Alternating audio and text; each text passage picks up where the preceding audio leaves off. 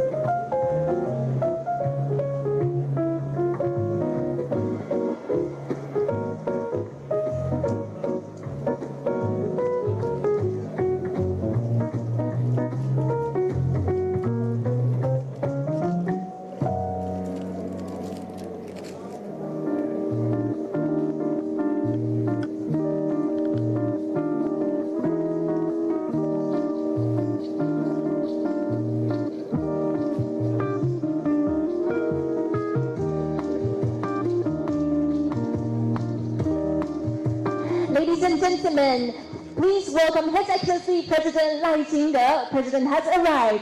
Please join me in welcoming His Excellency with a big round of applause. The President is accompanied by the Minister of Foreign Affairs, Dr. Lin Jialong. Thank you so much for joining凱達格蘭Forum 2026 Indo-Pacific Security Dialogue. Thank you. We'd like to also welcome all our distinguished guests here today at the 10th of the凱達格蘭Forum 2026 Indo-Pacific Security Dialogue hosted by Taiwan Institute of Economic Research and Ministry of Foreign Affairs. Thank you so much for joining us at this wonderful occasion. Thank you and welcome. Thank you. This year is the 10th year of the凱達格蘭Forum. This marks a very special moment, and we sincerely thank President Lai for joining us, and also Dr. Lin, the Minister of Foreign Affairs, also accompanying the President. Welcome. Thank you so much for being here. Thank you. Thank you so much. Welcome. I'd like to also once again express our sincere welcome to all our guests, distinguished guests here today. Thank you so much for being here. Now, the forum has become one of the Indo-Pacific region's leading platforms for dialogue on security, democratic resilience, and international cooperation. We thank all our guests for joining us at the 10th year of the forum. Thank you. Thank you so much. President Lai and Minister Lin, you're welcome, and please take a seat. Thank you.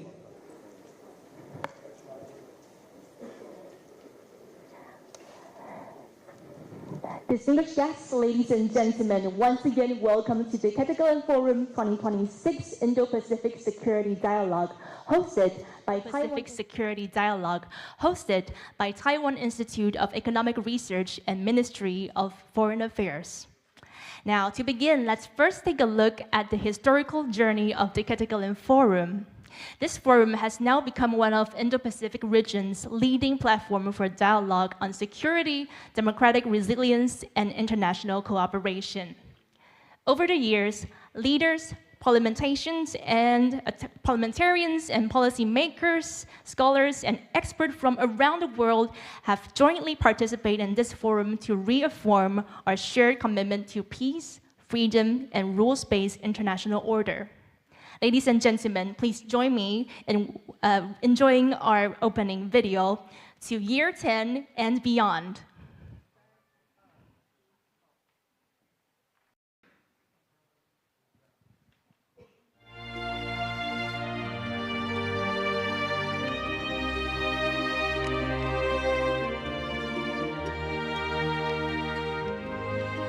统治国家的权利属于人民团体，不是个人，不是政党。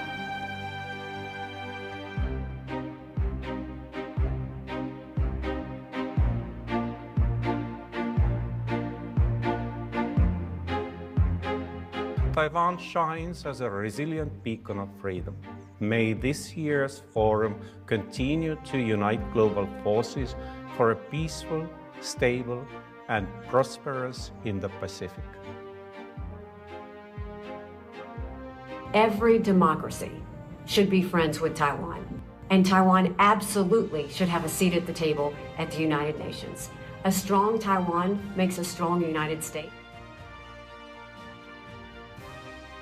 We are standing as one with the people of Taiwan on their desire to be free, to embrace liberty, democracy, and stability. Here's to many more years of this excellent and unique forum that encourages important conversations and fosters diplomacy.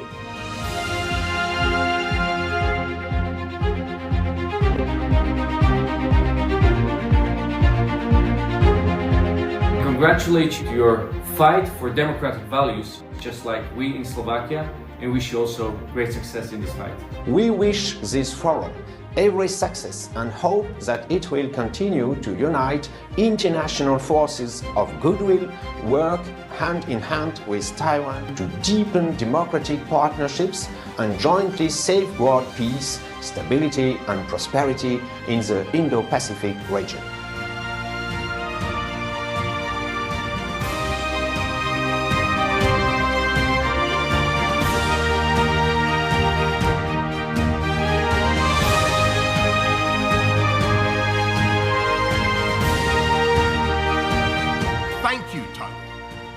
Thank you for your bravery and for standing up for freedom in a very difficult and dangerous part of the world. You will have our support, and let us stand up for freedom together.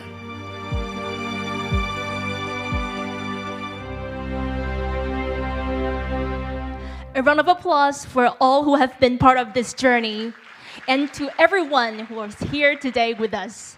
Thank you. It is now my great pleasure to invite the Minister of Foreign Affairs, Dr. Lin Jialong, to deliver his introductory remarks. Ladies and gentlemen, please join me in welcoming Minister Lin. Welcome.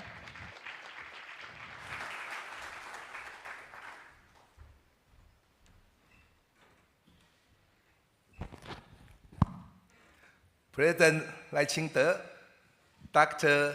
Lin馨祐, Vice President of the Taiwan Institute of Economic Research, the Honorable Russell Dlamini, Prime Minister of the Kingdom of Eswatini, the Honorable Michael McCall, Chairman Emeritus of the U.S. House Committee on Foreign Affairs, and the Honorable Sanna Marin, former Prime Minister of Finland, the Honorable Chrystia Freeland, former Deputy Prime Minister of Canada, the Honorable Gen Nakatani, co-chair of the Inter-Parliamentary Alliance on China, and Mr. Luke Dapourfort, Executive Director of IPAC, and distinguished guests, friends from the media, ladies and gentlemen, good morning. Good morning. Welcome to the凯達格蘭 Forum.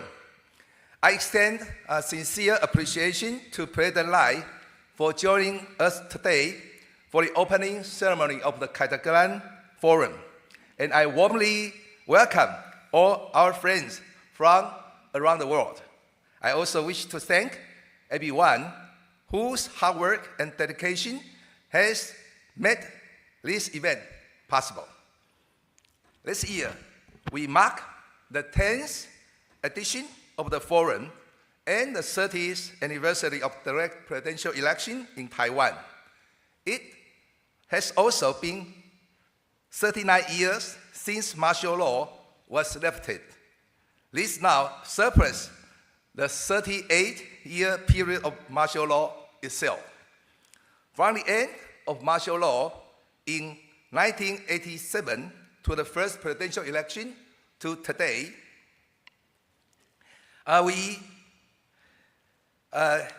Taiwan's democracy has developed steadily. We have witnessed 3 peaceful changes of governing parties, and our democratic path has been forged step by step by the people. Along the way, Taiwan has deepened resilience and democracy while embracing the world. These milestones remind us that Taiwan's democratic journey has not only altered Taiwan, but continues to bring inspiration to the Indo-Pacific region and the global community as a whole.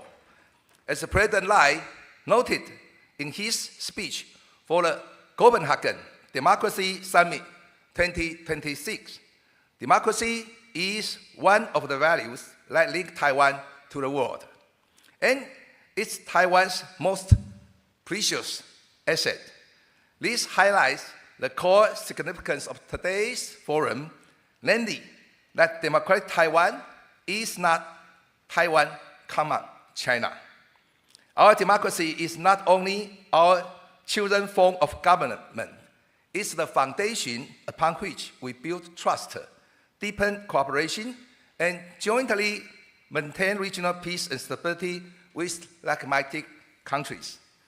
Over the past 9 years, the Forum has welcomed 148 international guests from 30 countries who have delivered speeches or participated in discussions. They have included former US Vice President Richard Cheney, former Japanese Prime Minister Taro Aso, and former UK Prime Minister Boris Johnson. Today, all of you are witnessing, just as they witnessed, Taiwan's steadfast alignment with the democratic camp. Taiwan remains committed to maintaining close trade peace and stability, and to cooperating with allies and partners to achieve co-prosperity. And you might wonder why this platform is called the凯達格蘭 Forum.凯達格蘭 is the name of the indigenous people who originally lived in the Taipei Basin. Now, the凯達格蘭 Boulevard is the main road leading to Taiwan's Presidential Office Building and the Ministry of Foreign Affairs. The Presidential Office Building represents democratic governance, while the Ministry of Foreign Affairs symbolizes Taiwan's connection to the world. As the凯達格蘭 Forum enters its 10th year, in addition to reflecting on the past, we must also look to the future and consider Indo-Pacific security over the next decade. Since the founding of the Forum, its focus has expanded from the Asia-Pacific to the Indo-Pacific, highlighting shifts in regional security landscape. At the first Forum in 2017, we examined Asia-Pacific geostrategy and traditional maritime security. But in recent years, security challenges have fundamentally changed. Now, in 2026, we have pivoted in regional collective defense in the Indo-Pacific and countering hybrid warfare, such as gray zone intrusions. Today's security challenges are no longer limited to conventional military conflict. Gradually, gray zone activity and hybrid warfare have gained new momentum, penetrating every aspect of international politics and national governance and people's lives. Authoritarian China continues to threaten democratic Taiwan and the Indo-Pacific region, but this has evolved from traditional geopolitical and military expansionism to two new types of hybrid aggression. In the past, China employed legal tactics such as the so-called anti-succession law and military exercise and intimidation, attempting to undermine Taiwan's national sovereignty and democracy. Now, China has extended its reach to impose a unified national identity and ideological governance. It uses transnational repression against individuals, creating a chilling effect and attempting to limit freedom of speech in overseas community and democratic societies. The most recent development deserving international attention is China's enactment on July 1st of the law on promoting ethnic unity and progress. It provides a legal pretext for authoritarian China to export red terror and engage in international and transnational separation. Among other things, it grants China's law enforcement agencies room for arbitrary interpretation, and the scope of its threat is not limited to Taiwan. Any organization or individual from any country could be targeted if their words or actions are deemed unacceptable by China. Since the law's implementation, a number of concerning cases have already come to light. This underscores how recent Chinese legislation supposedly aimed at national security or ethnicity, in fact, infringes on the sovereignty and rule of law of nations everywhere. It's also a clear challenge to freedom of speech, human rights, and the international order. On this meaningful occasion, we call on the global democratic community to jointly counter malicious legislation that attempts to place domestic law above international law. We must not allow authoritarian regime to erode human rights and national sovereignty worldwide. We must build a stronger lines of defense to ensure that no form of coercion can destroy our free will.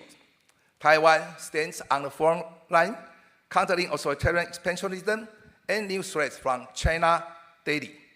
Taiwan has therefore adjusted its approach, employing a more flexible and comprehensive diplomatic strategy to address these long-term challenges. Over the last 2 years, Taiwan has advanced President Lai's value-based diplomacy, and through the policy of integrated diplomacy, we are working closely with partners in such domains as security, the economy, technology, and democratic values to achieve a value-added diplomacy. We have fostered cooperation with like-minded countries, including the United States, Japan, and members of the European Union. We are willing to share Taiwan's expertise in countering China's authoritarian expansionism with our allies and partners. And now, I would like to introduce two special guests IPAC co-chair Nakatani and IPAC Executive Director Doug Puford, I extend profound appreciation to them both for supporting Taiwan's staunch defense of democracy. I also thank them for taking concrete action when faced with major issues regarding China. They continue to speak up for justice and unite the democratic camp against authoritarianism. Today, IPAC has stepped forward again, issuing a statement strongly condemning China's law on promoting ethnic unity and progress. I sincerely hope that this righteous act draws worldwide attention and ignites a global response. I thank the two IPAC representatives again for their participation and contributions.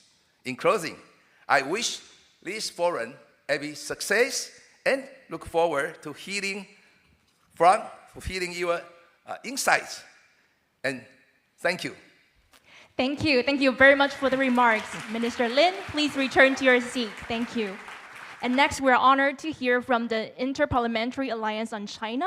I'd like to invite IPAC Japan co-chair, the Honorable Representative Gen Nakatani, to deliver his remarks in Japanese, and English translation will be shown on the screen. Ladies and gentlemen, please join me in welcoming IPAC co-chair Nakatani to the stage. Welcome, please.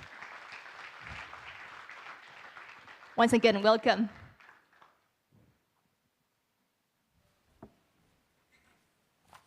Good morning, everyone.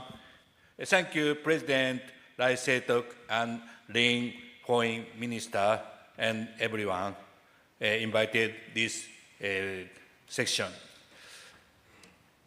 I'm Gen Nakatani, Defense Minister of Japan. 本日は竹ガランフォーラムにお招きをいただきましたこと、心より感謝申し上げます。私たちは今、深刻な脅威に接しながらも、この台北に集い、普遍的な価値を守り抜く手立てを尽くそうといたしております。越境弾圧という言葉が、ようやく国際社会において用いられるようになりました。しかし、実は決して新しい現象ではありません。ふるさとを追われながらも、なお、ふるさとのため、そして普遍的な価値のために戦い続けてこられた多くの方々が、長年にわたって経験してこられた痛みであり、その脅威は近年、いよいよ深まっております。2年前、私は IPEC の台北サミットに出席をするために、この町を訪れました。あの時も越境弾圧は重大な課題であり、そして私たち IPAC とその加盟議員は、この問題を人権上の一課題から国家安全保障の中核へ押し上げてまいりました。外国からの干渉に対処するための法的枠組み、また対象を絞ったこの制裁措置、そして渡航警告など、今も各国が連携しつつ、可能な対抗策に取り組んでおります。しかしながら、脅威は衰えることなく、中国政府の手によって法律という形を与えられるに至ってしまいました。先行に施行された民族団結法、これは少数民族への同化政策と迫害強化が懸念をされると同時に、とりわけその域外適用、これがもたらす主権の侵害について、私は極めて強い憂慮を抱いております。ほんの数週間前、まさにこの台湾で、日本のジャーナリストであります、矢板昭夫氏が講演を終えた直後に襲撃をされました。捜査は現在も継続をしておりますが、私は断定的なことを申し上げるつもりはありません。ただ一つ申し上げるならば、中国の民族団結法が施行された、これはその5日前のことでありました。この法律は第63条において、中国の域外にある組織及び個人に対しても責任を追及するということが定められております。すなわち中国政府は東京で語られること、台湾で語られること、そしてこの会場で語られることについてまで刑事管轄権を主張しているのであります。今回のフォーラムでは、越境弾圧が重要な議題となると思いますが、これを個別の犯罪として片付けてはなりません。また、一時的な安全保障上の行き過ぎと見過ごしてはなりません。中国政府は、国内における統制と海外における影響力工作との間で構造的な区別、これを設けておりません。越境弾圧のみを切り離し、警察の所管する事案として処理をしようとすれば必ず行き詰まります。外国からの干渉、経済的な威圧、サイバー攻撃、これらは相互に無関係な事象ではなくて、包括的な戦略に基づく組織化された一体の行動として捉えなければなりません。私は防衛大臣を務めてまいりましたが、領空を侵犯をされれば、レーダーがこれを捉えて、直ちに戦闘機が緊急発進をいたします。しかし、自国の領土に立つ国民が外国を恐れて物を言えなくなったときに、実際になる警報はどこにもありません。それでもなお我が国を守るべき大切な国家の主権と、そして国民の人権、これが明らかに侵害をされているのであります。このような目に見えないままの積み重ねていかれるのが、この越境弾圧でありまして、これを治安問題にとどまらず、国防の問題として捉えて、今こそ真剣に解決の手立てを打つ必要があります。私はまた、内閣総理大臣補佐官としまして、国際人権問題を担当してまいりました。国内外における他国の方々の人権、そして外国における日本国民の人権を守るということは、政治家の職務であります。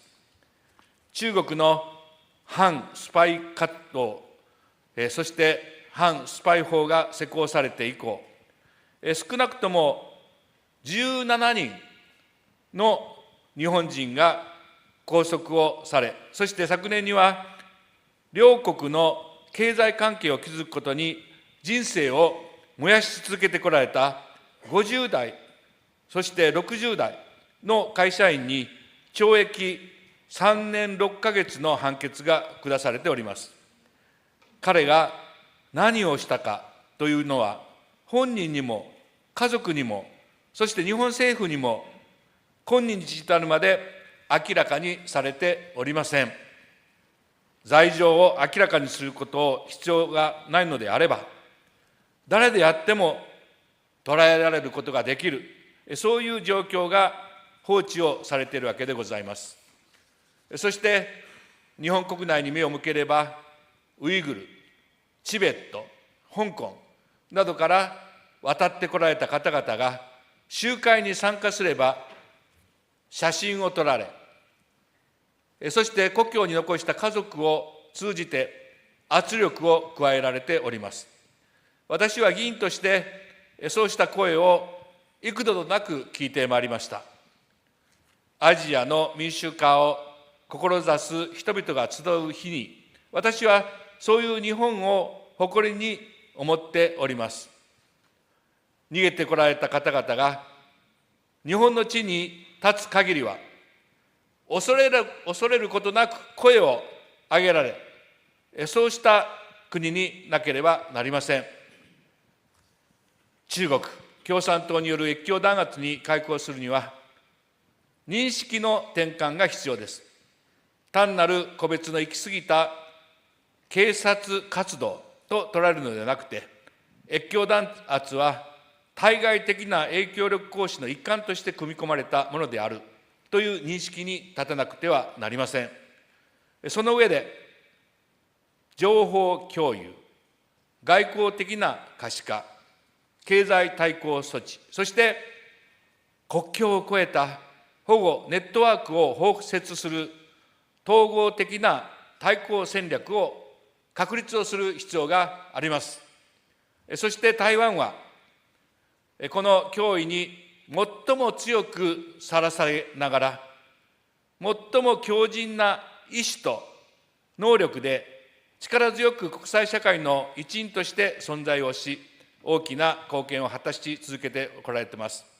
日本は最も大きな友情を交わし合う隣国として、これからも台湾とともに歩んでまいります。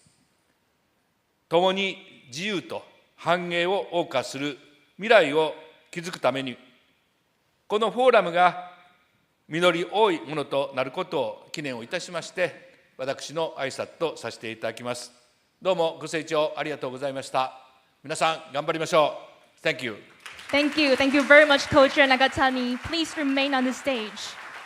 And now it's my pleasure to invite Mr. Luc de Pulford, the Executive Director of IPAC, to introduce the statement of IPAC. Welcome. Good morning. It's a great honor to be among friends and to be able to present this statement to President Lai on behalf of the 320 lawmaker members of the Inter-Parliamentary Alliance on China. IPAC is proud to comprise members who are leading the charge worldwide against transnational repression. This statement, negotiated by our network, expresses our rock-solid opposition to transnational repression, and especially the deeply troubling new ethnic unity law. We present it today as a symbol of our common struggle against authoritarian oppression and in solidarity with the Taiwanese people. Thank you. And now I'd like to invite both representatives of IPAC to join us in front of the stage. Thank you. And at the same time, I'd like to invite His Excellency President赖清德and Foreign Minister Lin Jialong to join us on the stage. Welcome. Ladies and gentlemen, we will now proceed to the presentation ceremony of the IPAC statement. I would now like to invite Mr. de Pulford to present the IPAC statement to President Lai. Please hold the statement and look forward into the camera. 我们看向前方摄影镜头. Let's capture this moment. 1, 2, 3. 我们持续看向正前方镜头。好，我们前方摄影师请蹲低。And the last one, please look into the back. We have more friends from the media. 我们看向后方媒体高台。1, 2, 3. And ladies and gentlemen, please give them a round of applause. 好，这边我们请赖总统先留步在舞台上。We kindly ask our 3 distinguished guests to return to your seat with President Lai remaining on the stage. Thank you very much. And at this moment, it's our great honor to invite His Excellency President Lai清-德to address the opening ceremony. Ladies and gentlemen, please join me in welcoming His Excellency President Lai.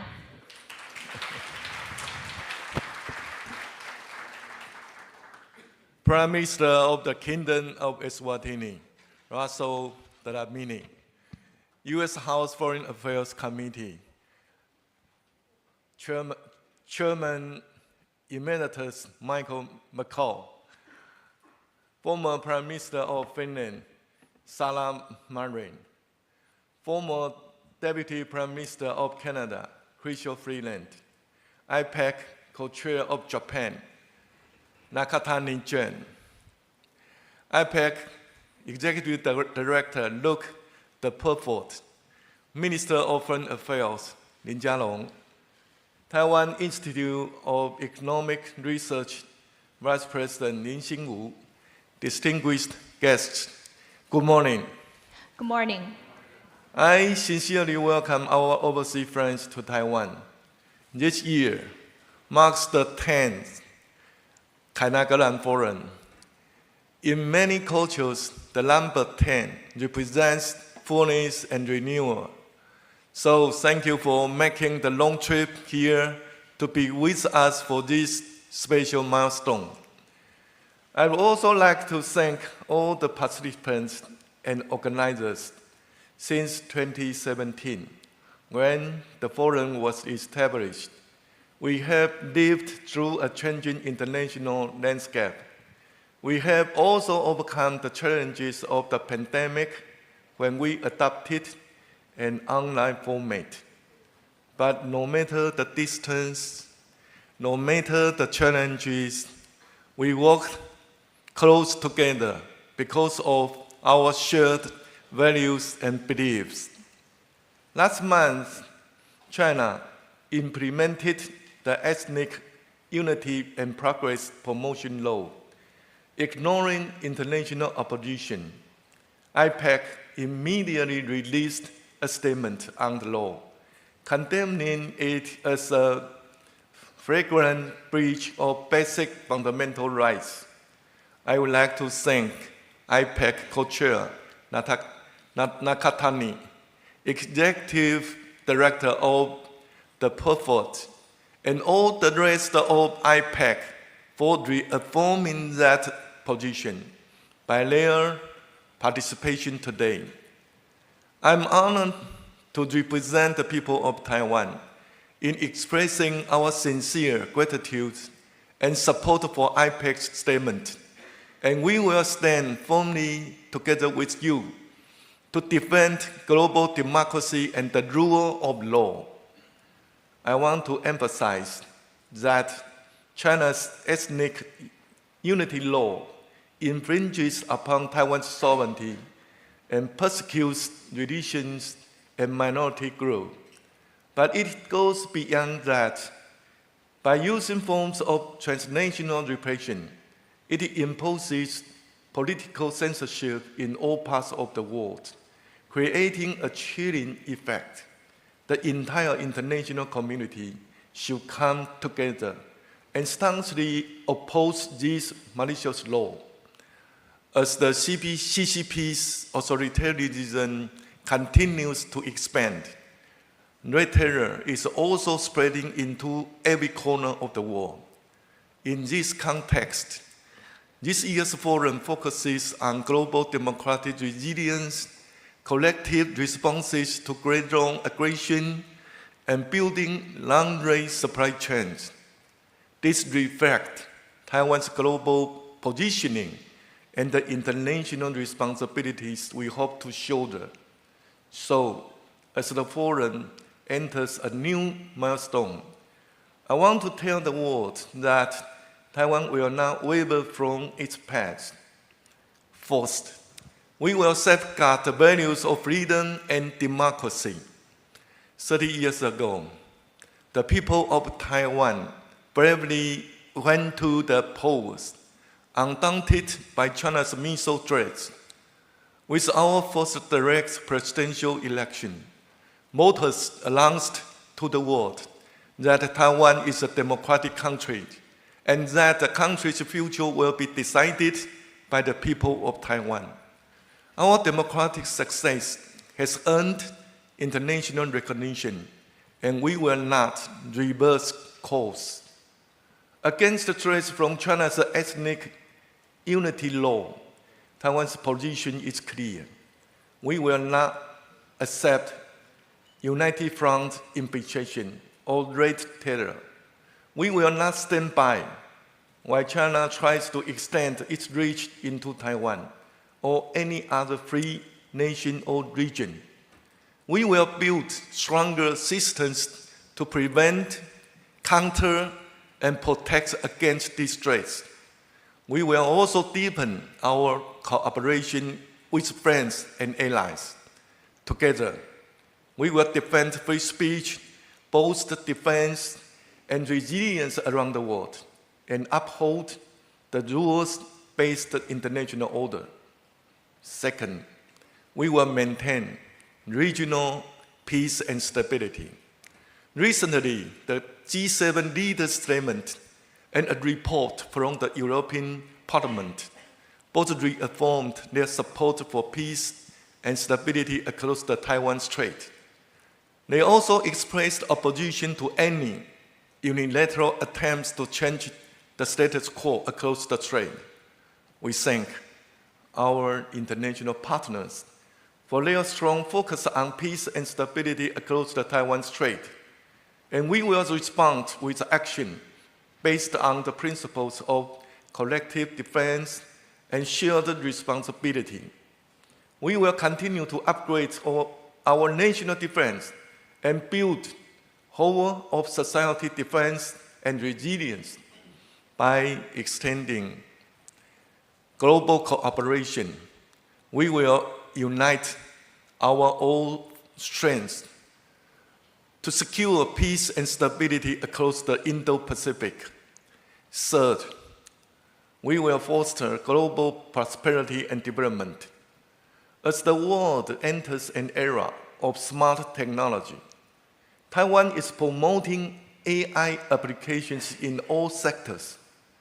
We are also putting focus on 3 key technologies: silicon photonics, quantum computing, and robotics. Taiwan will be more than a hub for AI infrastructure. Moving forward, we will continue to lead tech development worldwide. We will also leverage our expertise in AI, semiconductors, and ICT to connect with democratic partners. Together, we will deepen our industry and trade ties and build long-range supply chains. This will make our economies more resilient and our nations more secure and prosperous. Taiwan is a beacon of freedom and democracy. We are also a cornerstone of peace in the Indo-Pacific, even in the face of authoritarian threats and emerging global challenges. We will stand firm. We will make sure that this beacon of democracy continues to shine and that the foundation of our freedom stays strong. Your support is key in powering Taiwan forward. Thank you for taking action for democracy, peace, and prosperity. Let's continue ahead, side by side, to protect our common values and achieve our shared goals. Thank you again. And I wish this forum great success. Thank you. Thank you. Thank you, President Lai, for addressing the opening ceremony. Due to the scheduling consideration, President will now depart from the forum. Ladies and gentlemen, please join me once again for a round of applause with our appreciation to His Excellency President赖清德for joining us this morning. Thank you so much. Thank you for joining the 10th edition of凱達格蘭Forum 2026 Indo-Pacific Security Dialogue. Many thanks to President Lai and all our distinguished guests for gracing the opening ceremony of the forum. Thank you. Now, I'd like to once again thank all of you for your continued contribution to the forum. And ladies and gentlemen, we will officially begin the forum agenda in about 10 minutes at 9:50 a.m. But we would like to invite you to please remain seated during this time. If you need to step out, please be sure to return to your seat by 9:50. Thank you very much. We'll begin shortly.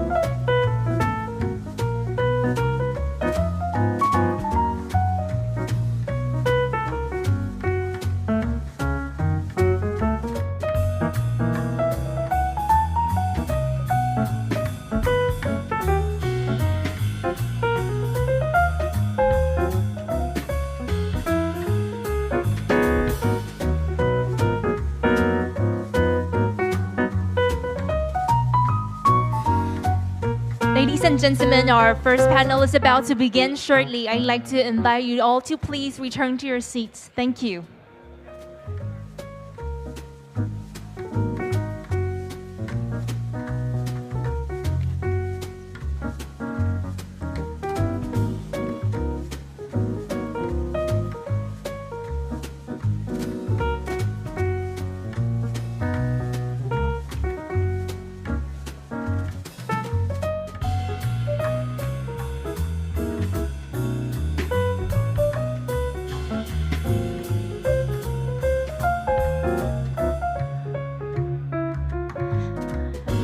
Ladies and gentlemen, the forum will resume in 1 minute. I'd like to invite you to please return to your seat and silence your mobile devices. Thank you.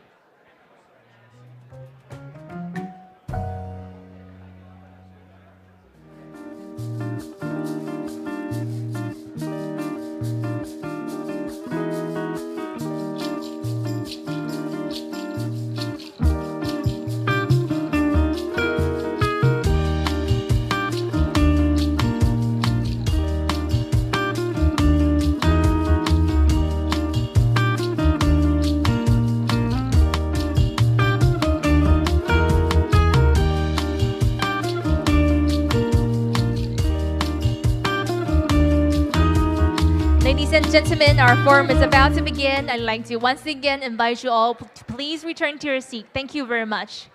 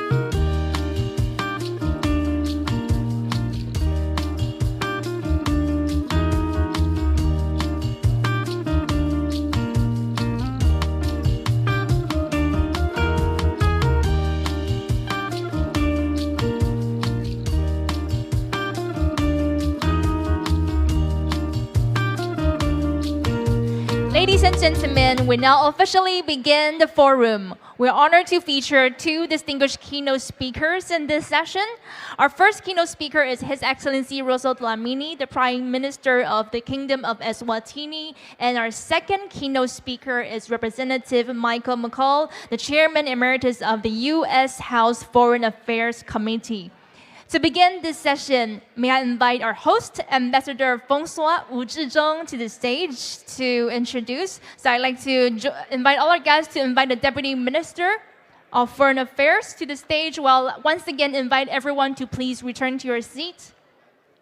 Once again, please return to your seats as we begin the forum. Ladies and gentlemen, please join me in welcoming the Deputy Minister of Foreign Affairs, Ambassador François Wu Zhizhong, to introduce the keynote speakers. Welcome.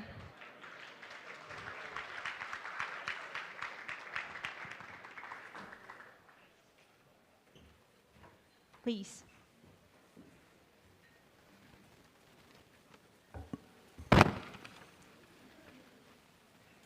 Distinguished guests, ladies and gentlemen, mesdames et messieurs, 各位女士、先生，大家早安 ，Good morning. Morning. On behalf of the Ministry of Foreign Affairs, it is my pleasure to begin the first session of the forum by introducing two esteemed keynote speakers, the Honorable Rosso Dlamini, Prime Minister of the Kingdom of Eswatini, and the Honorable Michael McCall, Chairman Emeritus of the House Foreign Affairs Committee of the United States. Our speakers represent two of Taiwan's most important international partners. 这两位讲者是我们他们代表是我们台湾最重要的支持我们的两个国家。Eswatini is a steadfast ally of Taiwan in Africa. This year marks the 58th anniversary of diplomatic ties. As President赖清德had said, our relationship is Latin and ever new. His Majesty King Mswati III put it well when he said that our bond is built on mutual respect and effective cooperation.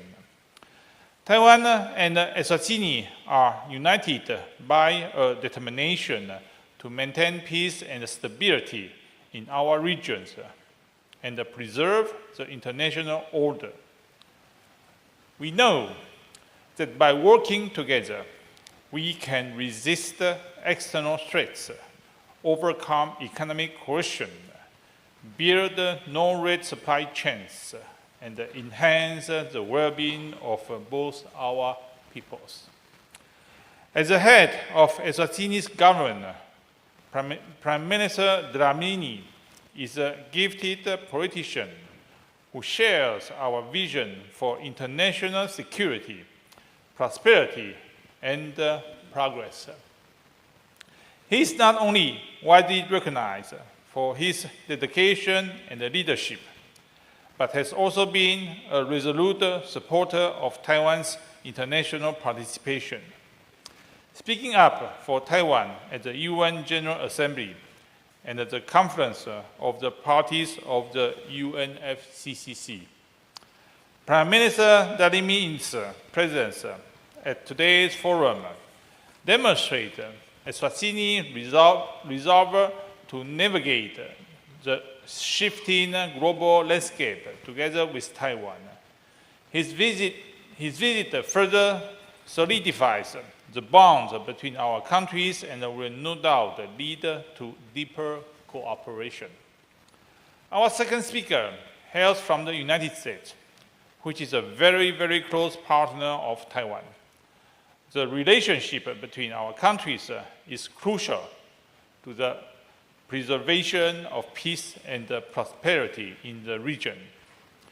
With the support of the United States, Taiwan is implementing its 4-pillar of peace action plan to strengthen security and uphold the regional status quo. As trusted democratic partners, Taiwan and the United States are working together to build resilient global supply chains, stimulate industrial development, and push the boundaries in frontier fields like AI and quantum computing. Chairman Emeritus McCall has been a pivotal figure in the Taiwan-US relationship. In his over 20 years of distinguished service in Congress, Chairman McCall has been a leader supporter of ties with Taiwan. His work has built a foundation that continues to underpin the stable development of the Taiwan-US partnership. Chairman McCall has demonstrated great leadership in promoting Indo-Pacific security. He has long advocated peace through strength. Beyond upholding the Taiwan Relations Act, he established the Tiger Task Force to address and deliver delays, enhance deterrence, and maintain regional stability. Before ending, I want to say a word about China, especially the Chinese government. The Chinese government, of course, is now the origin of a lot of problems in the region. I just have made a trip in Africa. My feeling is that working with the Chinese government is just taking a drug. You can have instant pleasure, but in the long term, it's very, very bad for your body. But if you work with Taiwan, it's just like you take the vitamin that you need. You need the vitamin A, you need the vitamin B, you need the vitamin C, and then you take it. But of course, you will not have instant pleasure. But in the long term, it's very good for your body. So with your support, thank you. With your support, with the support of leaders like Chairman Michael and Prime Minister Dlamini, Taiwan is better able to achieve its strategic goals and the world stage and jointly contribute to global peace and prosperity. So, please join me in giving a warm welcome to His Excellency Prime Minister Dlamini and Chairman Emeritus Michael. 谢谢你们，谢谢大家，让我们欢迎他们。Thank you, Deputy Minister Wu. Please return to your seat. And now it's my great pleasure to invite His Excellency Russell Dlamini, the Prime Minister of the Kingdom of Eswatini, to deliver the first keynote speech. Welcome. Ladies and gentlemen, please welcome the Prime Minister of the Kingdom of Eswatini, His Excellency Russell Dlamini, to the stage. Your Excellency, the floor is yours. Welcome.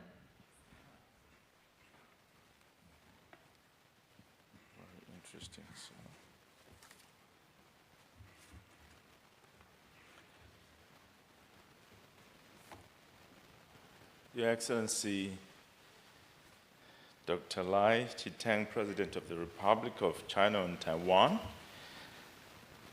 Your Excellency, the Minister of Foreign Affairs of the Republic of China and Taiwan, Minister Lin, Ambassador Wu, Deputy Minister of Foreign Affairs,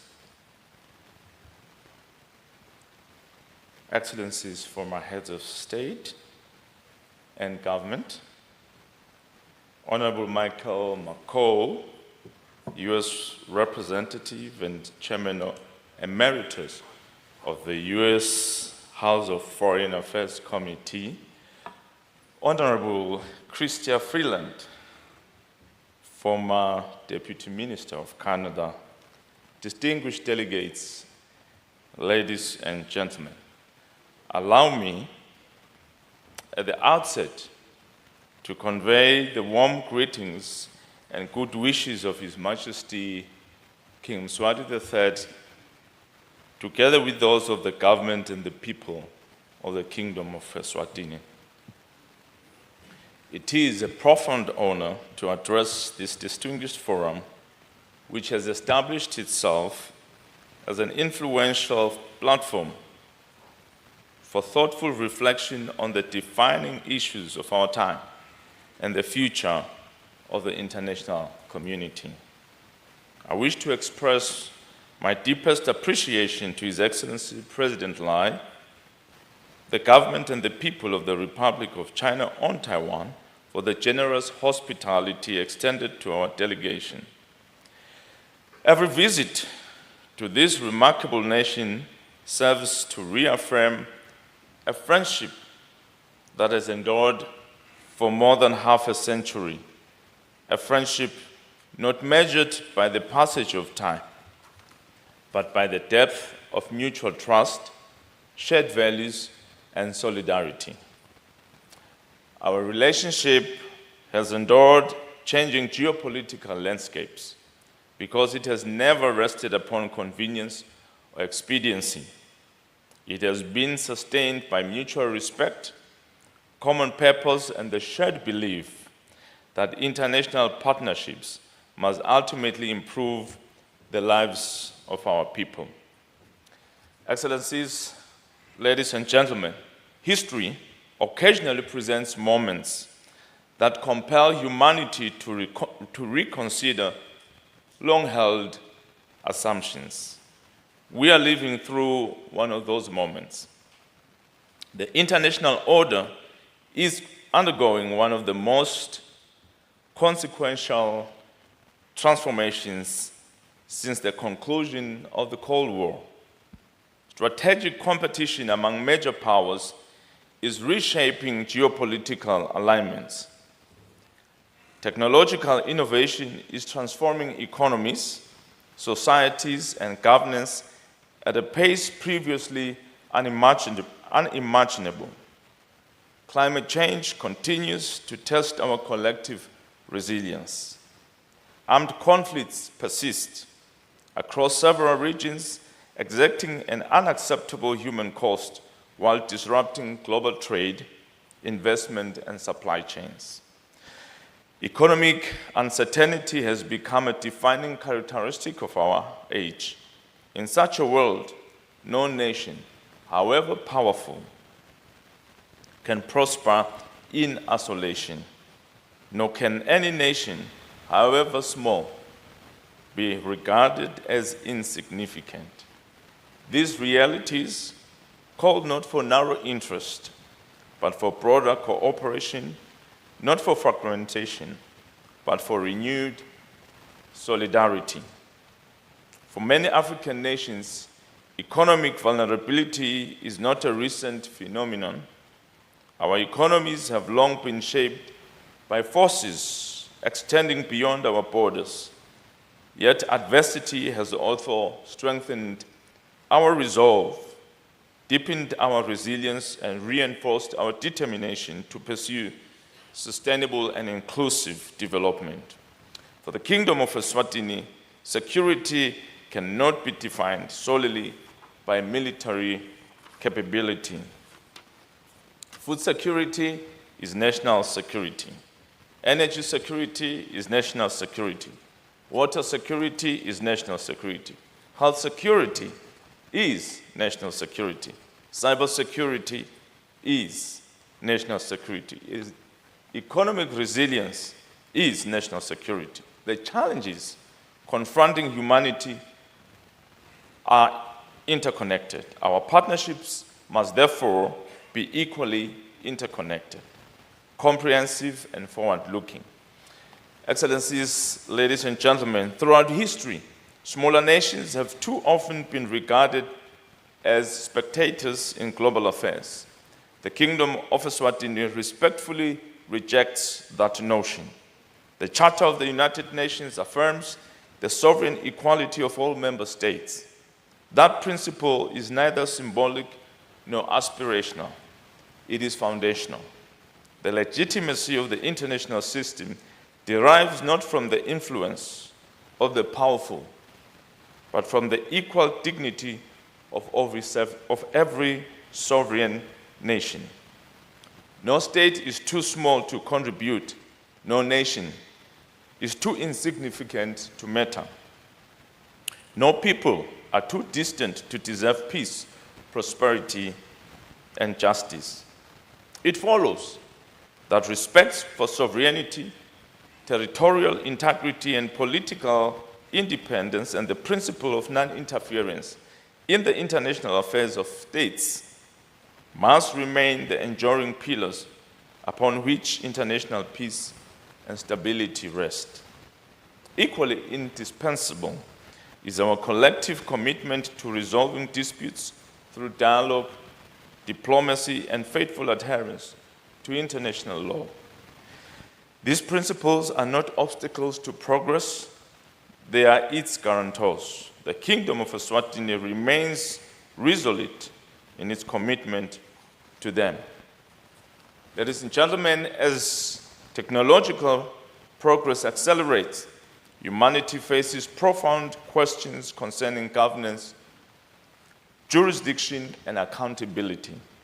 Technology should expand opportunity, not diminish freedom. Innovation should unite humanity, not deepen division. Artificial intelligence must remain a servant of humanity and never become its master. Digital transformation should bridge societies rather than widen existing inequalities. And domestic legislation, regardless of its origin, should never undermine the sovereignty of other states or weaken the principles that underpin international law. Our challenge is therefore not simple to regulate emerging technologies. Our greater responsibility is to ensure that technological advancements remain firmly anchored in values, ethics, human dignity, transparency, accountability, and respect for universally accepted international norms. This is precisely why the Kingdom of Eswatini continues to advocate internationally for human-centered, inclusive, and legally accountable governance of artificial intelligence. Innovation without humanity ultimately diminishes humanity. Ladies and gentlemen, the Kingdom of Eswatini believes that democracy cannot be exported, neither can peace nor stability. Every nation must determine its own constitutional evolution in accordance with its history, culture, traditions, and the freely expressed aspirations of its people. The role of the international community is not to prescribe identical political models. Rather, it is to create conditions in which dialogue flourishes, institutions mature, development is inclusive, and peace becomes sustainable. History consistently teaches one enduring lesson: peace imposed seldom endures. Peace embraced endures for generations. It is born through dialogue. It is sustained through respect. It flourishes through partnership, and it endures through trust. Africa is increasingly becoming one of the defining frontiers of global opportunity. Our continent possesses the world's youngest population. It holds extraordinary agricultural potential capable of strengthening global food security. It possesses the critical minerals essential to the industries of the future. Its digital economy is expanding with remarkable dynamism. Yet Africa's greatest asset is neither beneath its soil nor upon its land. It is the ingenuity, the resilience, and aspirations of its people. The choices we make today in education, science, innovation, entrepreneurship, skills development, and digital transformation will determine whether Africa remains principally an exporter of raw materials or emerges as a leading contributor to the global knowledge economy.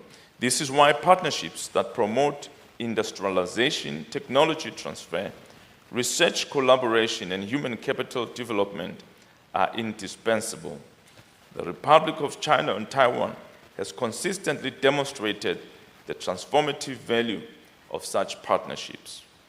Across healthcare, agriculture, education, vocational training, digital innovation, industrial development, and private enterprise, Taiwan has remained a trusted and dependable partner of the Kingdom of Eswatini.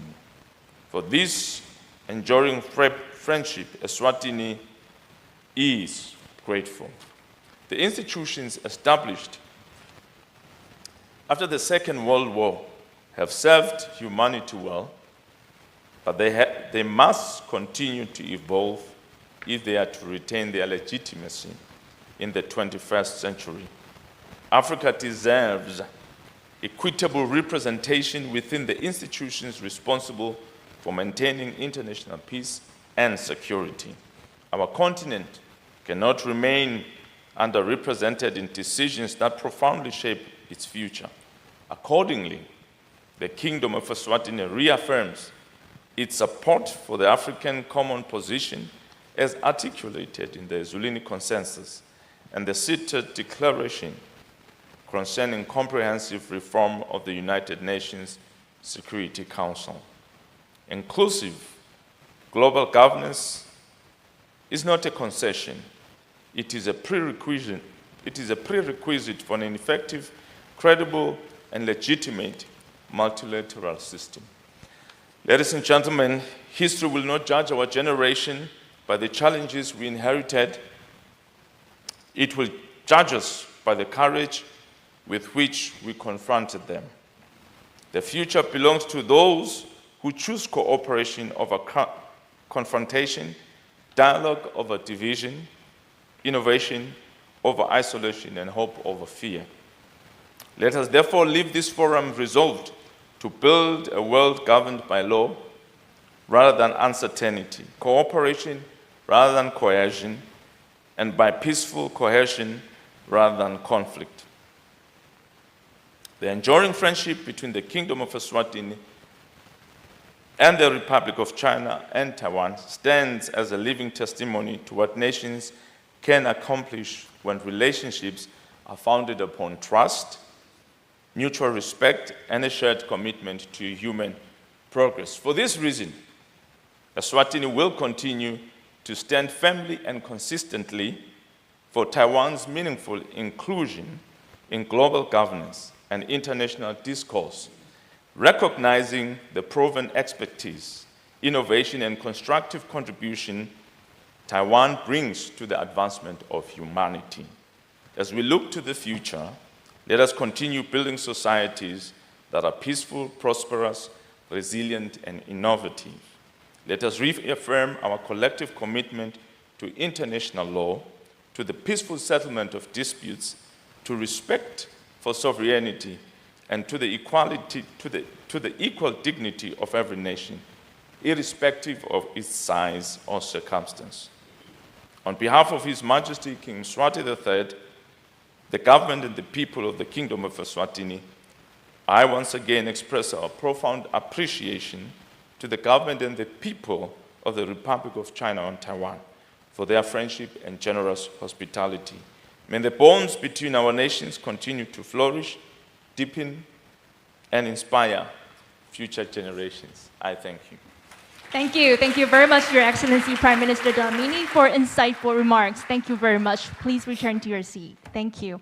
And next, it is our privilege to hear from our second keynote speaker. Please welcome Representative Michael McCaul, the Chairman Emeritus of the U.S. House Foreign Affairs Committee, to deliver his address. Ladies and gentlemen, please welcome Representative McCaul. Welcome. The floor is yours.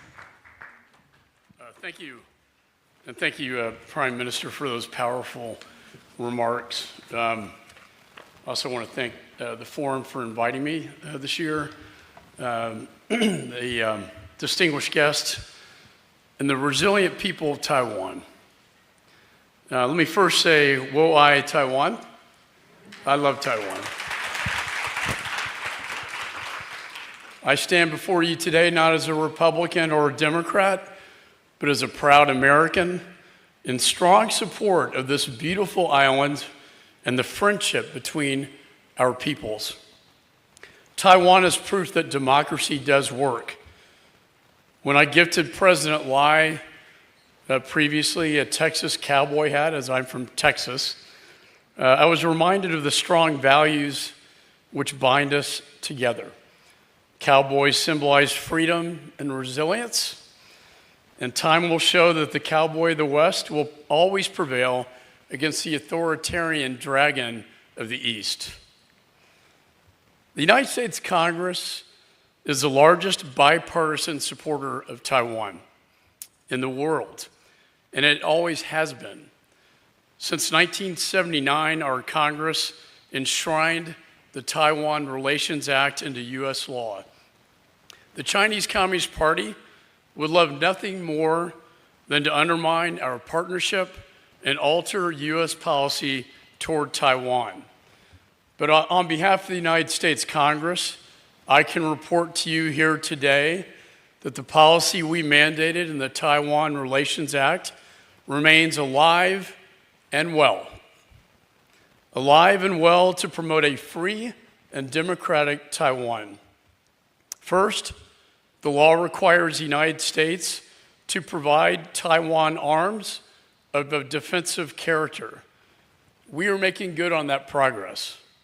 Last December, Congress signed off on $11 billion in a foreign military sales package directed to Taiwan, the largest in history. And we're not stopping there.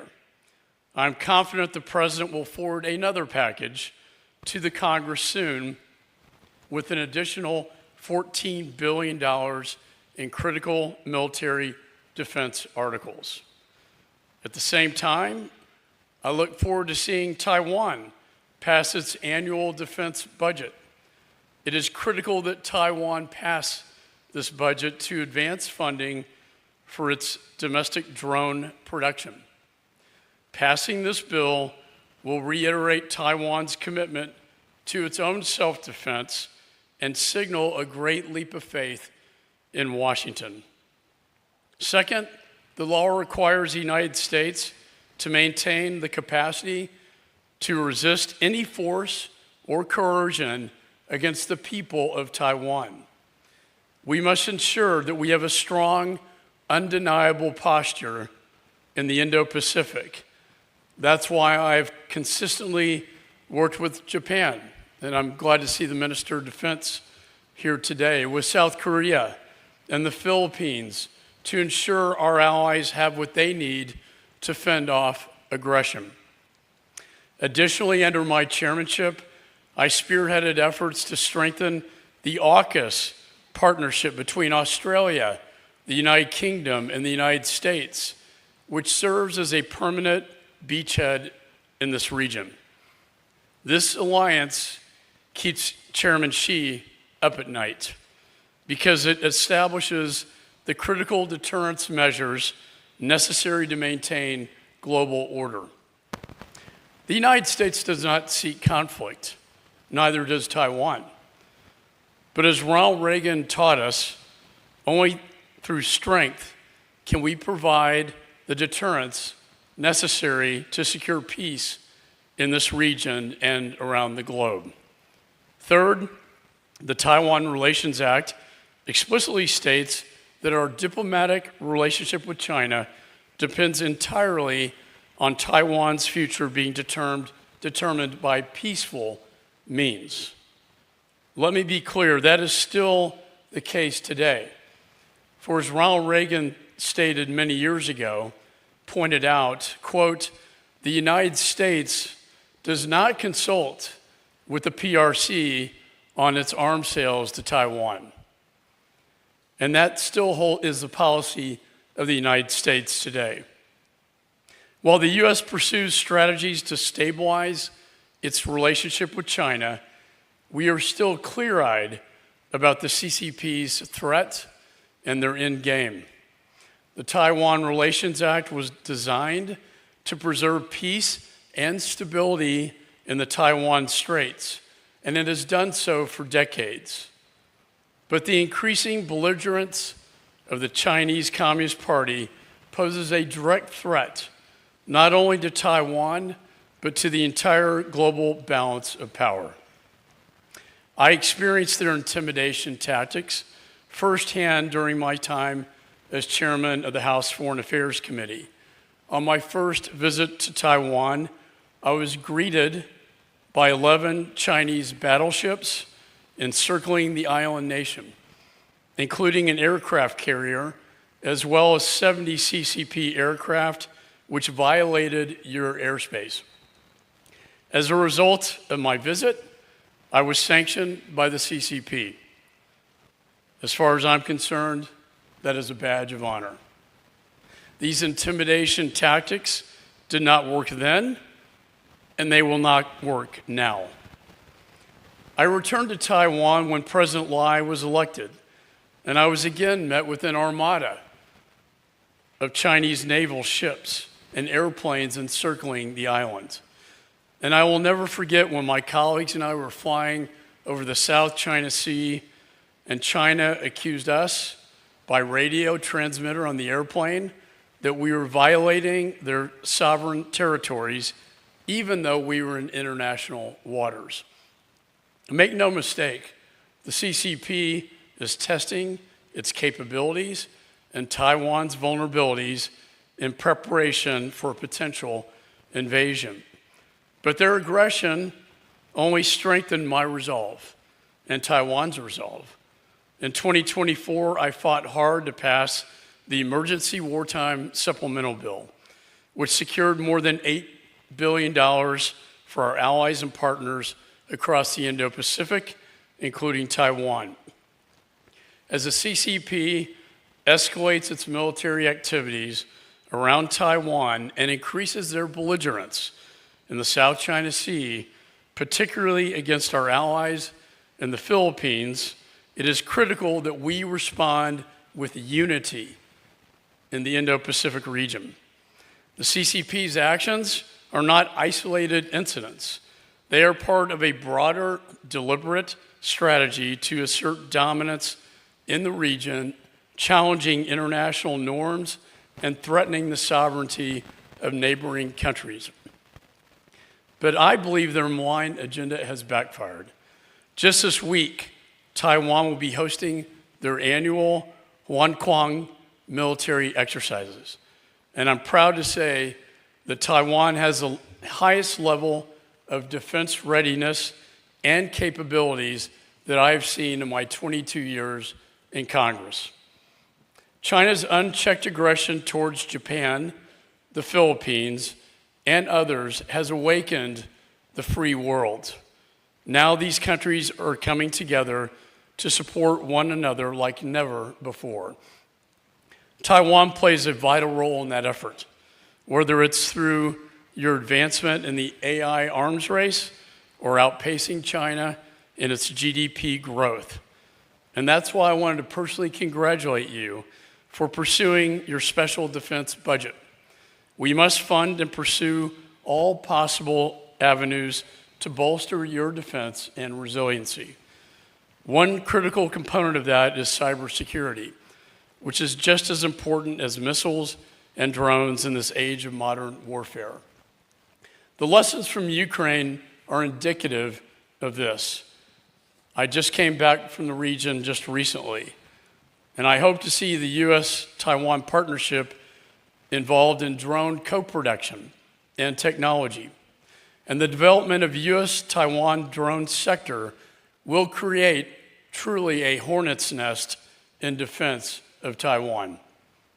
Our ultimate goal must be deterrence, which leads to peace. The United States stands with you in pursuit of a peaceful, free, and democratic Taiwan. Just recently, the Congress provided up to $1 billion for the Taiwan Security Cooperation Initiative in our National Defense Bill, which allows for a drawdown of U.S. and allied weapon stockpiles directly for Taiwan. Our commitment to ensuring your security from an increasingly aggressive CCP is stronger today than it has ever been. But our partnership goes far beyond defense alone. When it comes to economic ties, our relationship is strong and beneficial to complement our diplomatic and national security ties. And that is exactly why I have championed and strongly supported the Taiwan Double Taxation Relief Bill. I'm confident that our trade relationship with China should never endanger our support for Taiwan. I'm also proud that my CHIPS Act has strengthened our partnership in the technology industry and cemented our shared economic future. Taiwan is our fourth largest trading partner and has made significant investments in the United States, especially in my home state of Texas. It is evident that the U.S.-Taiwan partnership has entered into a new golden age. TSMC stands as a global titan, and through the tax incentives in my bill, they have been able to expand their cutting-edge operations in the United States, strengthening our alliance. During the Korean War in 1950, General Douglas MacArthur famously called Taiwan a, quote, unsinkable aircraft carrier. That is still true today. Taiwan stands as an enduring pillar of freedom to check and to stop the spread of the Chinese Communist Party's malign influence across Asia. As President Lai recently stated, quote, the Republic of China is not subordinate to the People's Republic of China. The CCP attempts to force unification. Its attempts to do so will never succeed because historically, the PRC has never controlled Taiwan. We must not allow the Chinese Communist Party to upend the global balance of power.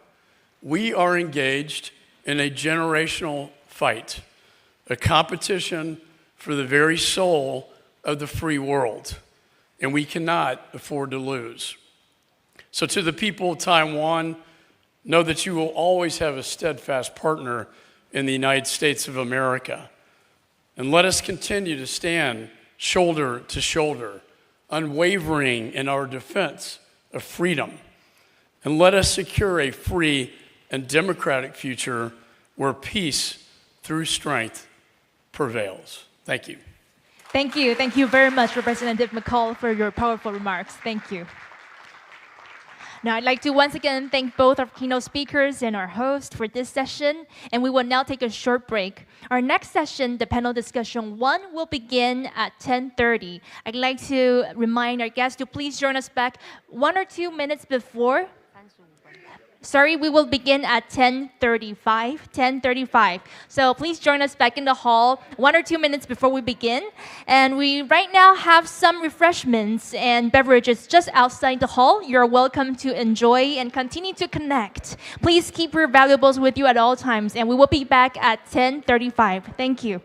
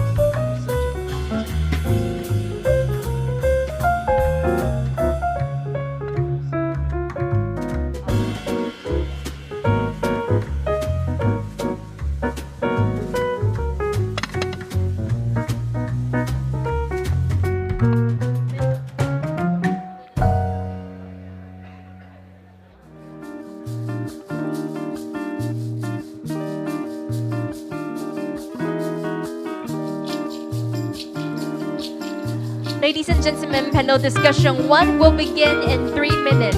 I'd like to invite you to return to your seat promptly before we begin. Thank you.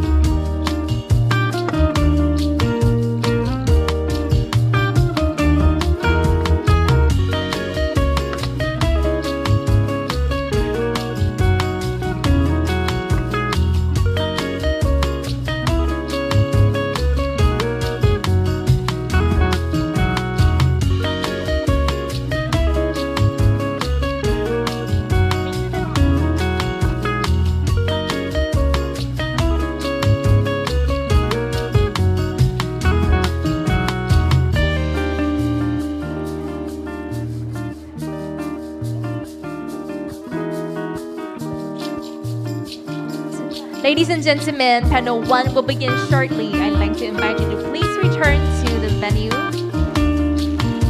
Thank you.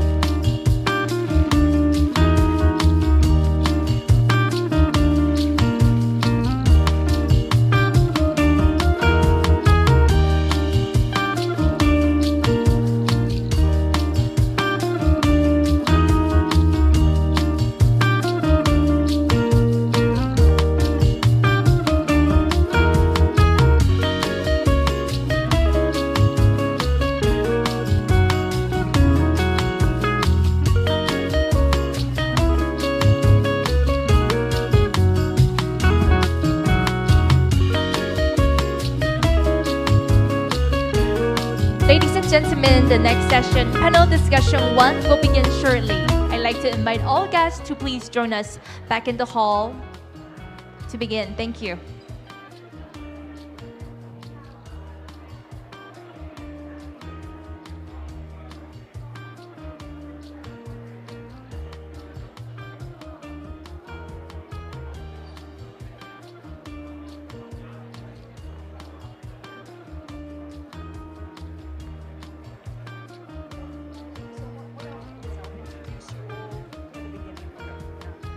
Thank you very much, ladies and gentlemen. We're about to begin our first panel discussion. I'd like to invite all of you to please return to the hall and take a seat. Thank you very much.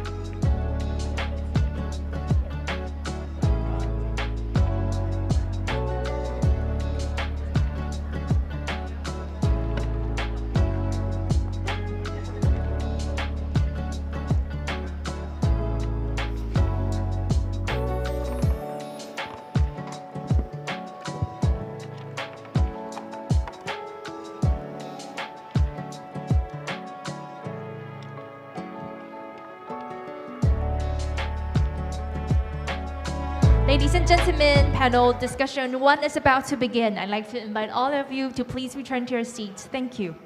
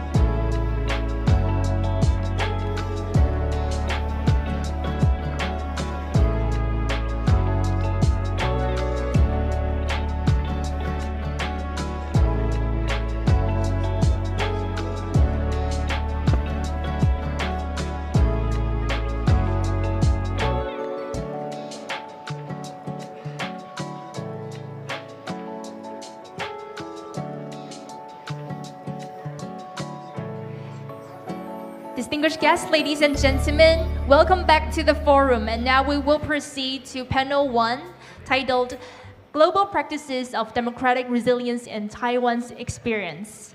And there are 5 panelists in this session, respectively from Slovak Republic, the USA, Uruguay, Germany, and Taiwan. Now, ladies and gentlemen, please join me in welcoming the moderator and panelists of panel 1. First, please welcome the moderator, Ms. Guo Yiying, the host of Taiwan Talks.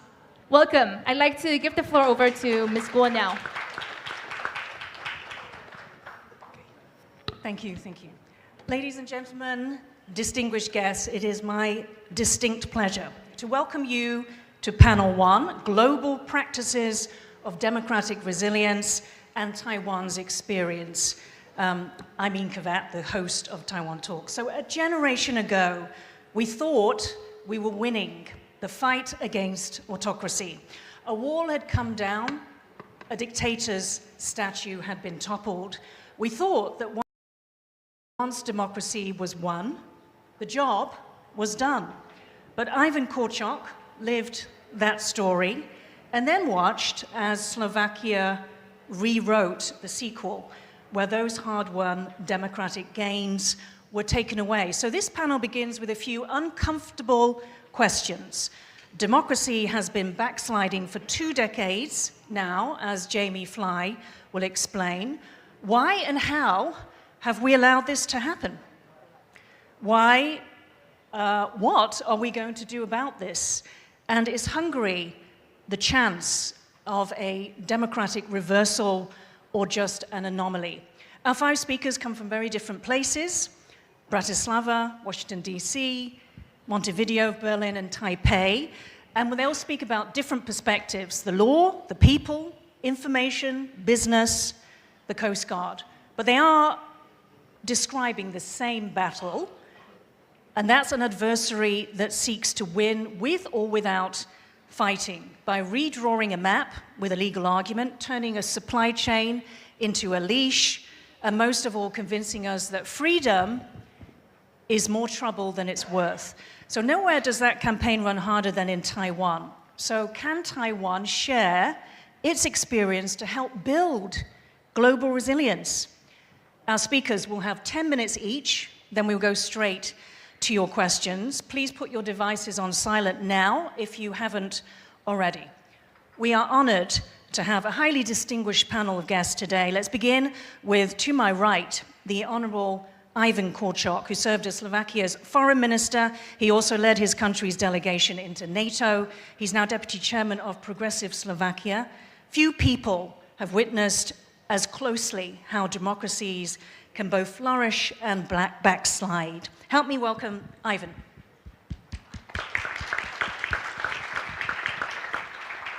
Next, we have Jamie Fly, who leads Freedom House, which is the barometer for democracy and authoritarian influence around the world. About a decade ago, he also served as counselor for foreign and national security affairs to Marco Rubio in Florida. Let's welcome Jamie. Next, we have Pablo Viana, who brings a different perspective as both a former legislator and entrepreneur from Uruguay.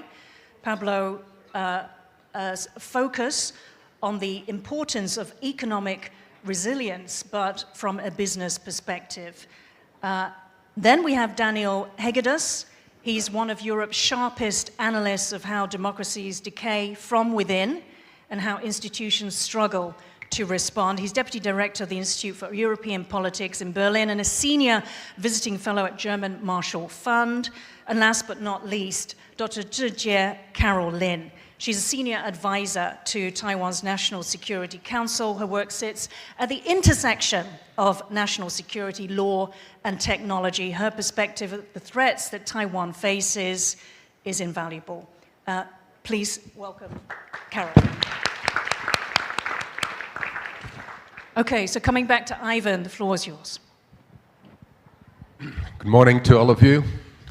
It's my pleasure to be here, and before I share my thoughts on the topic we're supposed to deal with, how to strengthen democratic resilience, I take a few moments for me to share my very personal message that I want to bring across to you, to the distinguished audience of this forum.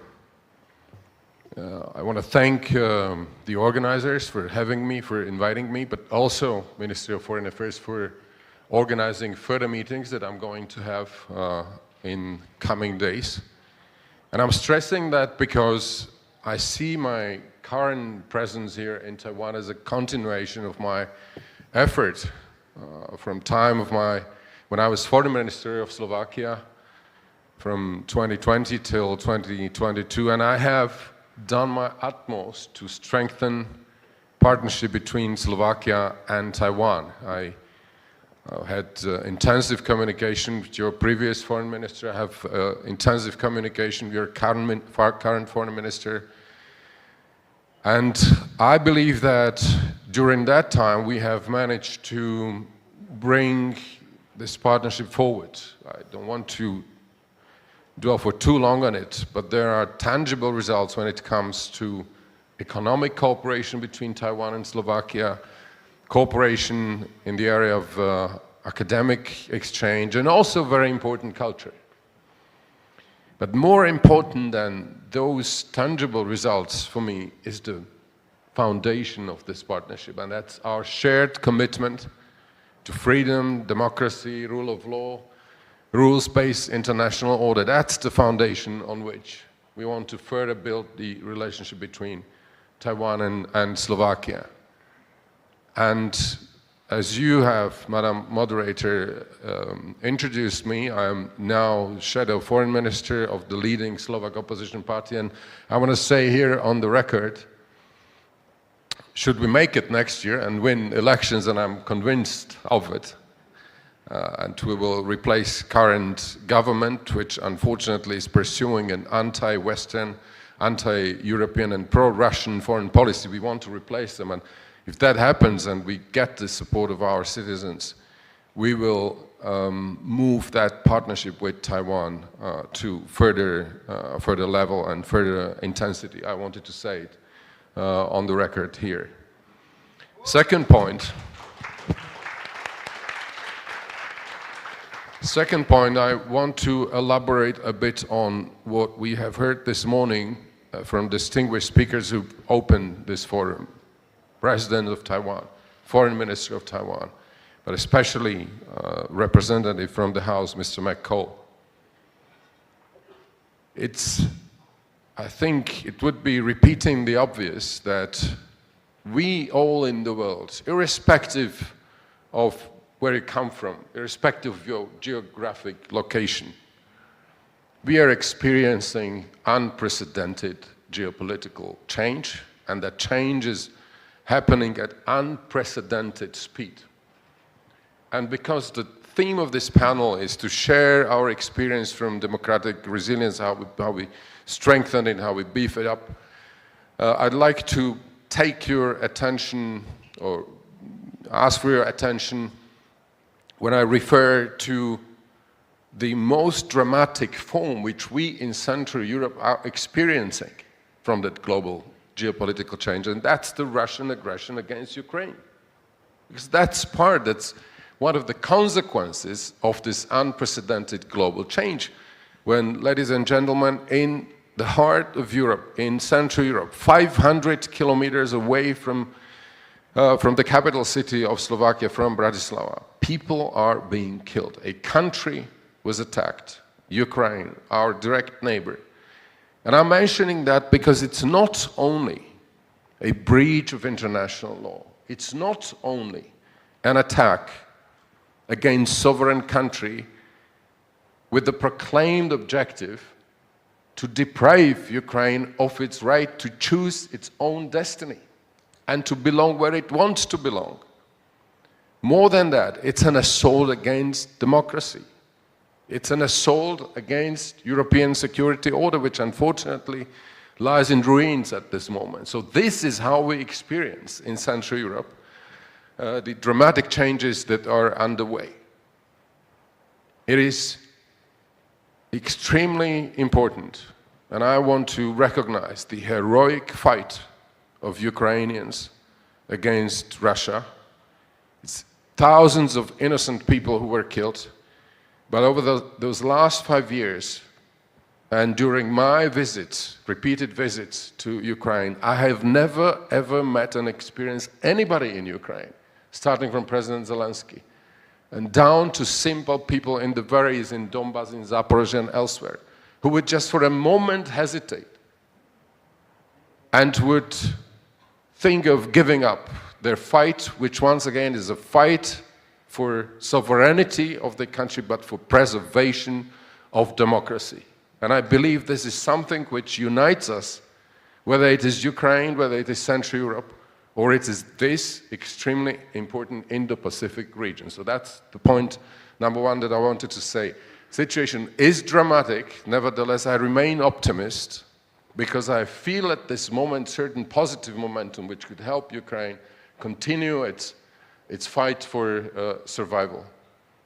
That momentum is created by resolute support of European Union. Slovakia is a member of European Union. I'm proud of European Union that we have managed not only to continue, not only to support Ukraine in the past, but we have committed 90 billion euros, which allows Ukraine to operate the state, to keep it alive, but to stand against this bloody Russian aggression. Now, very briefly, because I know we've been given 10 minutes, and you, Madam Moderator, you asked the most pertinent question: how how is it, how come that we have reached a point where it seems to be the generational challenge of us to protect, to uphold and strengthen democracy? How come? How did we get here?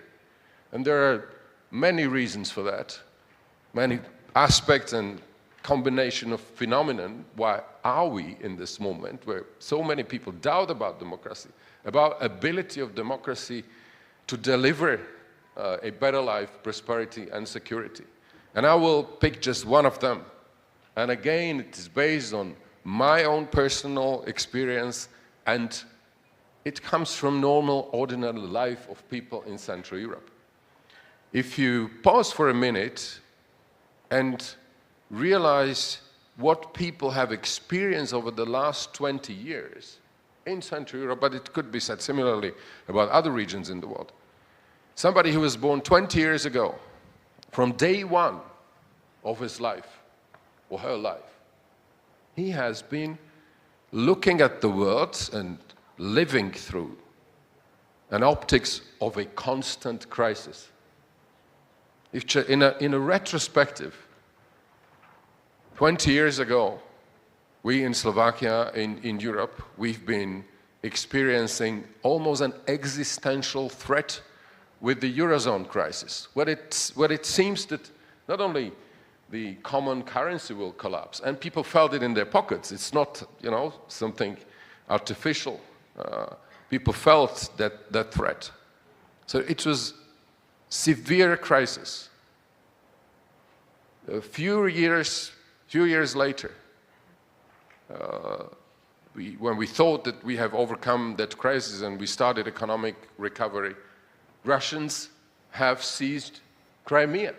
It was back then in 2014, it was an assault again on sovereignty and on the security order in Europe. When we somehow managed and stabilized, and we thought, okay, that would be enough for Russians. That was a major strategic mistake that we have committed, when we thought, okay, they will swallow Crimea and then they will be fine with that. Not at all. Then the global pandemic, COVID-19, when people thought the whole world is going to collapse. So imagine, you still are just 15 years ago, the war, pandemic, constant crisis, economic crisis, and so on, and you continue. And then in 2022, I happened to be foreign minister during that time, Russians' full-scale invasion in Prague against Ukraine, with huge consequences, rising energy prices, instability, all the problems, humanitarian crisis, millions of refugees. So logically, why I'm portraying this, logically from a perspective of ordinary people, he is asking, why is it that the world has become that unpredictable? Why is it that I have to bear the cost of this unpredictability? Where are my governments, and why are they not up to dealing and addressing with those challenges? Why isn't there a government which can protect me? We're still talking about democratic resilience. No doubt, and that will be my closing remarks, and later on maybe I'll have an opportunity to say what can be done about that. No doubt, that's my conclusion, that under those circumstances, there is a fertile soil and friendly environment for all extremists and populists who are offering the simplest solution to the most complex problems. They do offer certainty and democracy, and the pressure of those circumstances has a problem to convince people that with democracy we are all better off. Thank you for these. I don't want to take too much of your time for my colleagues, but later on in the discussion I'd be more than happy to share my views and thoughts what can be done about that. Thank you. Thank you. So from that personal and rousing portrait of a people of Central Eastern Europe. We will now go to the data, painting the global picture with Jamie Fly. Thank you. It's great to be back in Taiwan, and thanks to the organizers and to MOFA and the forum for bringing us all together.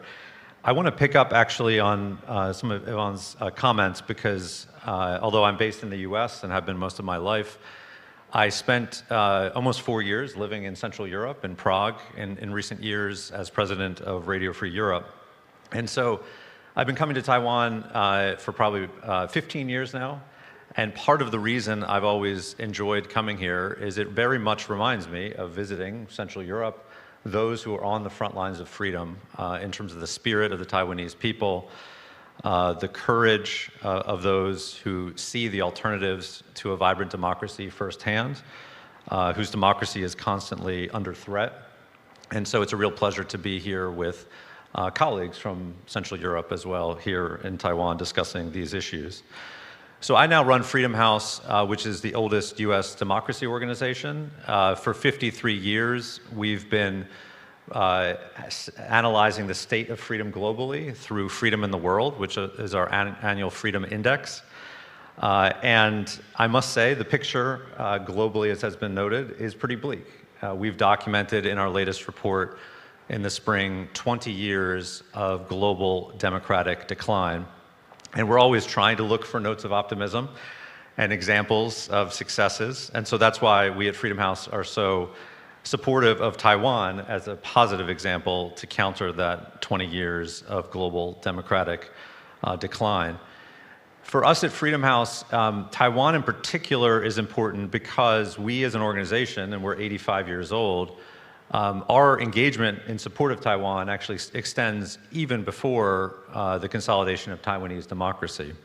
We've been involved in debates since 1941 about American policy in the world, about American strategic engagements. And so well before you had a fully flourishing democracy here, Freedom House as an institution was taking a stance in support of a strong American defense of Taiwan, stronger economic and people-to-people ties between the United States and Taiwan. And during that period, we were still tracking the state of freedom here. So while Taiwan was under martial law and one-party rule, we were very frank, even though we supported closer US-Taiwan ties, in documenting the lack of political rights, the lack of civil liberties in our annual Freedom in the World reports. We also formed partnerships with the dissidents, reformers, and civic leaders who were working here in Taiwan to open the political system and expand fundamental freedoms. And as Taiwan made progress in its democratic consolidation, we at Freedom House continued to support a stronger US-Taiwan relationship through the passage of the Taiwan Relations Act, and then especially as well the 6 assurances that Chairman Emeritus McCall mentioned earlier, issued by the Reagan administration. And so through that process, working side by side with Taiwanese civil society and activists, we saw firsthand this democratic transition play out over decades. And we saw Taiwan move from authoritarian rule to a vibrant democracy with strong institutions, a free press, and an active civil society. And I should note that progression that we saw here in Taiwan is incredibly unique today, because when you look at those 20 years of democratic decline, what we've really seen through our data is countries struggle to make that full progression from unfree in our categories to partly free and then to fully free. And Taiwan is one of the few countries that has made that progression. Most of the countries that we've seen stall at the partly free category and then often decline because of, especially now, authoritarian efforts to pull them back. And so Taiwan's success story is incredibly powerful, I think, to the entire world at this moment when democracy is under threat. In the latest Freedom in the World report we released in the spring, Taiwan is actually the 8th freest country in the world. I don't say this with any pleasure, but actually in our ranking, Taiwan actually scores 12 points higher than the United States in this 2026 version of our report, and it only ranks behind Japan in Asia. And this is all despite the fact that Taiwan is today one of the world's most targeted democracies by authoritarian attempts to undermine its institutions and its freedom. Our research through both Freedom in the World and other reports we issue show that Taiwan faces the most intense CCP influence efforts of any country we've ever studied, while also demonstrating the strongest resilience. That score I mentioned that Taiwan has is currently 93 out of 100. In comparison, our ranking of China scores it at only 9 out of 100. And so you can see the fundamental difference. You can also see the difference in other territories where China has exerted its authoritarian tools. Hong Kong in particular, I would just call out, where we've documented a 26-point decline since 2014 in terms of their ranking in our index. And 11 points alone since 2020, since the imposition of the national security law. And I think Hong Kong in particular is also a warning sign for the world and for Taiwan that the CCP cannot be trusted to uphold the freedoms in any place where it's trying to expand its influence. Taiwan obviously has maintained peaceful democratic transfers of power for more than 2 decades. And continues to demonstrate that democracy can thrive. And the power of that model is why we see this intense targeting by the CCP of Taiwanese democracy. And I think, as Chairman Emeritus McCall mentioned, it's incredibly important that as our governments in the United States and the governments of the European colleagues who are represented here continue to engage economically and diplomatically with Beijing, we need to ensure that our government-to-government engagement does not do anything to undermine Taiwan's autonomy and its democratic success story. A few remarks here in my closing minutes on why we see Taiwan as having been so successful. It's obviously the brave and courageous work of decades of dissidents, activists, civil society, and politicians that I mentioned earlier. We've seen methodical progress in building democratic institutions, making them resilient and abiding by norms. But I think it's also important just to call out the fact that in the last several presidential administrations, Taiwan strategically has made choices that have made it more resilient. Starting with the government of Tsai Ing-wen, continued under President Lai's leadership, Taiwan has gone to great strides to reduce its economic reliance on China. I remember when I first came here 15 years ago, that was not the case at all. Previous governments at the time were pulling Taiwan closer to Beijing. And this remarkable shift has created opportunities for deeper and new partnerships with the United States, some of the investments of TSMC and others that were mentioned earlier, but also significant investments with democratic partners in Europe, which has helped build closer political engagement with many European countries, again, which 10 years ago I think would have been unimaginable for Taiwan. The other effect, obviously, of those strategic decisions have been the fact, and I just in meetings yesterday heard more about this, Taiwan's economy is booming. Meanwhile, the economy we see on the mainland is stagnating, which is creating its own problems for Xi Jinping. And so it also has freed up resources for Taiwan in recent governments to spend more on Taiwan's own defense, which obviously in this resource-constrained environment is incredibly important to gain increased and continued support from the United States and other partners. So we've seen China respond to this with more threats, more military aggression, obviously efforts to undermine Taiwanese democracy and spread disinformation, despite the fact that Taiwan obviously has an incredibly free and open internet, freedom of speech, none of which Chinese nationals on the mainland can enjoy. But in particular, we at Freedom House have documented the use of transnational repression, which the Foreign Minister talked at length about earlier today. We have a database which tracks international incidents of transnational repression. We've tracked 1,300, and that's with our very narrow definition of transnational repression. Over a 10-year period up until 2025, China globally is the largest perpetrator of these tools, and with the new national security law, which was mentioned earlier, we expect that those numbers will increase. That's in addition to detentions, renditions, assaults, assassinations, use of spyware and digital threats to target Chinese citizens, but now also Taiwanese nationals outside of China's borders. And so Freedom House remains committed to continuing our work on TNR and trying to raise awareness about this global phenomenon, which is becoming increasingly a matter of concern. So in closing, I would just say that only 21% of the world's population now lives under democracy and in countries that we rate fully free. This is often a stark statistic and a depressing one, but I think Taiwan shows us that there is cause for optimism. I'd also note that even in China, we see signs of increased public demands for freedom from Chinese protesters. We have a report called China Dissent Monitor, which in recent months has tracked the highest level of protests on the mainland that we've seen in 4 years, which I think is a warning sign for the regime. But I think more importantly, Taiwan's story that I've described is evidence that democracies can withstand the sort of authoritarian pressure that we see constantly from Beijing, from Moscow, from others, while also remaining open societies. And I think all of us here who are visitors to Taiwan are here because we believe that it is our duty in our countries, in the free world, to continue to expand our support for Taiwan at this critical moment for the fate of global democracy. Thank you.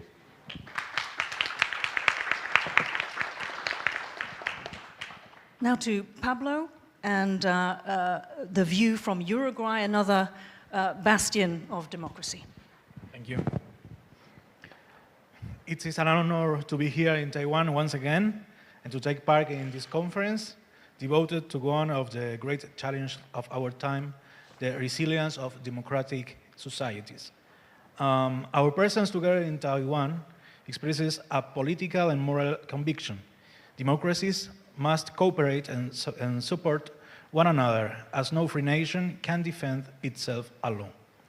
I come from Uruguay and Argentina too, from a region distant from Taiwan, yet united with it by the conviction that freedom must be protected, cultivated, and passed from one generation to the next.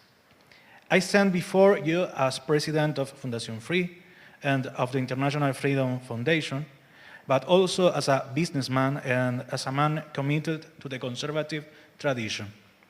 A tradition which understands that freedom needs responsibility and a moral community, and that it can only survive when citizens are prepared to defend it. The subject that brings us together is democratic resilience. In this, Taiwan represents one of the most important examples of our time. The year 2026 marks 30 years since Taiwan held its first direct presidential election.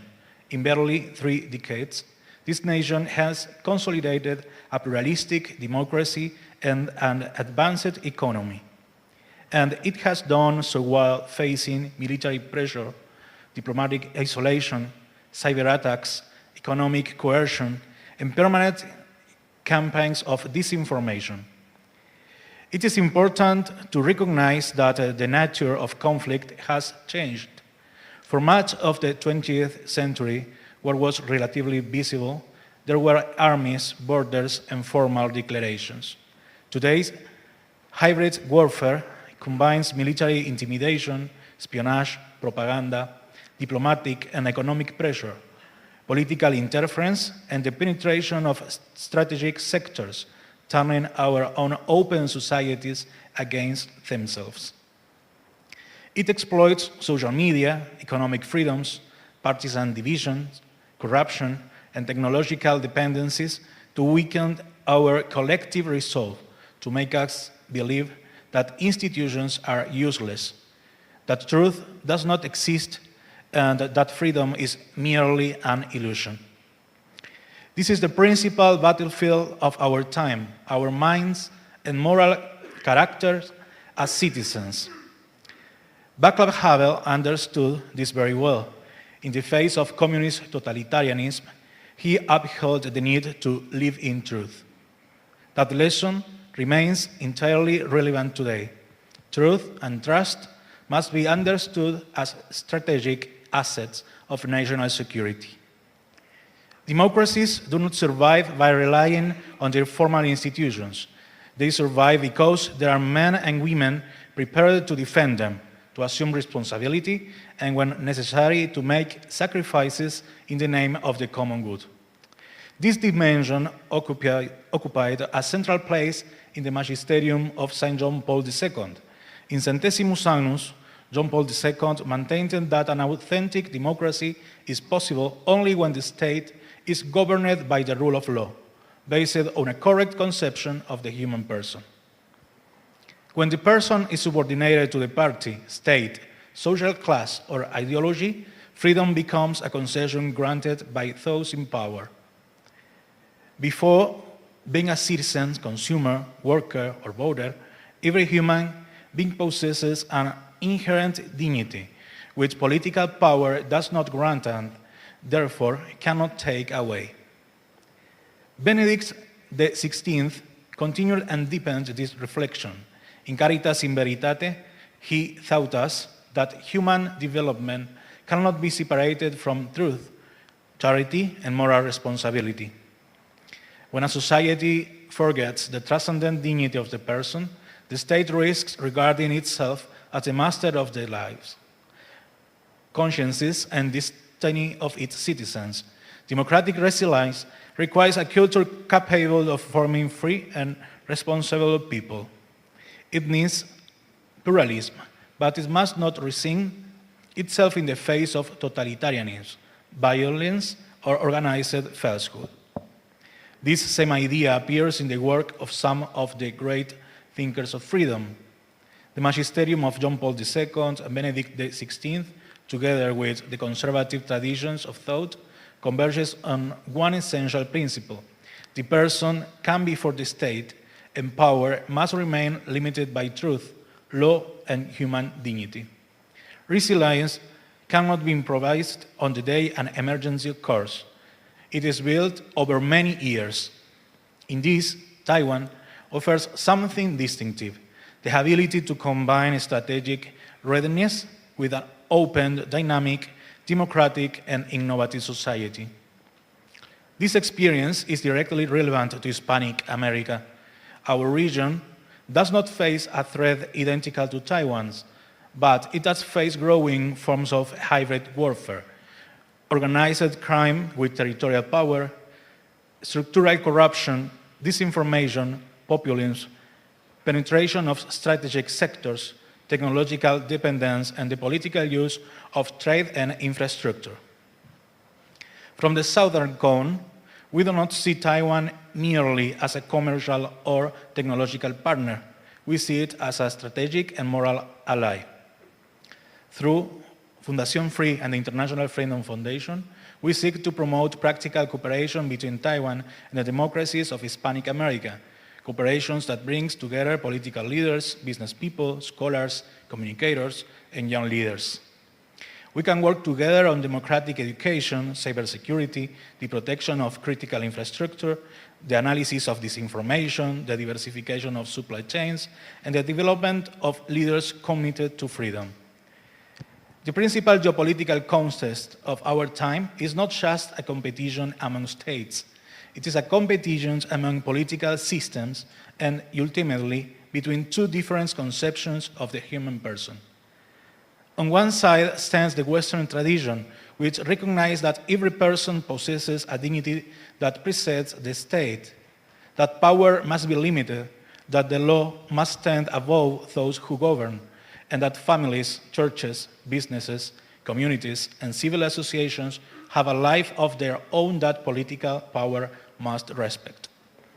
On the other side are systems that subordinate the persons to the state, truth to the power, and economy to the political objectives of the regime. We must defend our civilization, affirming human dignity, religious freedom, freedom of expressions, and the right of people to decide their own future. These are universal aspirations. Democratic resilience is ultimately freedom organized, and above all, it requires something that no government can manufacture, citizens convinced that their freedom is worth defending. Taiwan's experience demonstrates that a nation can resist and preserve its freedom, that it can protect its identity without isolating itself from the world, and that it can transform external pressure into a reason to strengthen its institutions. For this reason, Taiwan is a democracy that inspires, and it's an example that the free world must study and support with conviction. Thank you. Thank you.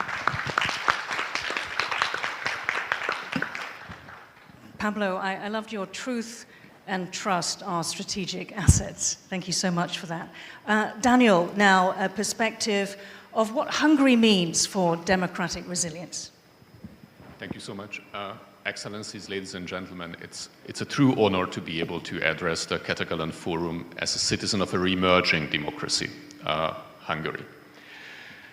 Europe has been facing and will continue to face actually a series of highly impactful elections over 2026-2027, both to its internal cohesion and democratic integrity. And these elections will have far-reaching implications also for the global democratic resilience. And one of these elections, actually the earliest one, has been the Hungarian elections in April 2026, which ousted, after 16 years, the government of Prime Minister Viktor Orban from power.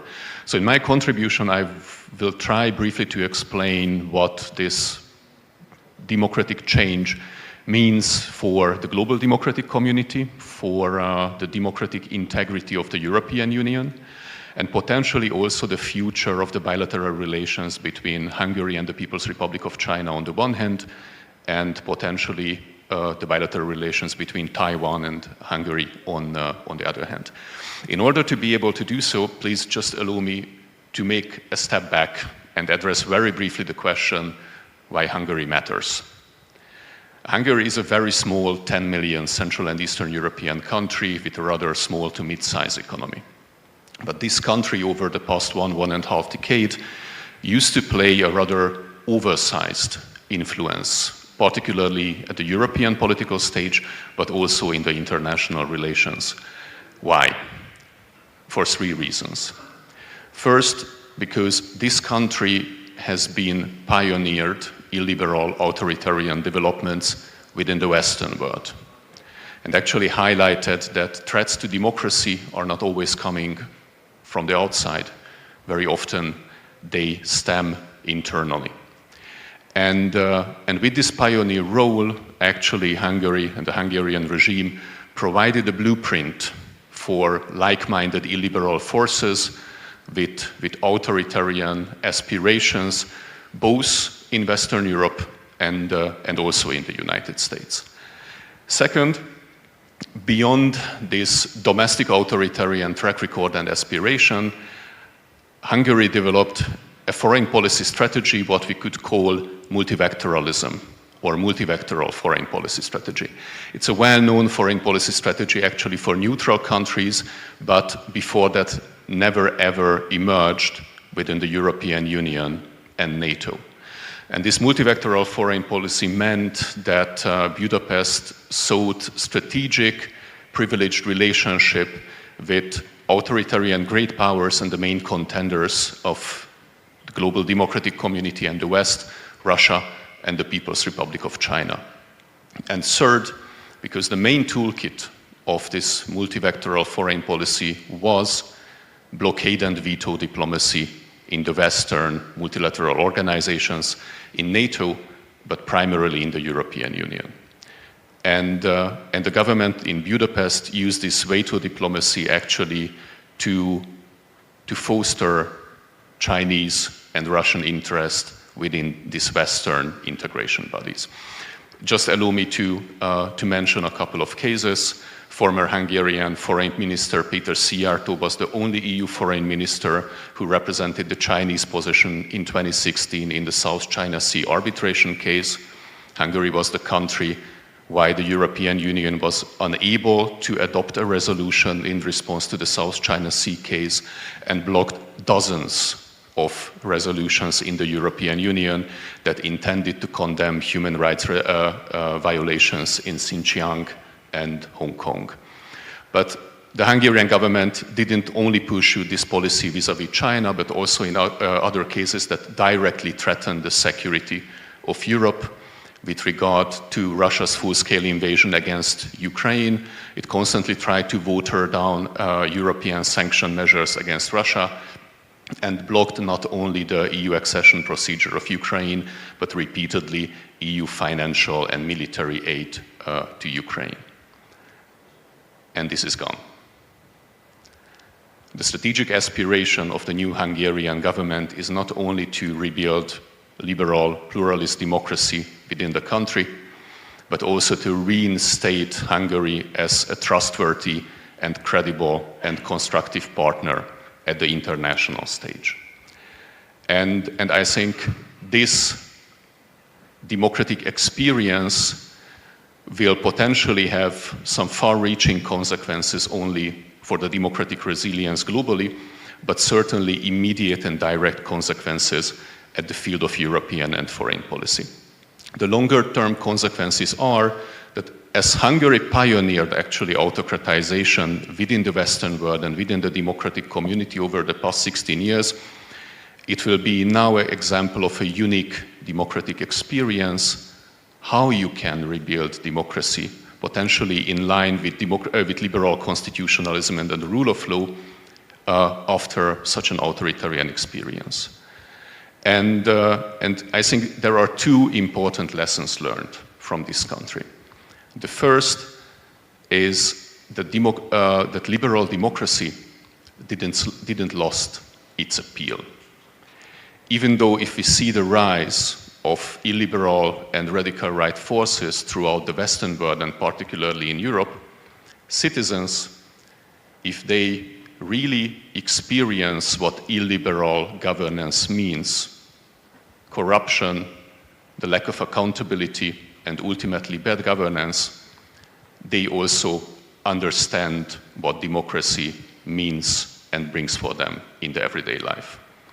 The bad news is that it takes time. In my country, it took 16 years. The second important lesson is that with this, Hungary actually stepped up as a frontline democracy because we shouldn't fool ourselves. Russia and the People's Republic of China will keep a strategic interest in the failure of this redemocratization experience. But this is the long run because what fruits this experiment can bear, we will be only able to see in 2 to 4 years from now. But the immediate consequences. The main veto player in the European Union is not there anymore. With the immediate consequences that the EU will be able to address the threats emanating from the People's Republic of China, human rights violations conducted by Beijing in a much more committed manner. And therefore will also able to contribute more effectively to global democratic resilience. Second, from the perspective of Chinese-Hungarian bilateral relations, the main losers of the April 2026 Hungarian elections are sitting in the Kremlin and Beijing because they lost one of their most important interlocutors within the Western world. The bilateral relationship between Beijing and Budapest will lose their privileged characteristics. That doesn't mean that we will see an immediate deterioration. That's not in the interest of any of the parties. Obviously, we have seen a cooling down in the consequence that former Hungarian foreign minister was actually appointed into the global leadership of the Chinese company BYD, was potentially not the most diplomatic step made in Beijing vis-à-vis the new Hungarian government. But the presence of the 10-12 billion foreign direct investment in the country will actually, I think, convince decision makers in both capitals that escalation is not in their interest. However, I am almost certain that no further Chinese foreign direct investment will follow in the country. Hungary led actually the investment list within the European Union when it came to Chinese FDI over the past couple of years, but we also need to understand that these decisions were not made with a business logic.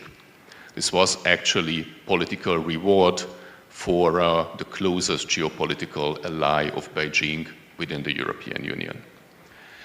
And while this relationship will lose its privileged character and Chinese FDI inflow will be stopped, that opens a new opportunity also for relationship between Taiwan and Hungary. This is actually happening.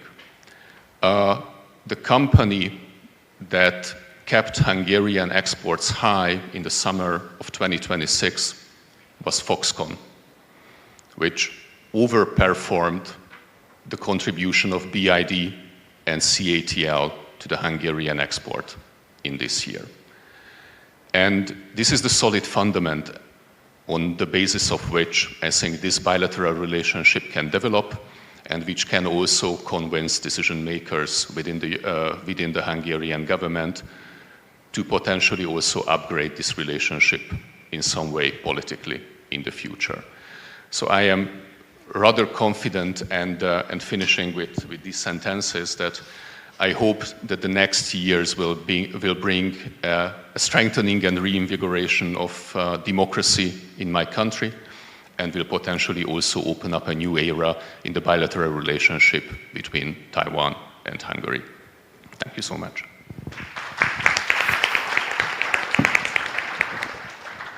Thank you, Daniel, for that much deeper understanding of the implications of Hungary, a moment of great hope and potential. Carol Lynn, one of the most targeted and yet most resilient of democracies. Over to you. Okay, thank you. Good morning, the organizer, respected moderator, panelists, and honorable guests. Good morning. My name is Carol Lynn. I'm now the senior advisor in National Security Council. And before joining the team, I've been the professor in National Yangming Jiaotong University School of Law, and also I'm a lawyer. National Yangming Jiaotong University is located in Hsinchu, next to the Science Park, which called Taiwan's Silicon Valley. So during the past 21 years, I've been witnessing the grow up of our science park and our technology supremacy, as well as the development of AI. Today, my job is share about Taiwan's experiences, about how Taiwan become a resilience model in the global. I would like to mention first, last month, 2 independent bookstores in Hong Kong were under search and seized. 5 bookstore employees were arrested. I remember one female clerk walked out the bookstore with the handcuff. Her t-shirt, there's a sentence on her t-shirt, "I am a bookseller." And the sentence soon become an important slogan to accuse the authoritarian abuse of power. I grew up in Taiwan. I'm very lucky. I am now 52 years old. Now you know my age. When I was a teenage girl, Taiwan still under the martial law period. So Hong Kong is a symbol of freedom that I'm never deny. I'm the big fan of Hong Kong drama, Hong Kong movie, Hong Kong song, Hong Kong novels. So in my generation, seeing the change of Hong Kong really feels really sad. Hong Kong's situation get more and more worse after 1997, as well as the Fan Song Zhong protest, the anti-extradition bill protest, and also the enactment of Hong Kong national security law. Taiwan is very lucky that we built a democratic country with a lot of efforts and sacrifice by several generations. As you know, we just celebrate 30 anniversaries of first direct president election. Although China used all the ways to harass Taiwan and coerce Taiwan, and Taiwan faced military intimidation, economic coercion, political and legal warfare, as well as the information manipulation from China. However, with the support of our global friends and the efforts of Taiwan's people, now we became the living model of a democratic resilience. I believe to defend Taiwan's democracy, we need to maintain our hard power and also the soft power. As for the hard power, it including the military power, economic power, finance security, and also the technology supremacy. China has already did all its best, try to buying our IP and the technology supremacy, either in merging some company or stealing Taiwan's trade secret by illegally recruitment Taiwan's elite. Therefore, during the past decade, Taiwan made a lot of efforts to enact the new trade secret protection law and trying to strengthen our export control system. As for the soft power, it including our multicultural, our different ethnic group equality, gender equality, human rights, and rule of law. I remember a famous German legal professor. He mentioned that China is like a dual state. Like in the economy and anything is not so sensitive, you can see it still have the legal system. You can see there's a court. But anything related to politics and human rights, it become another phase. So that really happened in Hong Kong and China right now. So Taiwan, we do need to strengthen our power in national security law, especially when we face the transnational repression all the time. As you know, that a famous journalist, Shi Banmingfu in Taiwan, being transnational repression and harassed by someone from Hong Kong, actually bombed China last month. So Chinese government set their police station all over the world, try to collect the private data and personal information, trying to repress the different voice. Therefore, transnational repression is no longer a domestic issue, but for a global issue and a very serious repression of human rights. And for the soft power, Taiwan never gave up, have the dialogue with the global society. Even we're not the member of United Nations, we already try our best to set our standard with the global standard. I still remember in 2017, I was invited to the Hong Kong University School of Law and gave a talk about a woman's rights and gender mainstreaming, especially after Taiwan became a democratic country. After my talk, there's a girl student stand up and saying that, I'm so jealous about Taiwan because you have the real Congress, you have the real representative, and you have the real NGO.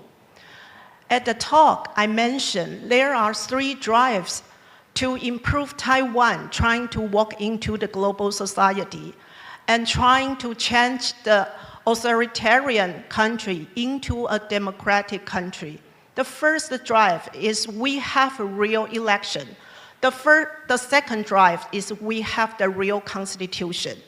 The third drive is we trying to use the United Nations standards, such as we adopt the CEDAW, the convention to eliminate all form discrimination against the women as the standard to review our domestic law. Therefore, you could see Taiwan's human rights protection get more and more improved. So the girl student, after her talk, I still remember the tears in her eye, and that's really touched. And I believe that all those hard power and the soft power are the key issue for Taiwan to defend our democracy. I only have 2 minutes, but I can talk this issue about 1 hour. So let me finish in 2 minutes.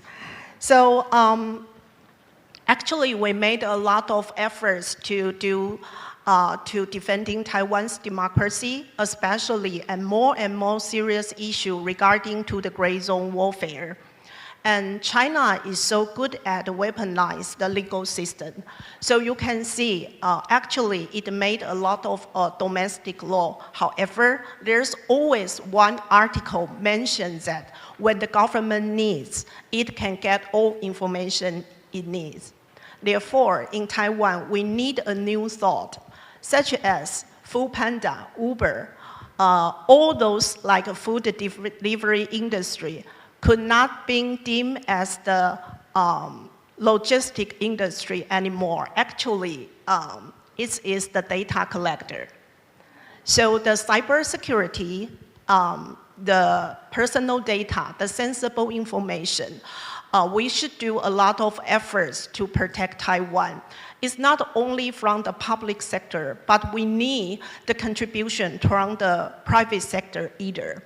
So again, we want to thank all the global friends because your action and your voice that's helped Taiwan become the resilience model in today's global society. And anyway, make a stronger Taiwan will make a safer Indo-Pacific region. Thank you so much, and welcome to Taiwan. Hope you enjoy your stay here.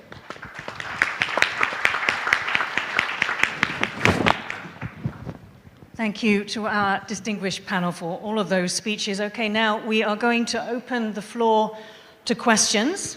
Please, can you say your name, your organization, and who you want to direct your question to? Please also keep the question short so that our panelists can understand clearly. Okay.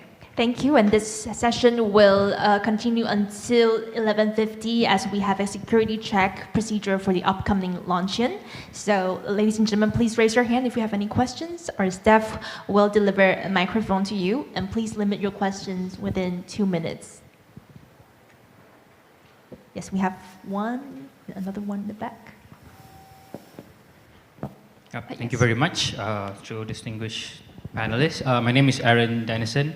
I'm a visiting scholar at NCCU and also a scholar at the University of Malaya in Malaysia. My question is to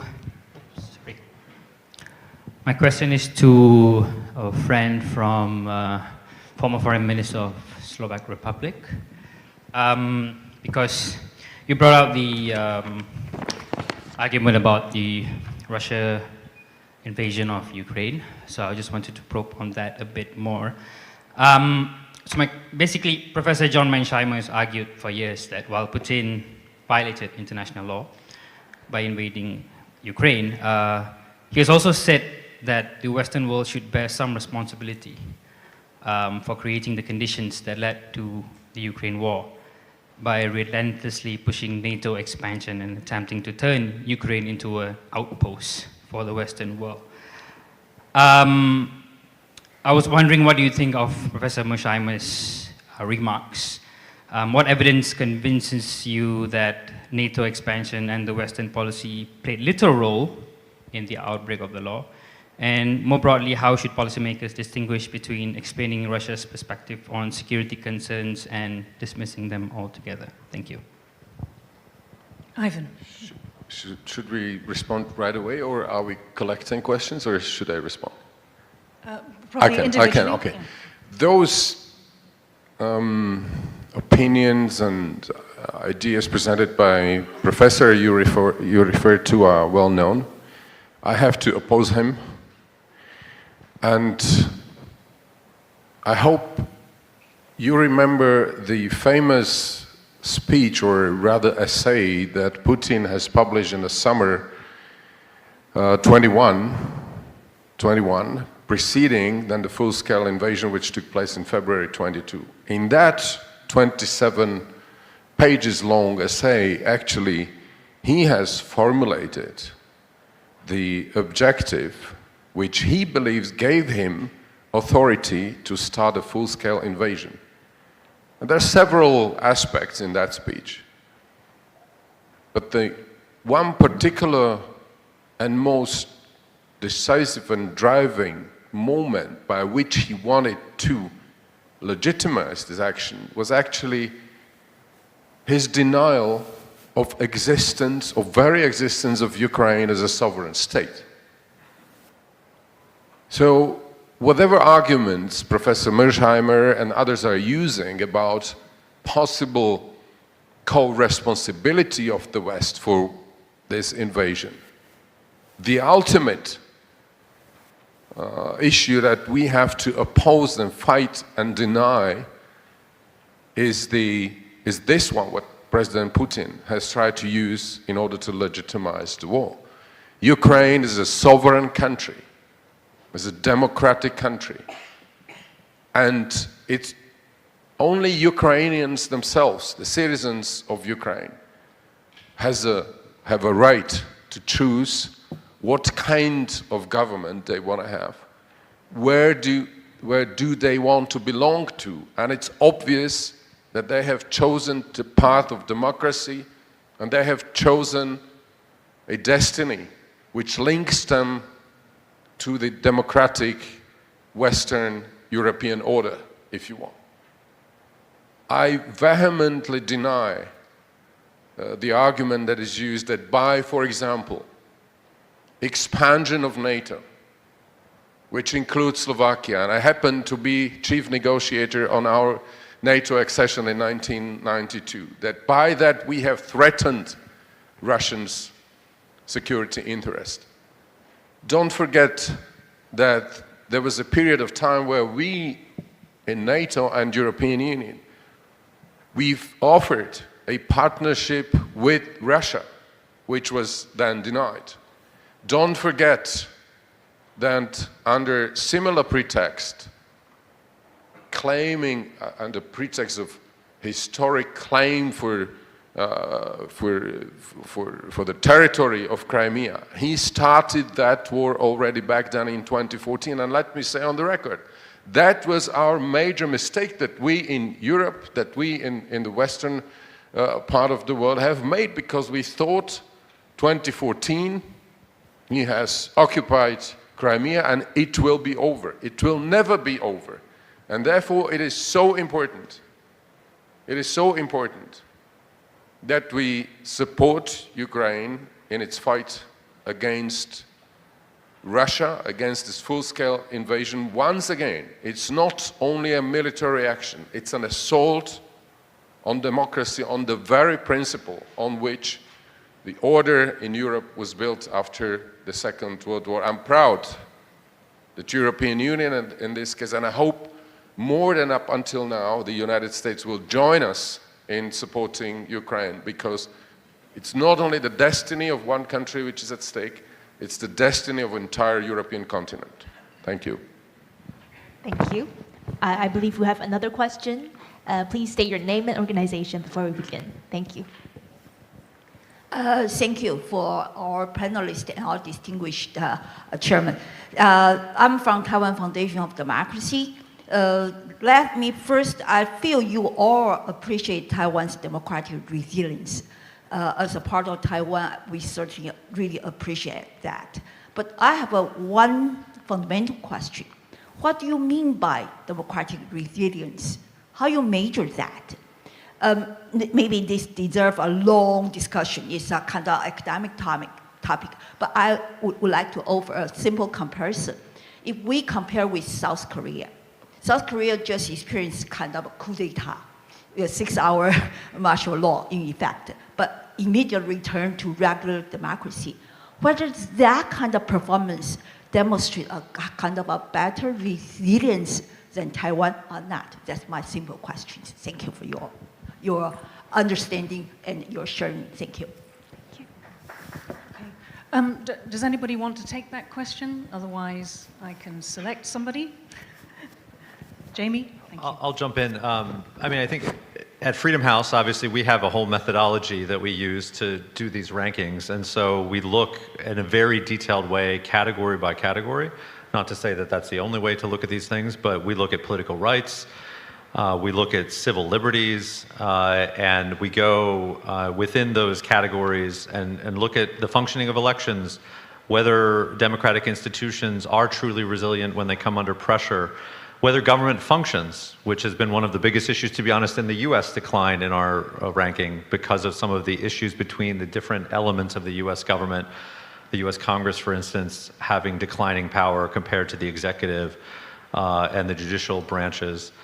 We look at rule of law, we look at personal autonomy, and so I think if you look at all of these categories, at least in our index, Taiwan is almost has a perfect score.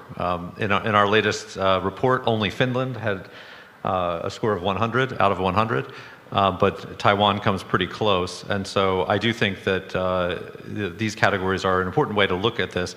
In the Korean case, I agree with you that when under pressure, the Korean system has responded in a rather resilient way. However, I think, again, in our ranking, Korea falls about, I think, 12 or so points also, maybe 15 points behind Taiwan, partly because of some issues related to the influence of money in politics and some structural challenges that over time, I think, have undermined Korean democracy. And so, again, I think in our ranking, we don't see those same warning signs in Taiwanese democracy. We see incredible resilience despite the external pressure. And despite at times the internal gridlock that you have in your politics, government is still functioning, decisions are still being made, and that's why we ranked Taiwan so high in our index. Thank you. Thanks for the question. I believe resilience is the power and the ability to recover, adapt, and bounce back from difficult situations, stress, or changes. Compared with North Korea, Chinese government is so active in global society, is the member of United Nations, and is do all its best to try to repress Taiwan in the global society. So Taiwan actually face the visible and invisible threat from Chinese government all the time. But look at Taiwan today. So I should be say, we're so proud of being a resilient country and being the citizen of this country. So that is my answer. Thank you. Ivan? No, I have not resisted temptation to respond to questions which you, Madam, have posed. What is resilience? And Madam Professor, she has gave us a perfect definition of it. More practically, in my view, democratic resilience means how to withstand the pressure which comes from within and from outside on the very substance of democracy. What it is? It's a pressure on democratic institutions. Don't forget, we see it everywhere. When somebody tries to weaken democracy, he firstly attacks institutions. What it is? It's judiciary system, it's the independence of courts, it's the way how we are running our governments, how we legislate. So it's assault against institutions. The second one, or very often the first ones who are attacked, are media. Very often media are labeled as enemies of people. Within that sphere, we have a completely separate but very important decisive phenomena of disinformation. We can talk hours and days about disinformation as a threat to democracy. And number three, in my view, in the experience of my own country, the ultimate assurance of democracy is active civic society. Active civic society, when institutions are assaulted, when media are attacked, in that moment, it's the civic society which draws the red line for the government, which never must be crossed. I could speak endlessly about that. You can add certainly economic resilience, because economy is not everything, but without it, everything is nothing. Security and defense, but resilience means to protect the pillars of democracy, institutions, free media, and definitely civic society. Thank you. Thank you so much. Please join me in thanking our panel. Okay, thank you very much. Ladies and gentlemen, I noticed there are some more questions from the audience, but due to the time limit, we would like to close this panel with a group picture of all our panelists and our moderator. Thank you so much, Ms. Guo, for moderating this session. I'd like to invite all of you to please join us in the center stage for a picture. Thank you so much. I'd like to thank our moderator and all panelists for this wonderful session. Please come together and face the camera. 1, 2, 3. Thank you so much. Another one. Thumbs up. Taiwan style. 1, 2, 3. Thank you so much for sharing your invaluable insights. Thank you. Thank you so much. Now, ladies and gentlemen, we would like to express our sincere appreciation again to all the panelists in this session, and we will now begin the luncheon and keynote speech. Please note that next session, panel 2, will begin at 2 p.m. in the afternoon. The luncheon and keynote speech is scheduled at 12:10, which is about 20 minutes away from now. Guest who has name badges that are marked luncheon and keynote speech, please follow our staff at the back of the hall to the luncheon ballroom just next to us. And to ensure a smooth security check and seating process, we kindly invite you to avoid bringing large bags and carry only your valuable belongings. Thank you so much for your cooperation. We look forward to welcoming you at the luncheon. Thank you. 没有，然后等他讲完了，就是他们要做测试了，你可能就不能瞄了，好不好？哈，总统那一次不能。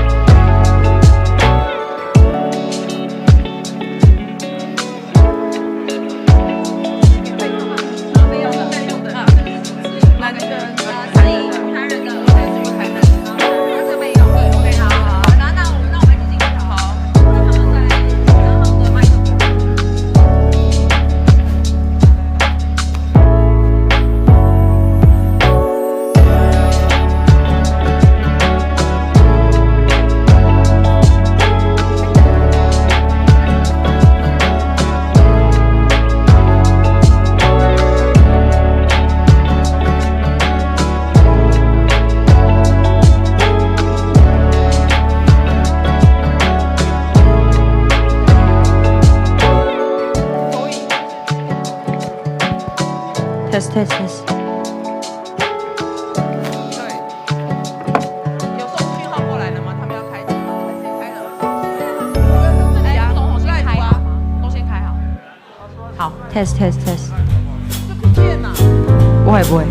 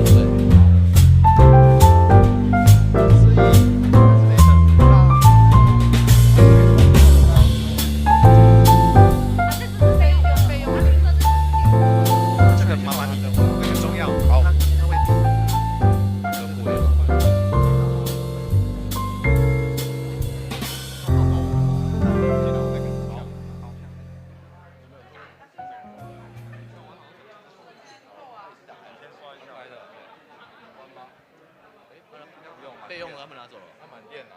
对啊，哦，有备用。算吧，我收到盘点。哦，好。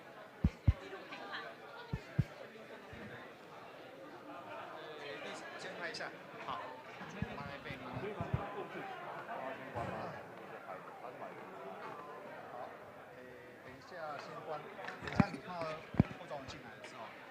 你再打开，因为那个它要递麦克风。好。麦克风测试，1、2、3， 1、2、3。麦克风测试，1、2、3， 1、2、3。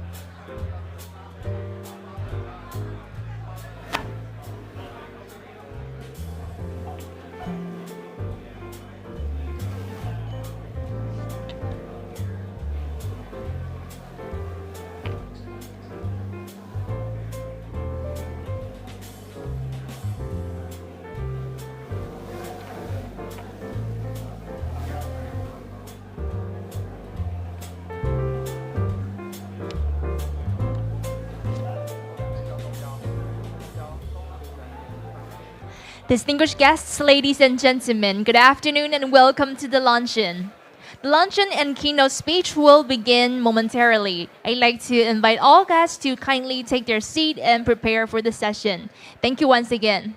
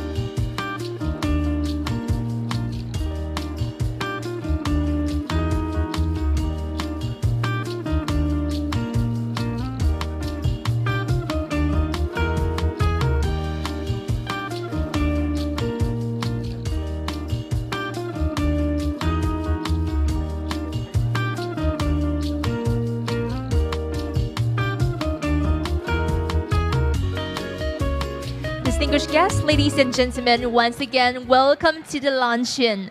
As our luncheon and keynote address is about to begin, I'd like to invite all our guests to please take a seat and silence your mobile devices. Thank you.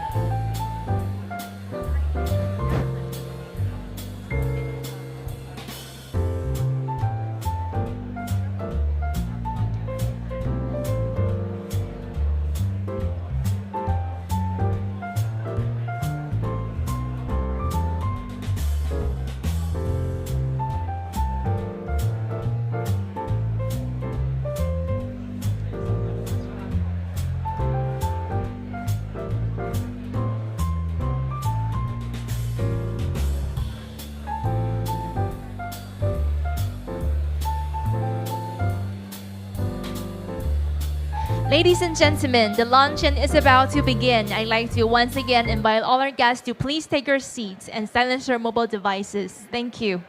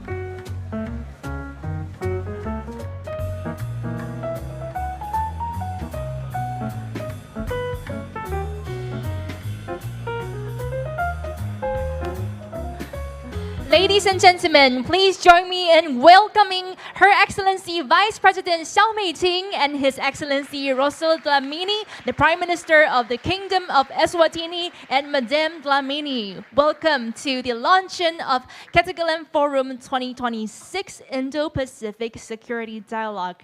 Thank you so much to Vice President Xiao Meiqing for joining us today, this afternoon during our luncheon. Thank you so much. Please take a seat. Welcome. We'd like to once again express our warm welcome to all our guests here at the luncheon. Thank you for being here.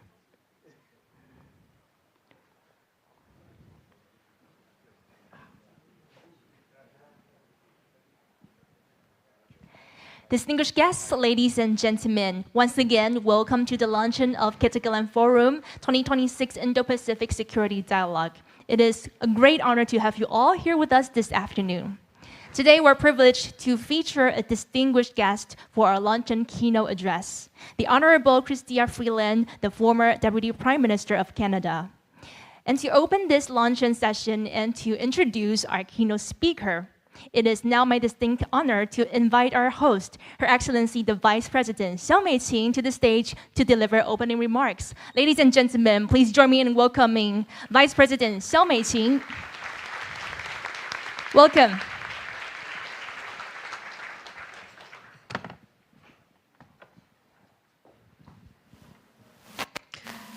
Your Excellency, Russell Dlamini, Prime Minister of the Kingdom of Eswatini, and Madam Felipe Dlamini, the Honorable keynote speaker for today, the Honorable Chrystia Freeland of Canada.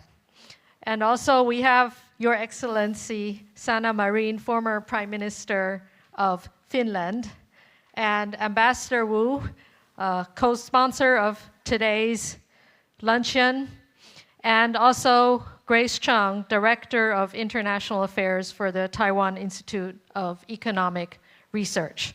Distinguished friends, Your Excellencies, ladies and gentlemen, good afternoon.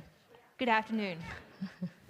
Well, it's a great honor for me to have the podium for just a few minutes, and I guarantee it won't be long.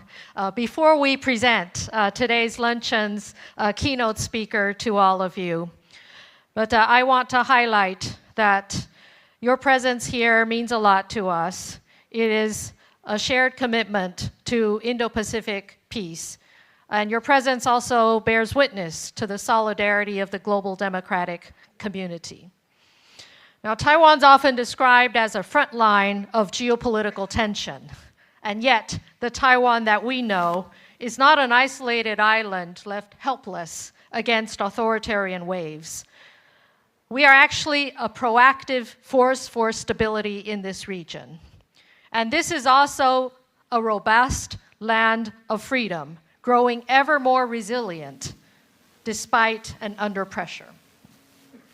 Now this year, as President Lai shared with you this morning, marks an important milestone in Taiwan's journey towards democracy. 30 years ago, Taiwan held our first ever presidential election, and that was in the middle of all kinds of threats, including missile threats coming from across the strait. But the people of Taiwan have proved that democracy can take deep root and flourish on Asian soil. And even against relentless coercion, pressure, and isolation, Taiwan has thrived, not only as a model of open society, but also as a driving force for global prosperity and innovation. And yet we cannot ignore the severe threat that authoritarian expansion poses to the rules-based international order. And today, gray zone tactics, from cognitive warfare and psychological operations, threaten to weaken our societies. Taiwan refuses to be passive. Indeed, we've taken a proactive approach to deter and defend. History teaches us that security isn't achieved through weakness or subservience. Rather, peace is built upon strength, especially sustainable peace. And by bolstering our defenses and societal immunity, we raise the threshold of aggression and deter adversaries from testing our resolve. Driven by this conviction, President赖清德has reiterated his commitment to enhancing military defense readiness. Furthermore, we believe defense isn't only a military matter. So the President has also initiated the Whole of Society Defense Resilience Committee. From backup communications to critical infrastructure resilience and security, to also energy security and stockpiling, our goal is clear, and that is to safeguard the daily lives of our citizens. And simultaneously, we are also building deeper international partnerships to weave a robust defense line for Indo-Pacific stability. Now, in a changing world, economic security is also national security. And so today, Taiwan also builds global partnerships on a foundation of trust. Alongside like-minded democracies, we are leveraging trade and technology to forge secure, resilient, and trusted supply chains. This values-based approach ensures that our economic progress will not be held hostage by authoritarian coercion. A stronger Taiwan also means a more stable Indo-Pacific and a safer world. And yet, even as we deepen our democratic resilience, China continues to expand its authoritarian reach, and most recently through its so-called law on promoting ethnic unity and progress. This represents a troubling escalation that demands our serious attention. This law is not a localized issue. It's a direct challenge to universal values and the international legal order. Through vague provisions and selective enforcement, it seeks to export censorship and provide a legal pretext for transnational repression. For example, Article 6 prohibits acts that undermine ethnic unity and create ethnic division. The language is vague enough to criminalize a wide range of cultural, religious, or political expressions by minorities, since division is defined by the state.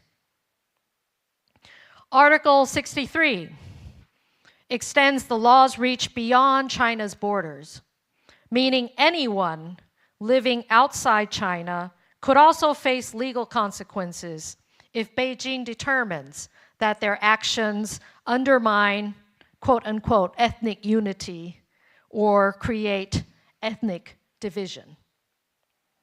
This gives Beijing a legal tool to pursue activists, academics, or critics abroad. When authoritarianism extends beyond reach with impunity, there are no bystanders. Every individual and nation that treasures freedom must stand on the same front line. We call on democratic partners to align closely and build a united defense against expansionism and transnational repression. Now, to address all of these evolving challenges and threats, now more than ever, we need strategic vision and leadership, which our keynote speaker today exemplifies. The Honorable Chrystia Freeland, former Prime Minister of Canada,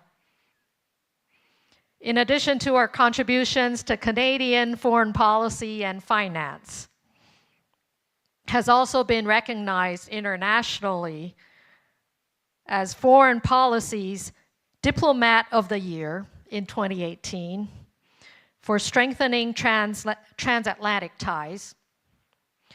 Freedom House's Mark Palmer Prize in recognition of her work championing human rights, and most recently, the Foreign Policy Association Medal, the organization's highest honor for her defense of democracy and the rules-based international order. Now, please join me in giving a warm welcome to our keynote speaker, the former Deputy Prime Minister of Canada, the Honorable Chrystia Freeland. Thank you. Vice President Xiao, I'd like to also invite you to please remain on the stage and please welcome the Honorable Chrystia Freeland to join us on the stage with Vice President Xiao for a picture. Welcome.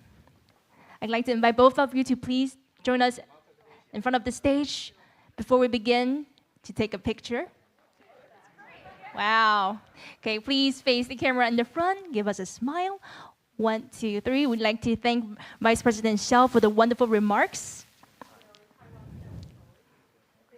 Oh, a big heart. Okay, another one. Please face the camera with a big heart. 1, 2, 3.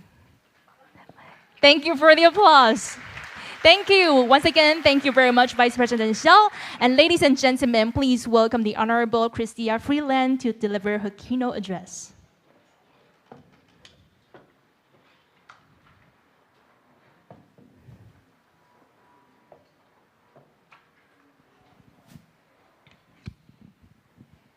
Welcome.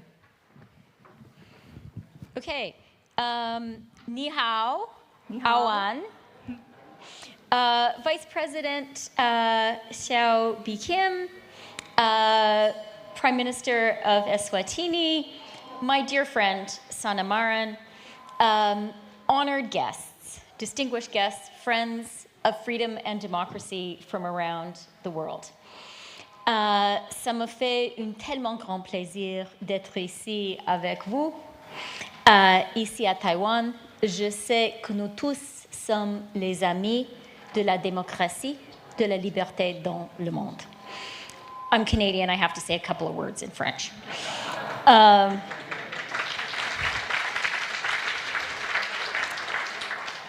In the ancient Chinese philosophical classic, the I Ching, the Book of Changes, a text of more than 2,000 years, there's a line about how history turns. Many of you in this room will know it well. The incipient is the faint first stirring of movement, the earliest visible sign of what is coming. and the wise act the moment they see it. They do not wait out the day. As a journalist and then as a politician, I've often found myself in places where if you looked and listened closely, you could see and hear that faint first stirring, that earliest visible sign of what is coming. And maybe fix the microphone. I don't think they did that in the Yijing, but you could hear that faint first stirring, that earliest visible sign of what is coming. And the wise did act the moment they saw it. This afternoon, I want to talk to you about two moments in my life, two of those moments, and then about the moment we're living in now. When I was just 22 years old, right after graduating from Harvard University, I moved to Kyiv to work as a journalist.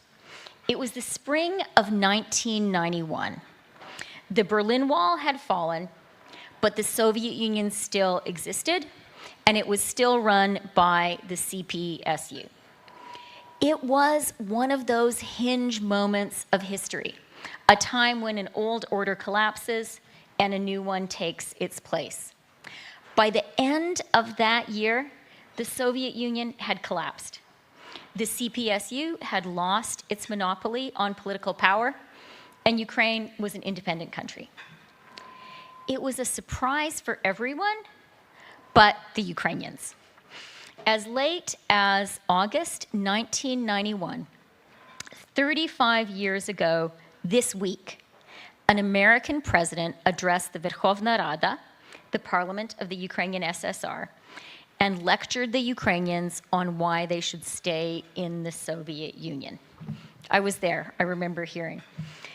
That ill-judged admonition was dubbed the Chicken Kiev speech, because almost instantly, the world understood that it was out of step with the yearnings and convictions of regular Ukrainians.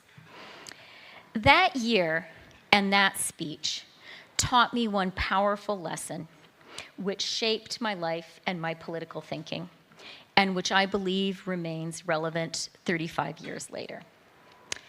What I learned was this: the human desire to be free is universal and incredibly powerful. I'm so lucky. I was born in Canada. That meant that freedom was my birthright and something I grew up taking for granted. In Soviet Ukraine, I lived in a country where people were not free, where they could be fired or beaten or arrested or imprisoned for the crime of criticizing their government. In those days, apologists for the Soviet system argued that Ukrainians didn't actually want to be free. A popular view at the time was that liberal democracy might be suitable for Western Europe and North America. But it wasn't a system that worked for Eastern Slavs with their different history and traditions. That view was couched in terms of cultural understanding.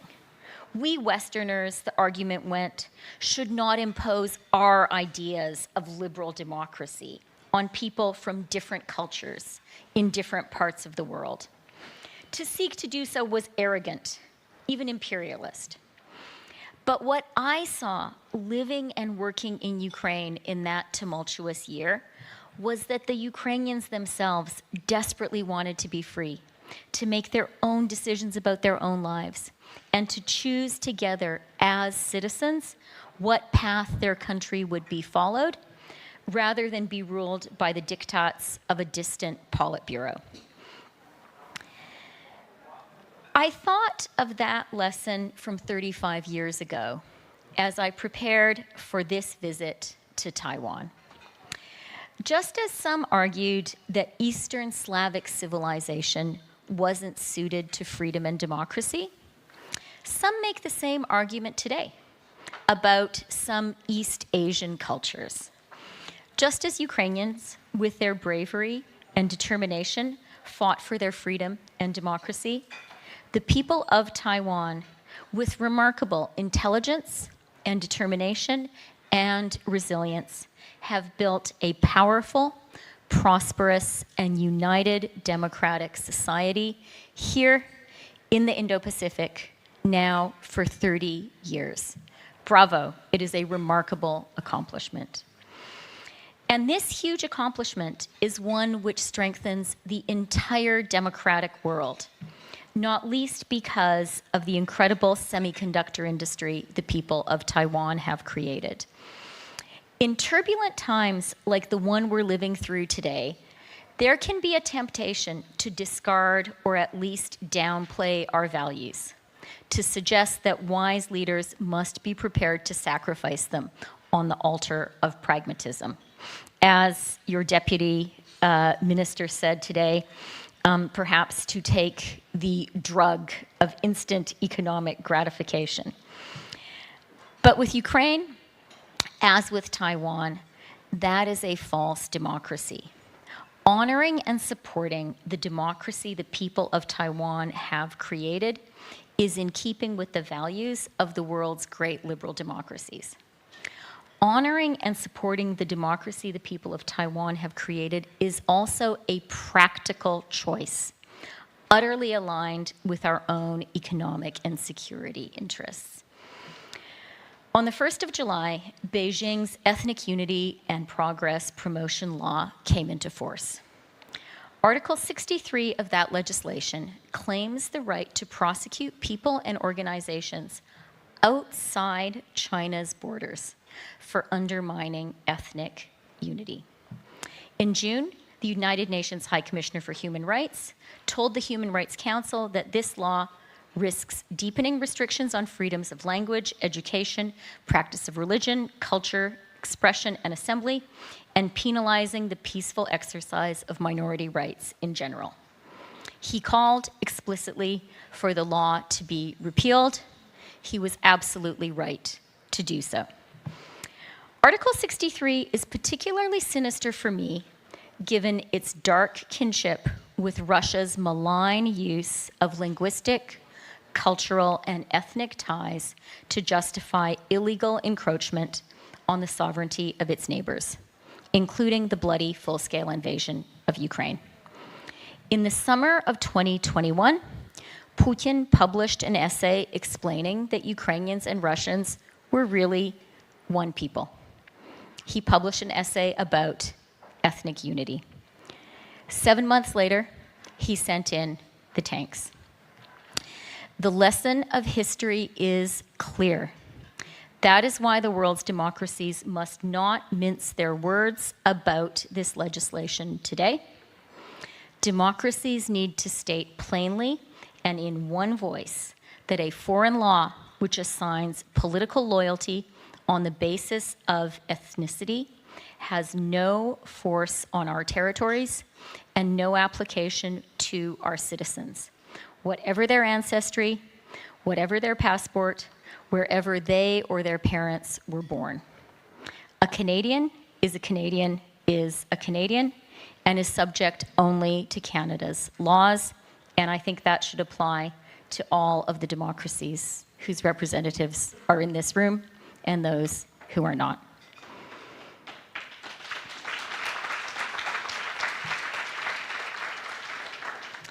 That brings me to the second personal story I'd like to tell you today. In 1991, when I witnessed the people of Ukraine successfully fight for their freedom, their democracy, and their sovereignty, Francis Fukuyama had recently declared the end of history. Remember that? His contention was that the collapse of Soviet communism had demonstrated that the great historic struggle of humanity to find the best way to govern ourselves had been resolved. Democracy had been fighting communism for most of the 20th century. With the end of the USSR, that battle had concluded and democracy had won. It was a beautiful idea. And I still believe in the central conviction at the heart of it, that all people of the world, no matter what language they speak, what religion they practice, and what historical path their ancestors have traveled, want and deserve to be free, every bit as much as people like me, who had the good luck to be born in a democracy. But it did not turn out, what did not turn out to be true was that the fight between democracy and dictatorship was over. In the 21st century, dictatorship has been staging a powerful comeback. If 1991 was the end of history, today we are suffering the revenge of history. Advocates of authoritarianism started by undermining liberal democracies from within. Then, over the past 2 decades, the attacks became more overt, with Moscow's first invasion of Georgia in 2008, then of Crimea and the Donbass in 2014, and then on February 24th, 2022, the full-scale invasion of Ukraine. In 1991, when the people of Ukraine claimed their freedom, I was a young reporter, witnessing their struggle far from home. In 2022, when Russian President Vladimir Putin sent in his tanks to crush Ukraine's democracy, I was Deputy Prime Minister and Finance Minister of Canada. In 1991, Western leaders lectured the Ukrainians on the inadvisability of becoming a sovereign nation. In 2022, Western experts confidently predicted that Kyiv would fall within 3 weeks of the full-scale Russian invasion. That was the view of Canada's generals and of pretty much everyone else's. In the days following the full-scale invasion, the only people I spoke to who were absolutely confident that Ukraine would succeed were the Ukrainians themselves. They turned out to be right. More than 4 bloody and brutal years later, Kyiv is unconquered, and Ukraine is still free. And just as Ukraine's achievement of independence in 1991 taught me a valuable lesson, which is relevant to Taiwan today, Ukraine's current, successful, difficult struggle to remain free is relevant to the challenges you face here, half a world away. The first lesson from today's fight is the simplest and the most important.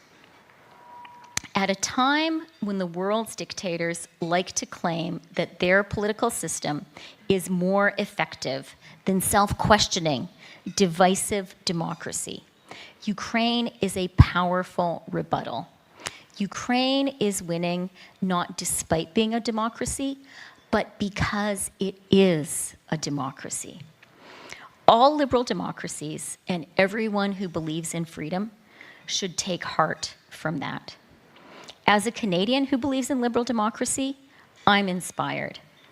The people of Taiwan who believe in liberal democracy should be inspired as well, just as all of us should be inspired by you, the people of Taiwan, and your commitment to freedom and democracy. The second lesson of Ukraine's fight right now is that appeasement does not work. In fact, it's dangerous. Putin invaded Ukraine because he was sure he would win. He thought, as our Western generals did, that Kyiv would surrender within 3 weeks. His invading army packed dress uniforms in their tanks to wear at their victory parade. That was a profound misjudgment about Ukraine and Ukrainians, and that is Putin's mistake alone. But one of the reasons he was so sure Ukraine would fail was because he believed the world's liberal democracies would give up too. And that miscalculation was as much our fault as it was the Kremlin's. When Putin invaded Georgia in 2008, we issued condemnatory statements and then sent our athletes to his Olympics in Sochi. When Putin's ally, Bashar al-Assad, crossed the White House's self-declared red line, we stood idly by. When Putin first invaded Ukraine in 2014, we continued to do business with him and his oligarchs and host him with pomp and respect at international summits. The argument, which I think will be familiar to many people here, was that by keeping a dialogue going and maintaining strong political and economic ties, liberal democracies were dissuading Putin from the rupture a full-scale invasion might entail. But the Kremlin drew a very different conclusion from our behavior. We taught Putin to believe we would not have the resolve to support Ukraine. I'm glad he was wrong. But I wish even more fervently that he had never made that miscalculation. Had he known we would stand with Ukraine, he might not have launched his full-scale invasion in the first place. Talking tough to the world's authoritarian leaders is sometimes criticized as warmongering. The opposite is the case. In a world where dictatorships are playing offense, the surest way for liberal democracies to maintain the peace is by making clear we will defend ourselves and each other. That is, of course, a lesson with great relevance for everyone here today. Speaking at this forum in 2023, Taro Aso, former Prime Minister of Japan, eloquently made that point. He said, maintaining peace and stability in the Taiwan Strait requires more than military capability alone. It also requires that democratic societies demonstrate their determination to defend peace. When an adversary clearly understands both our capabilities and our unwavering resolve, deterrence becomes credible. Those were powerful and true words. Deterrence is not provocation. Silence is not prudence. The peace of the Strait of Taiwan will be kept by the plainness with which the world's democracies say in advance that we will not accept that peace being broken. That's why being here now in Taiwan is so important. That is why solidarity with Taiwan and recognition of your flourishing democracy is so important. The third lesson of Ukraine is one that, in some ways, Kyiv has learned from Taipei. And I'm glad to say my Ukrainian cousins are proving to be apt pupils. As Benjamin Franklin counseled, God helps them that help themselves. The West, especially Europe, has supported Ukraine more than anyone imagined it would. But the reason Ukraine now has the upper hand on the battlefield is the technological inventiveness of Ukraine's own warriors and manufacturers. And success has begotten success. Ukraine today is seen as an essential ally. It's not just a charity case. Ukraine today is Europe's shield and Europe's arsenal. In this regard, Ukraine has followed Taiwan's example. Drones are to Kyiv what semiconductor chips are to Taiwan. Small democracies can win support from bigger ones by becoming indispensable. That is Taiwan's wisdom and a source of your success. Congratulations. The fourth and final lesson of Ukraine is one that I gave a speech about when I was Deputy Prime Minister ahead of the 2022 fall IMF World Bank meetings in Washington. I said then that first COVID and then the full-scale Russian invasion of Ukraine had shown us all the folly of becoming economically dependent on countries that do not share our values. That is what Europe bitterly discovered in 2022, and I'm looking now at my Slovak friends, when its reliance on Russian natural gas, which some had mistakenly touted as a way to bind Moscow to the rules-based international order, turned out instead to be a deep and costly vulnerability.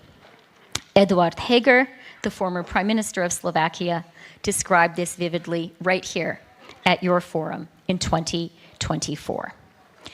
In Washington, in the fall of 2022, I proposed that the world's democracies needed to respond to this revealed Achilles heel with a new approach to trade and economic partnerships. friendshoring. Later today, this conference will be discussing an important element of friendshoring, building non-red supply chains. With your deep strength in semiconductors, microelectronics, and precision manufacturing, Taiwan can play an essential role in de-risking the supply chains of the world's democracies and ensuring that authoritarian rulers, whether in Moscow or Beijing or Tehran or Pyongyang, cannot hold us economic hostage. Taiwan's industries can make all of the world's democracies more secure, and that in turn gives the world's liberal democracies a greater stake in Taiwan's future. Let me suggest today one specific way we should extend our friendshoring coalition. Support Taiwan's application to join the CPTPP.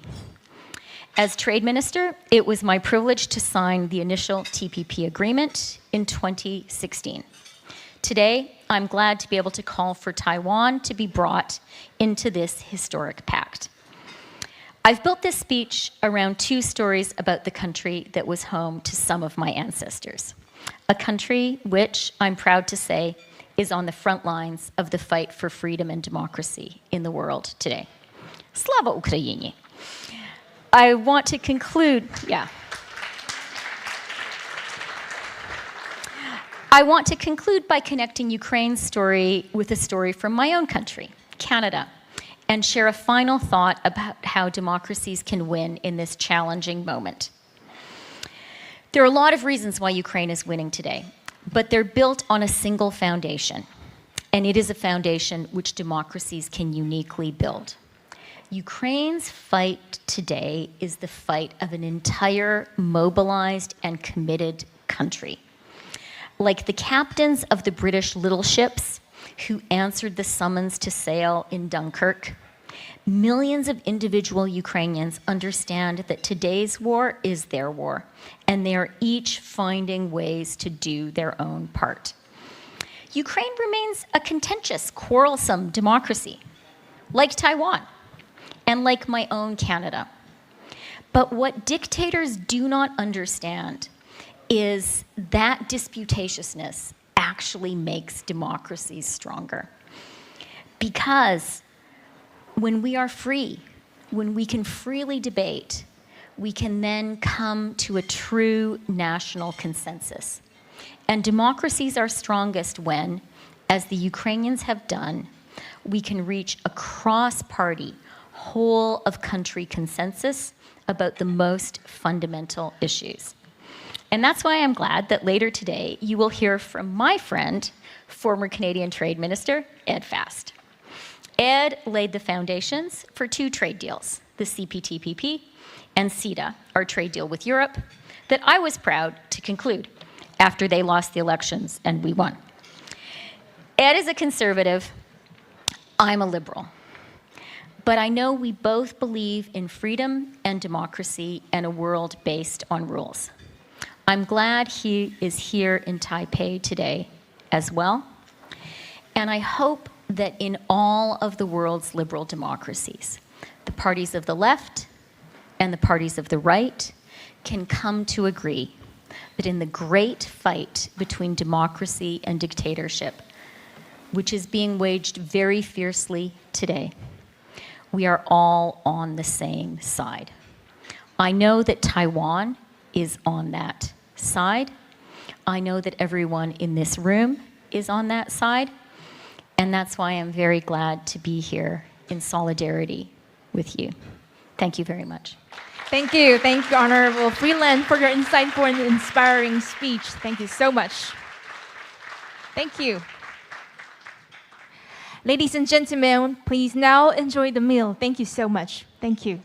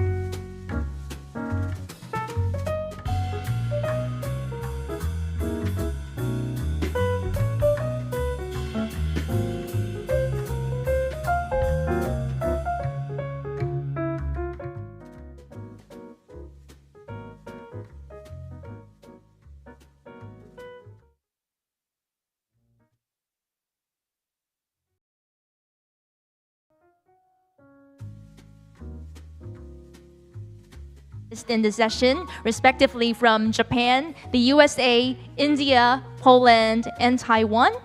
And before we begin this panel discussion, we would like to take a group picture of all the panelists and our moderator to begin, because one of our panelists needs to leave early. Thank you for your cooperation. And now I'd like to first invite our moderator, Dr. Yizhong Lai, the president of Prospect Foundation, to the stage. And also, all our panelists, please join us on stage. We have Keisuke Suzuki, which is the member of the House of Representatives and head project team on Taiwan issues LDP Japan. And Jedediah Royo, the former Principal Deputy Assistant Secretary of War for Indo-Pacific Security Affairs USA. Gentlemen, please come forward to the center of the stage for a picture, and our photographer is right in front of you. And we also have Jabian Jacob, the Associate Professor of Department of International Relations and Governance Studies at Shiv Nadar University, India. And we also have Philip Brychka, the hybrid threat analyst of Polish Institute of International Affairs, Poland. Please face the camera. Let's take a picture. Thank you very much. Another one. 1, 2, 3. Thank you. And gentlemen, please take a seat. We will now begin panel 2. And once again, I'd like to invite all our guests to please give a hand to our moderator, Dr. Lai Yizhong, the president of the Prospect Foundation. Over to you. Thank you. Right now, we are in the second sessions, and also one of the toughest sessions that this afternoon we're going to have, because just right after the lunch. So probably many of you feel they're kind of dizzy. So I hope that this panel will conduct as smoothly and dynamic as possible. We are fortunate to have 5 distinguished panelists. The first one is the Japan Dai member, Honorable Suzuki Keisuke from Japan. And he will be followed by the Mr. Jedediah Royo. He is a former Principal Deputy Assistant Secretary of War for Indo-Pacific Affairs. And then after that, we'll be followed by our Indian friends, Jabian Jacob. He is the Associate Professor, Department of International Relations and Government Studies, Shiv Nadar University, Delhi NCR, India. And then also have Mr. Philip Brychka. He is a hybrid threat analyst from the Polish Institute of International Affairs, and then followed by my very best friends, Dr. Li Yijie, Senior Advisor of National Security Council. This session is about the coercion, countering the gray zone coercion, and constructing a new framework for the Indo-Pacific regional joint defense. And in Taiwan, the gray zone coercion usually refers to the what the Chinese, in terms of the physical coercion against Taiwan, whether you could see that from the from the coercion from the air for the harassing in Taiwan, and also the naval presence, especially a Coast Guard ship presence right now. That in the last 2 years, many of those actions, they have been very aggressive and intimidating.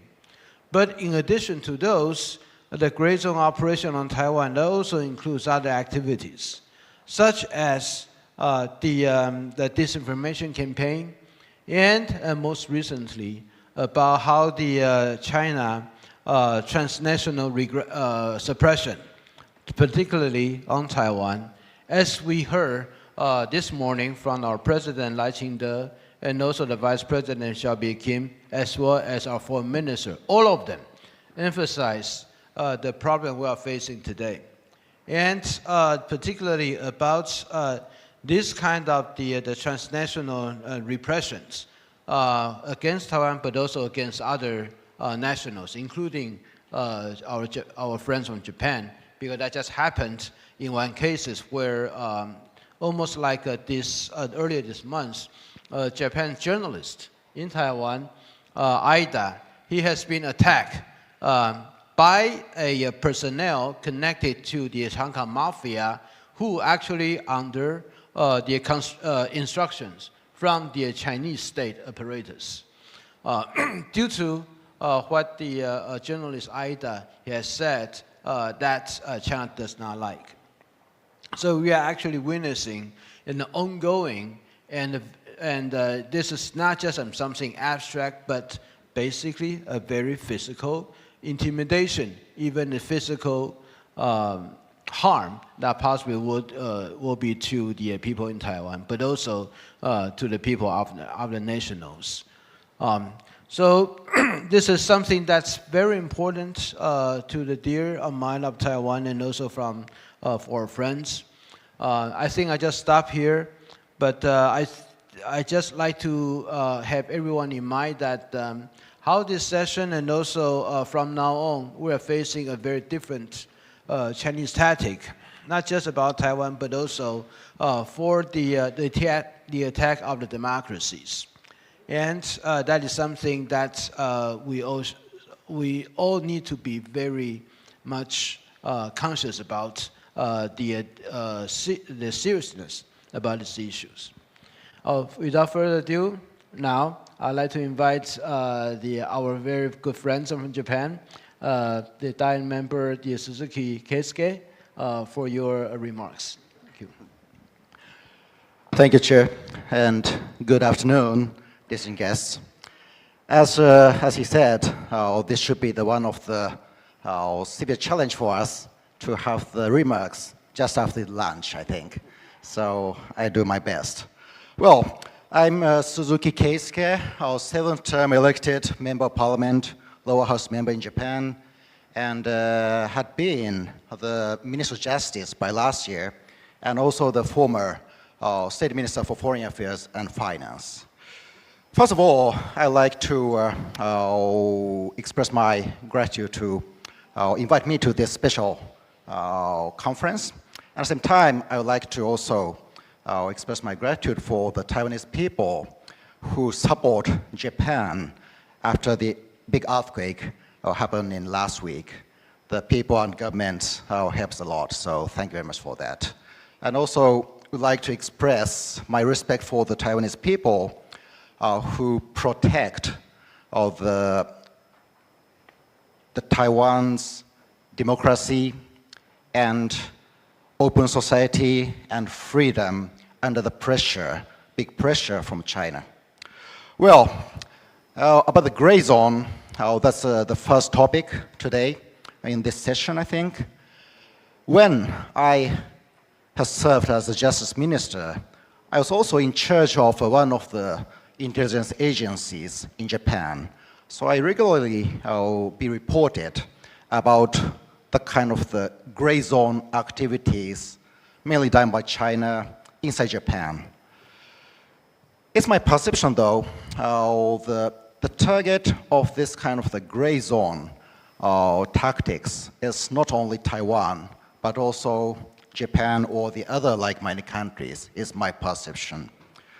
So for instance, the economic coercion or political coercion, cognitive warfare or cyber attacks, or dissemination of disinformation or fake news that interfere the domestic politics, especially during the election period, should be there. And also the legal coercion, that's one of the topic many panelists in this conference has mentioned, is that the Chinese new law, the Ethnic Unity and Progress Promotion Law, that kind of the issue is actually the sign of the accelerating Chinese gray zone tactics.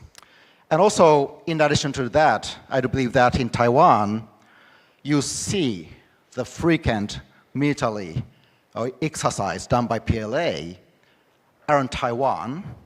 Especially in this year, we've seen a lot of the activities even in the east side of Taiwan Island. And that's a very, very severe situation that we've seen. And also, you've experienced many of the disruption of submarine cables a lot around Taiwan. So I do think that we are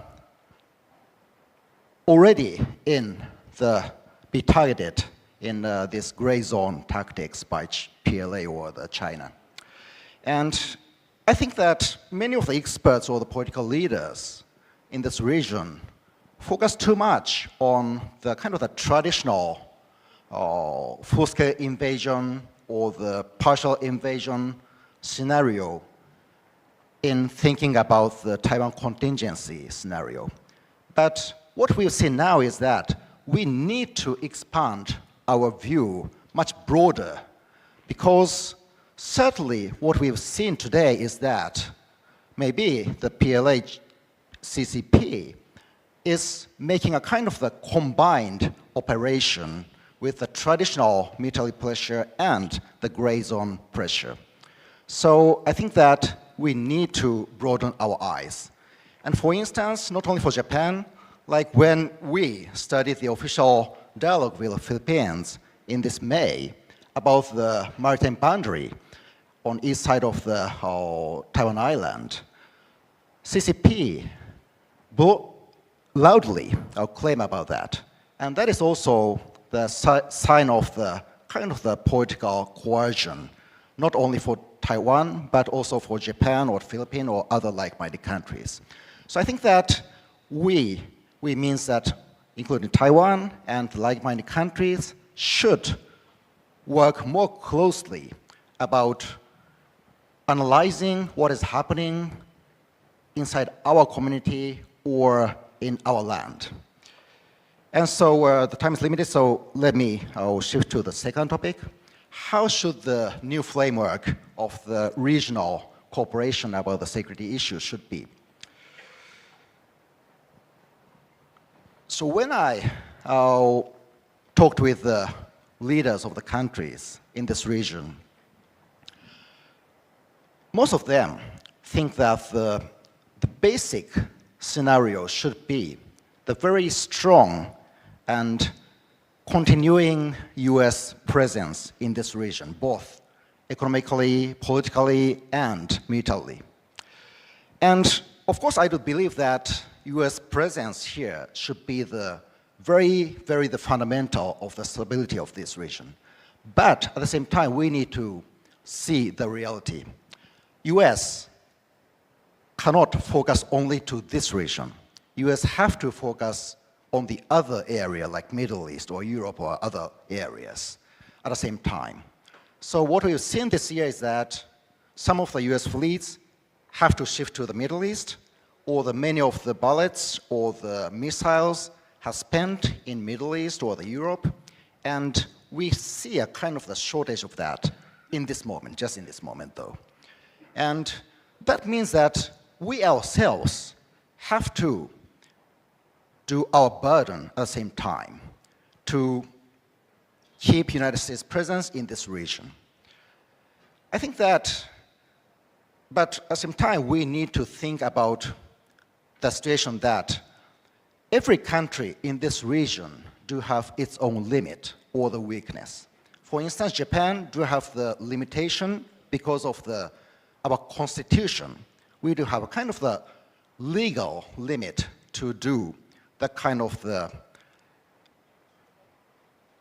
positive involvement to this region. At the same time, like for instance, Philippines or Vietnam, they do have the limitation in the capacity, military capacity, and the country like Australia or India, UK, France, they have the limitation because of the geographical distance.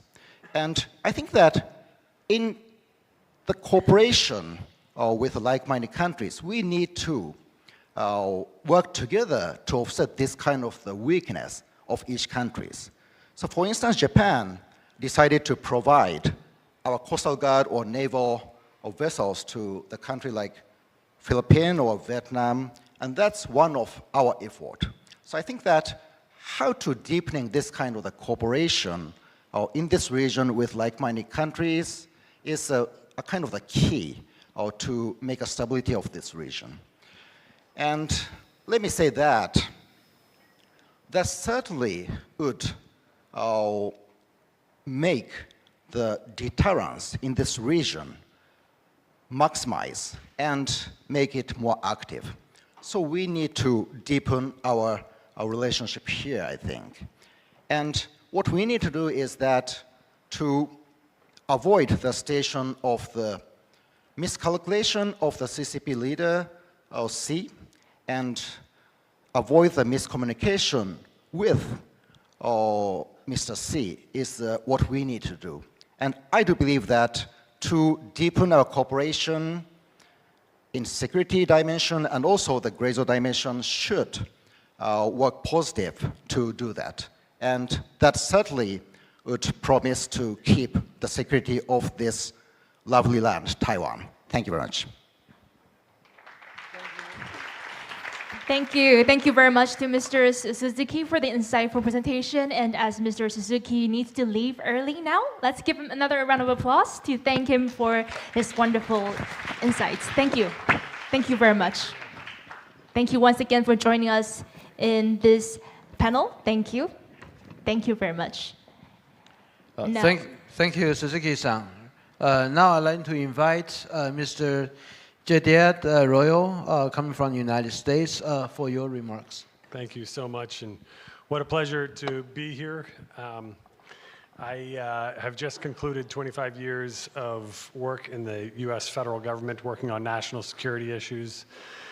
In the last 4 years, I was responsible in the Pentagon for the policy work associated with the Indo-Pacific region.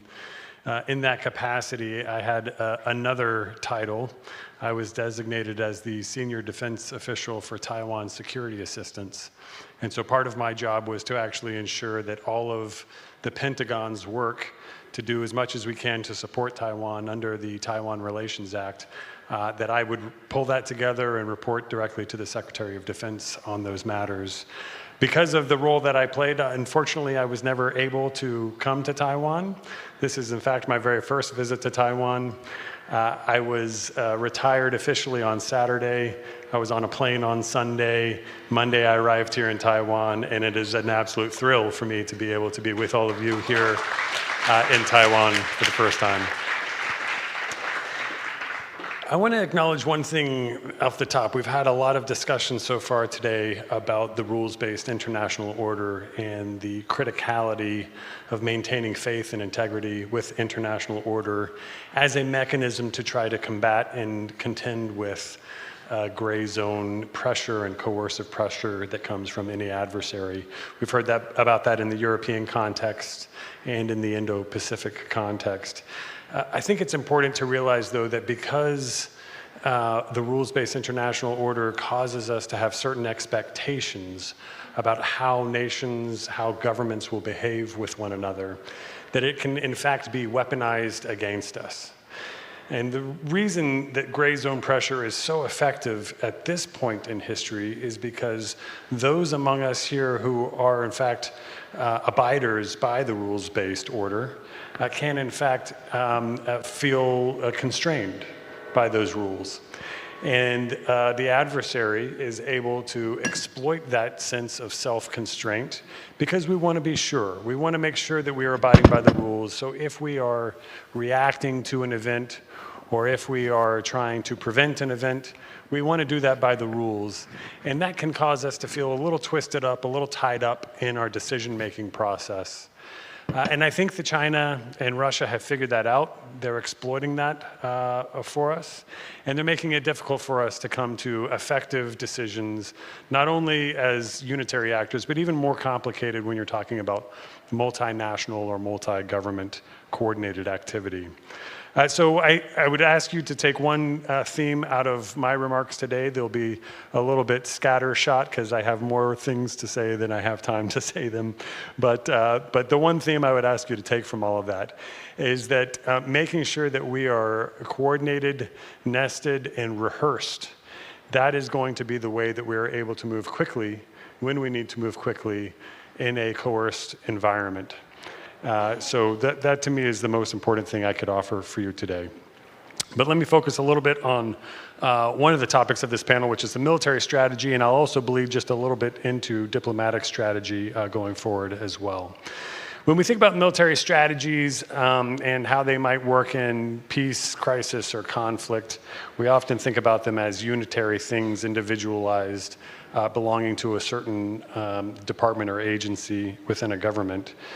I would say that of all the scenarios where you have a military strategy, that's the worst scenario, one where you have a military strategy that does not have a corresponding civil preparedness strategy. The next worst situation is that you have a military strategy and a civil resilience strategy, but they're not connected at all. But that's better than not having a civil strategy around that. The third would be then a military strategy that's nested with or connected to a civil resilience strategy. Now we're making some real progress. That's very good.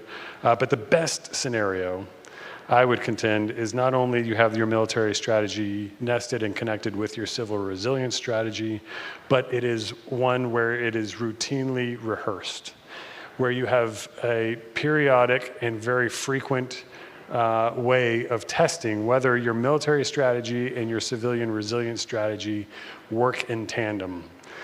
Most governments don't do this. There are a handful of governments that do. We heard some of them already speak today. We'll actually hear a couple of more. But that has largely been on the eastern flank of the European theater, where you see governments that have the most experience with a military strategy that is deeply connected to a civilian resilience strategy, and that it is rehearsed continuously. I think that's a really important lesson for us to learn. If we haven't let that sink in quite yet, let's do it now and make sure that we understand that that rehearsal piece of it cannot be taken for granted. Words on a paper, I'm a government guy. We wrote words on papers all the time, and we issued them and we gave announcements around them. That is far short of rehearsing them and being very familiar with them and making sure that everybody knows their part. So when we think about the current Taiwan military strategy, which I had the opportunity to spend a lot of time working with Taiwan colleagues on in Washington, and we're seeing Hong Kong kick off just this week, I think it's really important to understand how much progress Taiwan has made. We are watching a completely different kind of military exercise today than we would have witnessed 4 years ago when I first started in my last position at the Pentagon. This exercise will reflect a strategy of erosion, where you confront the adversary in the strait, and then you continue to move back by eroding their military advances every single step of the way, all the way back to the point when you might be conducting urban warfare. Now, that strategy of erosion can work. I want to be very clear. All of the modeling that we have done in the United States with allies and partners, that's a strategy that can work. I commend the Ministry of National Defense with Chairman May, the rest of the community that is working on that, for making what was a very difficult turn in their military strategy. And there, I think, again, we need to make sure there is a corresponding level of effort on the civilian side for a civilian resilience strategy. We're glad to see the urban resilience exercises taking place. And those, I think, will be kicking off on Friday and rolling through next week as well. An opportunity during Hong Kong to actually test how resilience can occur at the municipal level, at the prefecture level, and on down. I'm glad to see that going forward. We need more of that, and not just during Hong Kong. I think this needs to be happening much more frequently than that, so I would encourage all the ministries to be thinking about how they can continue to walk down that road. Well, as it relates to Taiwan's military strategy of erosion, you certainly have to resource that strategy. That means you will buy some things and not buy other things. And it's very important to understand what trade-offs you're going to make in that process. Because the strategy of erosion works, I commend the Ministry of National Defense to purchase only those things that really are effective for the strategy of erosion. And here you have some key military problems that you need to remain focused on. The counter-joint island landing campaign, being able to support opening of sea and air lines of communication. And the support word is important here. You don't have to do that alone, but you have to be prepared to be able to support that activity with the expectation that others will come to your assistance. Critical infrastructure protection is absolutely critical in the strategy of erosion, persistent communications, and support to civil society. Those are the 5 main ones that I would point out. And as you think about procurement activity, readiness, training, even your force structure development, all of those things are critical. If you can demonstrate that Taiwan is capable in all of those areas, you will have signaled to 2 very important audiences. One is to your friends, that you are capable and that you will have the opportunity to withstand what could be a very difficult advance. But that will encourage them, your friends, to say, well, if they can do it, we can too. And I think that your ability to demonstrate that to your friends is very important in encouraging them to similarly be prepared to come to your assistance in that event. The second signal is, of course, to the adversary. And we want to make sure that signal is sent very clearly, very loudly, ahead of schedule, so that the adversary feels very conflicted about whether or not they even want to start with such an advance. So those are the right things to be doing, and they need to be signaled effectively going forward. In that regard, just a couple of thoughts. There's a couple of key questions for the Ministry of National Defense moving forward that I think it needs to put some additional focus on. Air and missile defense, cyber resilience and connectivity, resources for civil and military life support activities, drone production, I want to be very clear, needs to be happening more in Taiwan, and Taiwan needs to be investing more in its drone production outside of Taiwan as well. And then finally, inventory management, distribution, and hardening of resources all has to happen as well in the very near term to be able to effectively resource those key military problems that I was just talking about. Quickly, I'll just mention speed of decision making. This is one of the most difficult challenges when it comes to gray zone coercion and when it comes to dealing with such an advanced adversary. That speed and awareness of what exactly is going on and the attribution of that to understand who is doing it and why are they doing it. And then finally, the mechanics around making decisions themselves. Those are things that also need to be rehearsed routinely. Authority transfer from the military side to the civilian side and back, depending on the situation, must also be routinely rehearsed. Maybe I'll stop there. I'm happy to come back to any of the diplomatic issues going forward here. Thank you very much.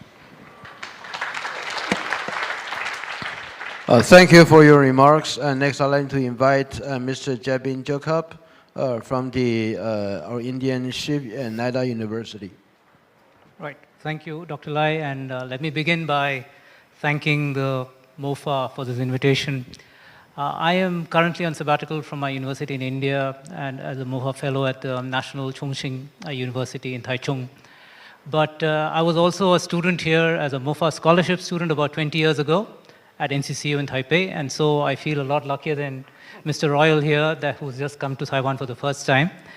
I've sort of had the pleasure of seeing things evolve in Taiwan over the last couple of decades. And I have to say that, you know, the previous session was a session on resilience.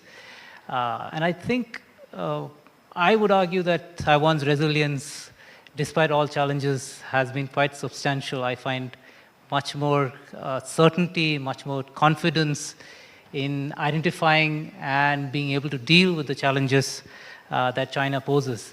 That, unfortunately, is a lesson that the rest of the world still has to pick up a lot from Taiwan. So let me, in the next few minutes, talk about 4 things.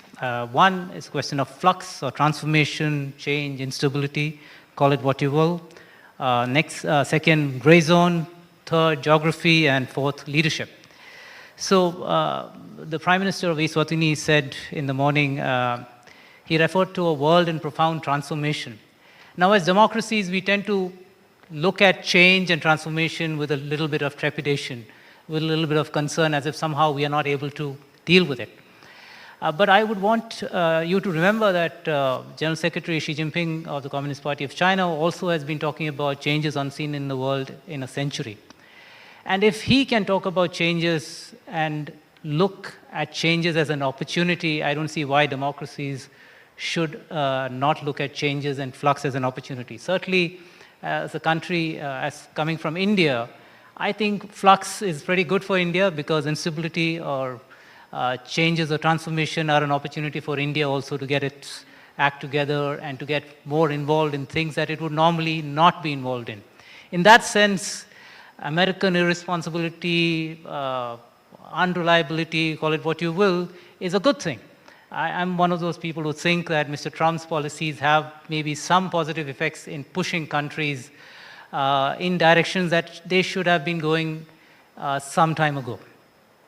So, second, this, and which brings me to the question of gray zone.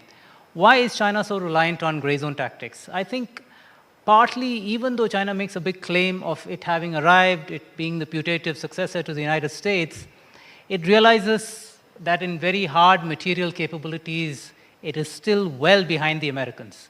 And if you look at the Chinese rate of economic growth, it doesn't look like it's going to catch up with the United States anytime soon, if at all.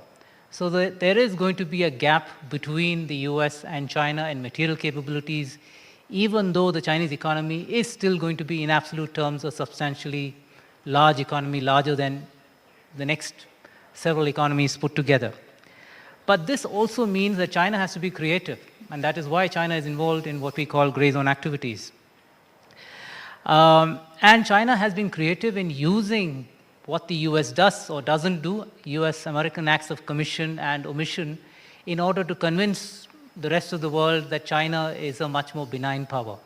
And while we in Asia maybe understand this, that this is not true, I mean, India is the last country to have a physical conflict with China in 2020. So we know that this is not to be believed. But the further one goes away from China's borders, the easier it is for countries to believe that China means what it says. And China might be getting used to it. So what I would argue is that we might keep expecting the hammer of conflict or violence to fall, but China might not necessarily always go for the hard power approach. And so therefore we have to be alert to the possibility that the gray zone warfare or the gray zone business is only going to get harder still, stronger still, as far as China is concerned. Third, let me come to the question of geography. So one of the title of this session is called, Indo-Pacific is part of the title of the session. And we are in a phase where we are, in the space of a few years, in less than a decade, we are talking about the rise and the fall of the Indo-Pacific, and perhaps the rise again of Indo-Pacific. I mean, the Americans have just removed Indo-PACOM and brought it back to PACOM. But if we think that this somehow obviates the challenge that China faces or somehow reassures China, I think we'd be mistaken. If anything, China has always had an Indo-Pacific approach, even before the Americans did. If you look at the Belt and Road Initiative, the Silk Road Economic Belt already had the idea of Eurasia. The 21st century maritime Silk Road already pulled together the idea of the Indo-Pacific. So in many senses, the Chinese had a theater approach, an Indo-Pacific theater approach, much before many other countries formalized this plan. And I would argue that countries like India, which is, by the way, in the middle of a military transformation of trying to achieve theater commands, Japan, Australia, I think it's now incumbent upon us to start looking at our militaries, at our foreign policy, the divisions of the world in terms of theaters, such as Indo-Pacific. And one other mistake I think we've regularly made is simply by saying that we have a quadrilateral defense arrangement or a Indo-Pac approach, the Chinese are somehow going to be worried. They are not. I think they are making use of this opportunity to state in the open what they have always sort of worked, in the background. And by the way, while we are talking of Indo-PACOM, remember the Chinese have launched 4 new, what they call global initiatives. So they've already expanded their theater from the Indo-Pacific to the global level. Finally, in terms of leadership, one last point I want to make is, it's a good thing that the US seeks to withdraw. Because without US withdrawal, I don't think countries like India or Japan would actually step up and take responsibility. For us, at least from my perspective as an Indian scholar, as an Indian analyst, I think there is a lot of potential that India has, but India often needs to be dragged kicking and screaming in order to get things done. And the challenge that the US poses and the challenge that China poses simultaneously, I think, is that opportunity for India to take leadership. So countries like India, Japan, Taiwan ought not to be only asking for burden sharing or just accepting American demands for burden sharing, but also ask for power sharing from the US, with the US. Because ultimately, our fates are in our own hands, and the more we can take charge of our own fates without necessarily depending on others, I think it's better. And this might look like a recipe for chaos, but it's not only the Chinese that have a patent on chaos or instability. I think right now the Chinese are taking advantage of the fact that democracies are predictable, that the relationship of the United States with other democracies is fairly predictable, and therefore they can sort of work in the interstices, in the gaps of this relationship. But we democracies also need to make things a little unpredictable. Thank you. Thank you, Jevin Jacob, for your remarks. And next, I'd like to invite Filip Bryka from Poland for your remarks. Thank you. Thank you very much. First of all, I would like to thank you to organizers for having me here. It's my first time in Taiwan, so it's quite unique opportunity for me to share my expertise on Russian hybrid activities.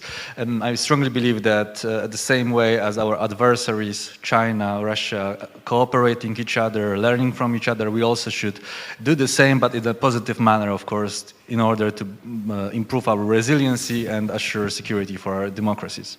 So I hope that you don't mind if I bring a little bit of Baltic Sea breeze into this Indo-Pacific panel, because I have no doubt that we, since the beginning of full-scale invasion of Ukraine started by Russia, we are facing with unprecedented, when it comes to scale and the offensive nature, Russian hybrid campaign targeting not only Poland, but in general, NATO and EU member states, mostly those who, to the largest extent, are actively engaged in supporting Ukraine.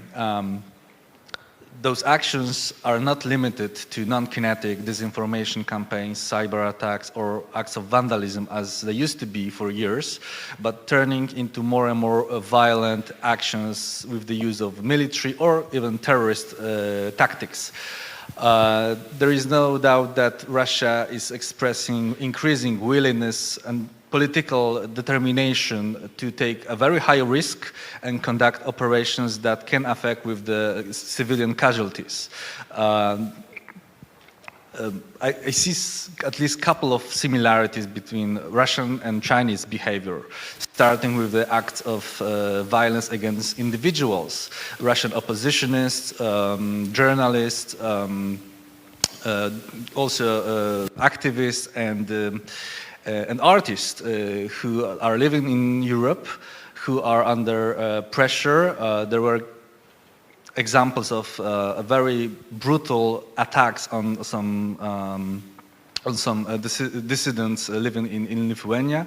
A couple of weeks ago, an artist, a satirist, Russian satirist, who, after his performance in Berlin criticizing Putin's regime, returned to his home in one of the small towns in Poland and was assassinated. So it shows that similar methods, like in Chinese case of transnational repression, are also applied by Russia. At the land domain, we are facing with unprecedented sabotage campaign organized by Russian intelligence via proxies. People, ordinary citizens living in Europe, very often Russian-speaking community, financially motivated, not ideologically, which is very important, that are recruited online through Telegram and other social apps, and who are actively engaged in conducting arsons and terrorist attacks on critical infrastructure, but also on soft targets like, for instance, warehouses.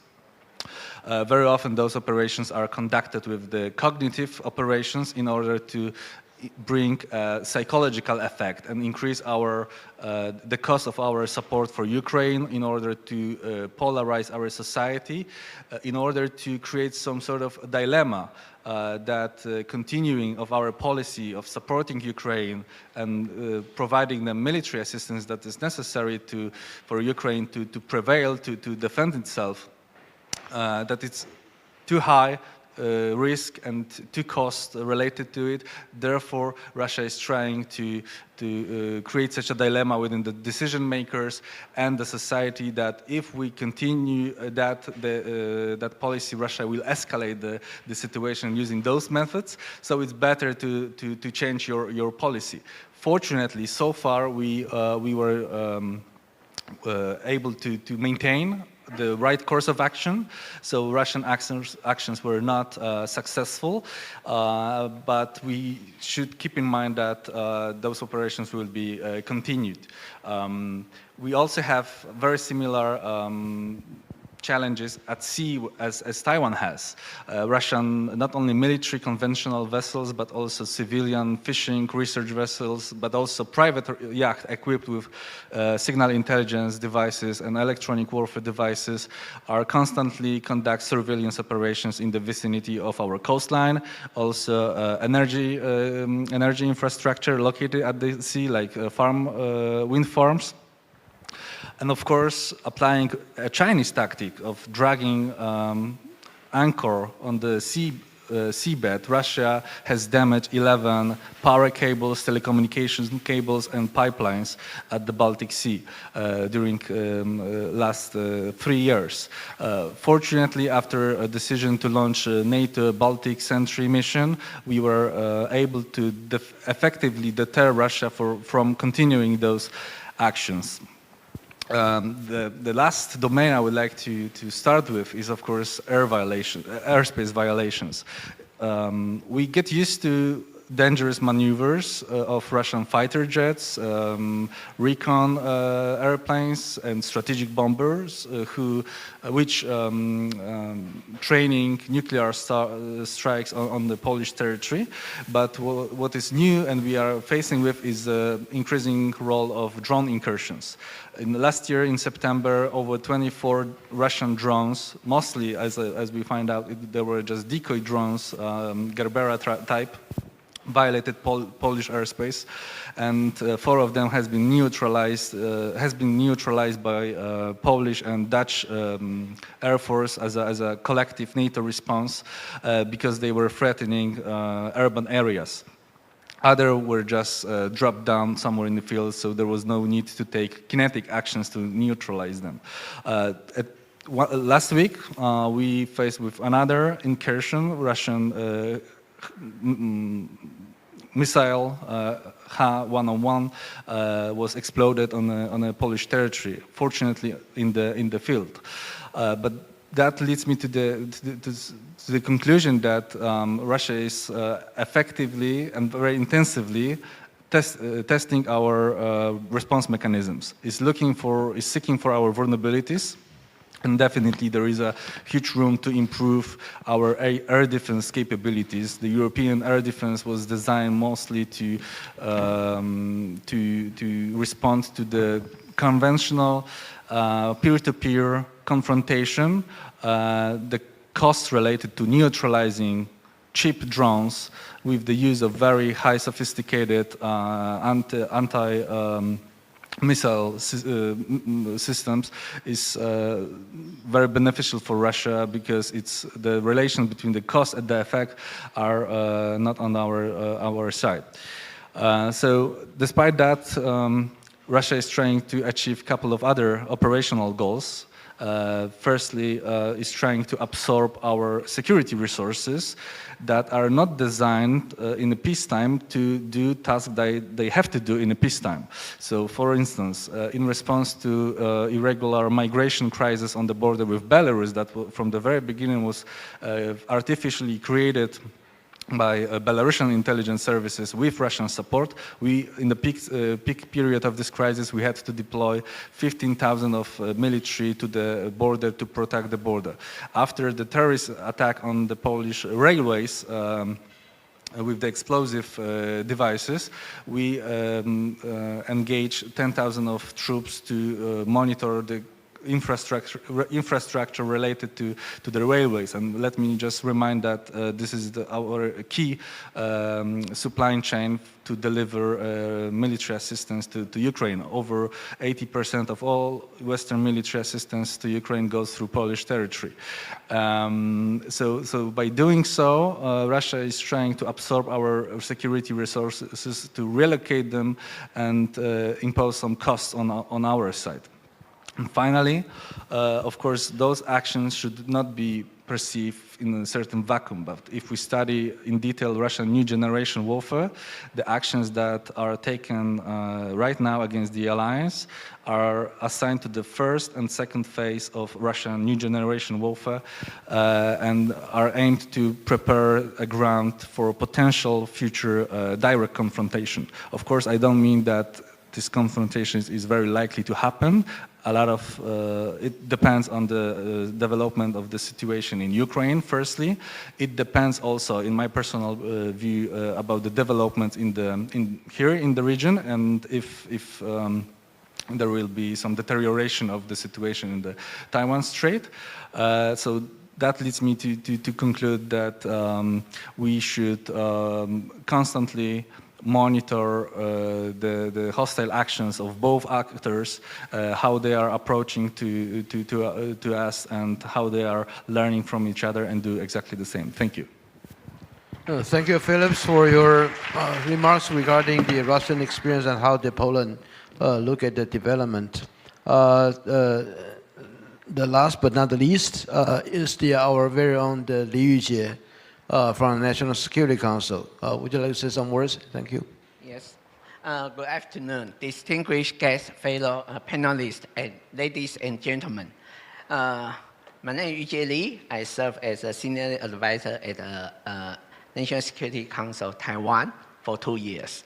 In past 2 years, I feel that day by day, the CCP, PLA, the gray zone activity is increased every day. And also, since 2 years ago, our President Lai, he initiated a whole society resilience committee.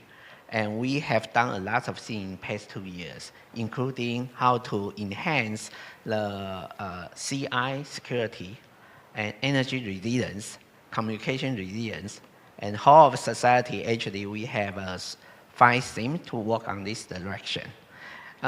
It's a great honor to join such distinguished panel today. Each of my fellow panelists bring valuable view and on regional security and international cooperations.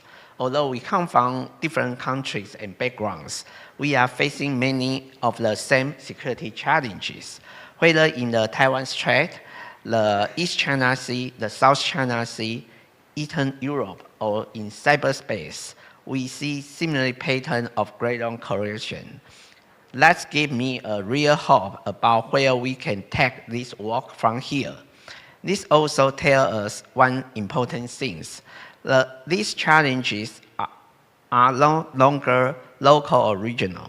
They have become a constant multi-domain threat to the rule-based international order. Gray zone coalition avoids direct state-on-state conflict. Instead, it's combined military pressure with cyber attack, disinformation, economic pressure, legal manipulation, and political interference to thoroughly change the state code. Today, democratic society face a growing range of gray zone threats. Maritime harassment against commercial, civilian, and law enforcement ships at sea, cyber intrusion and vehicle attack on critical infrastructure and undersea cable in both Taiwan and the Baltics. AI-generated disinformation designed to divide open society and weaken public trust. these actions are not isolated events. They are part of a long-term strategy to gradually expand influence without crossing the line into open conflict. China's activities around Taiwan are one example of this incremental Islamicizing approach. If the international community accepts this action as normal, they will continue to spread across the Indo-Pacific and beyond. In this regard, I would like to express Taiwan's sincere appreciation to the government of the United States, the United Kingdom, France, and Germany for their recent statement expressing concern over the Chinese Coast Guard's harassment of commercial and civilian ships in the water east of China.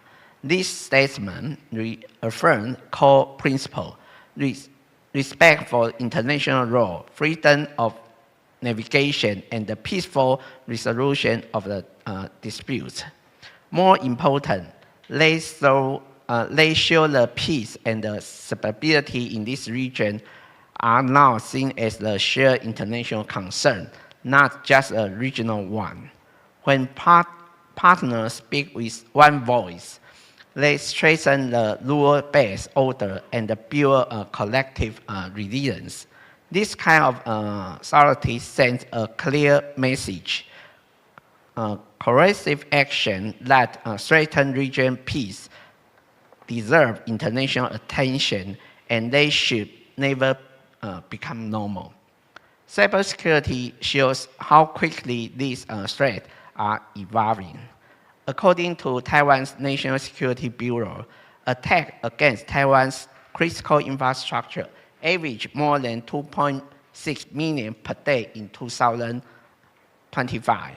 This attack tracks back to Chinese state-linked actors and often occur alongside military exercise and political events, showing that cyber attacks are not background noise. They are a coordinated tool of coercion.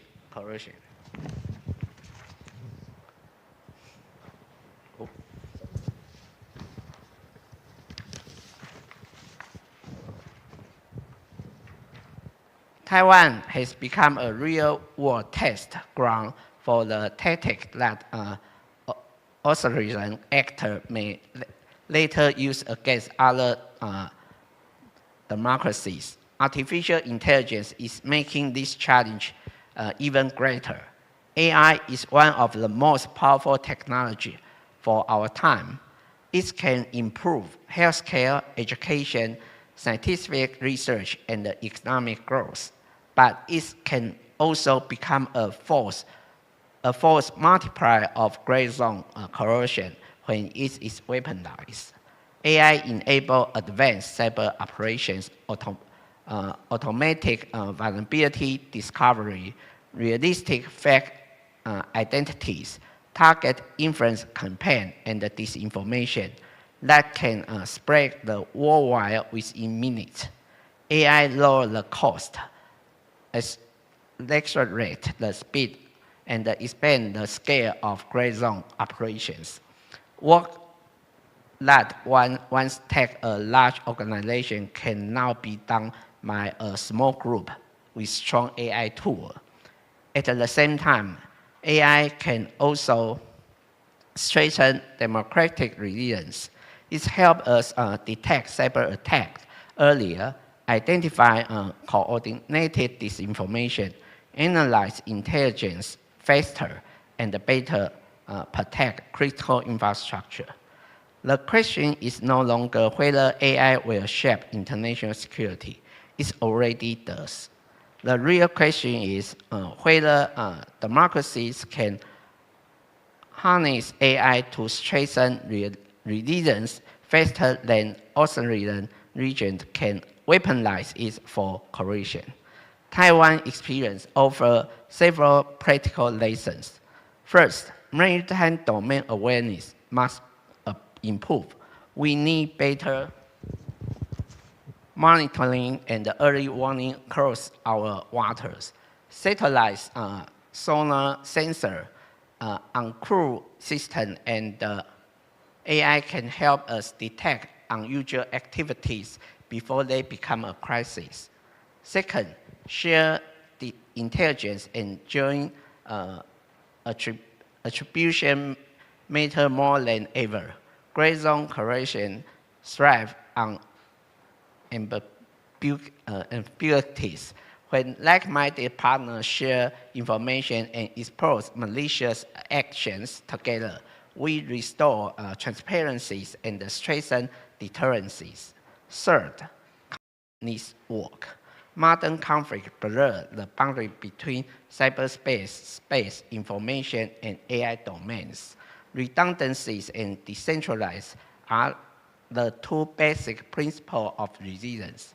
Taiwan is pursuing a heterogeneous communication tool, including microwave links and multi-layer satellite orbit, LEO, MEO, and GEO, to ensure connectivity remaining intact when under extreme pressure.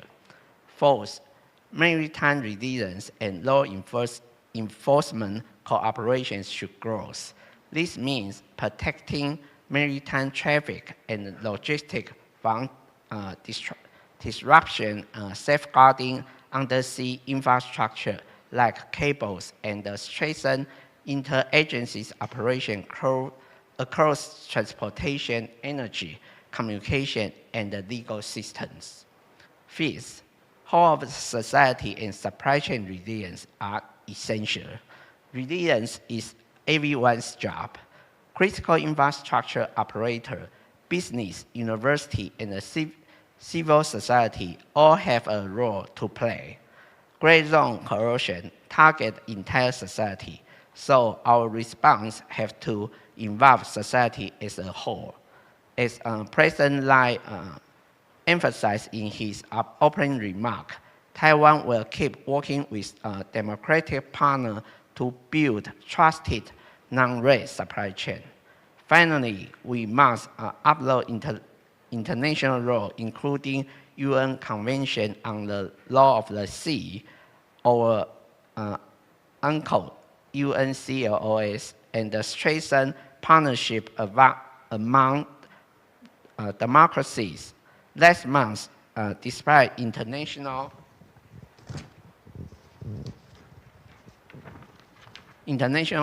opposition, China implemented the ASIC unity law. As President Lai said, Taiwan will never accept unity from infiltrations or red terrors, nor will we stand by while China extends its repression into Taiwan. Together with our democratic partner, we will defend freedom of navigation, freedom of speech, and the rule-based order. Gray zone coalition is becoming smarter and more automatic. Our response has to be just as smart, adaptive, and connected. The future of the Indo-Pacific will not be determined by military power alone.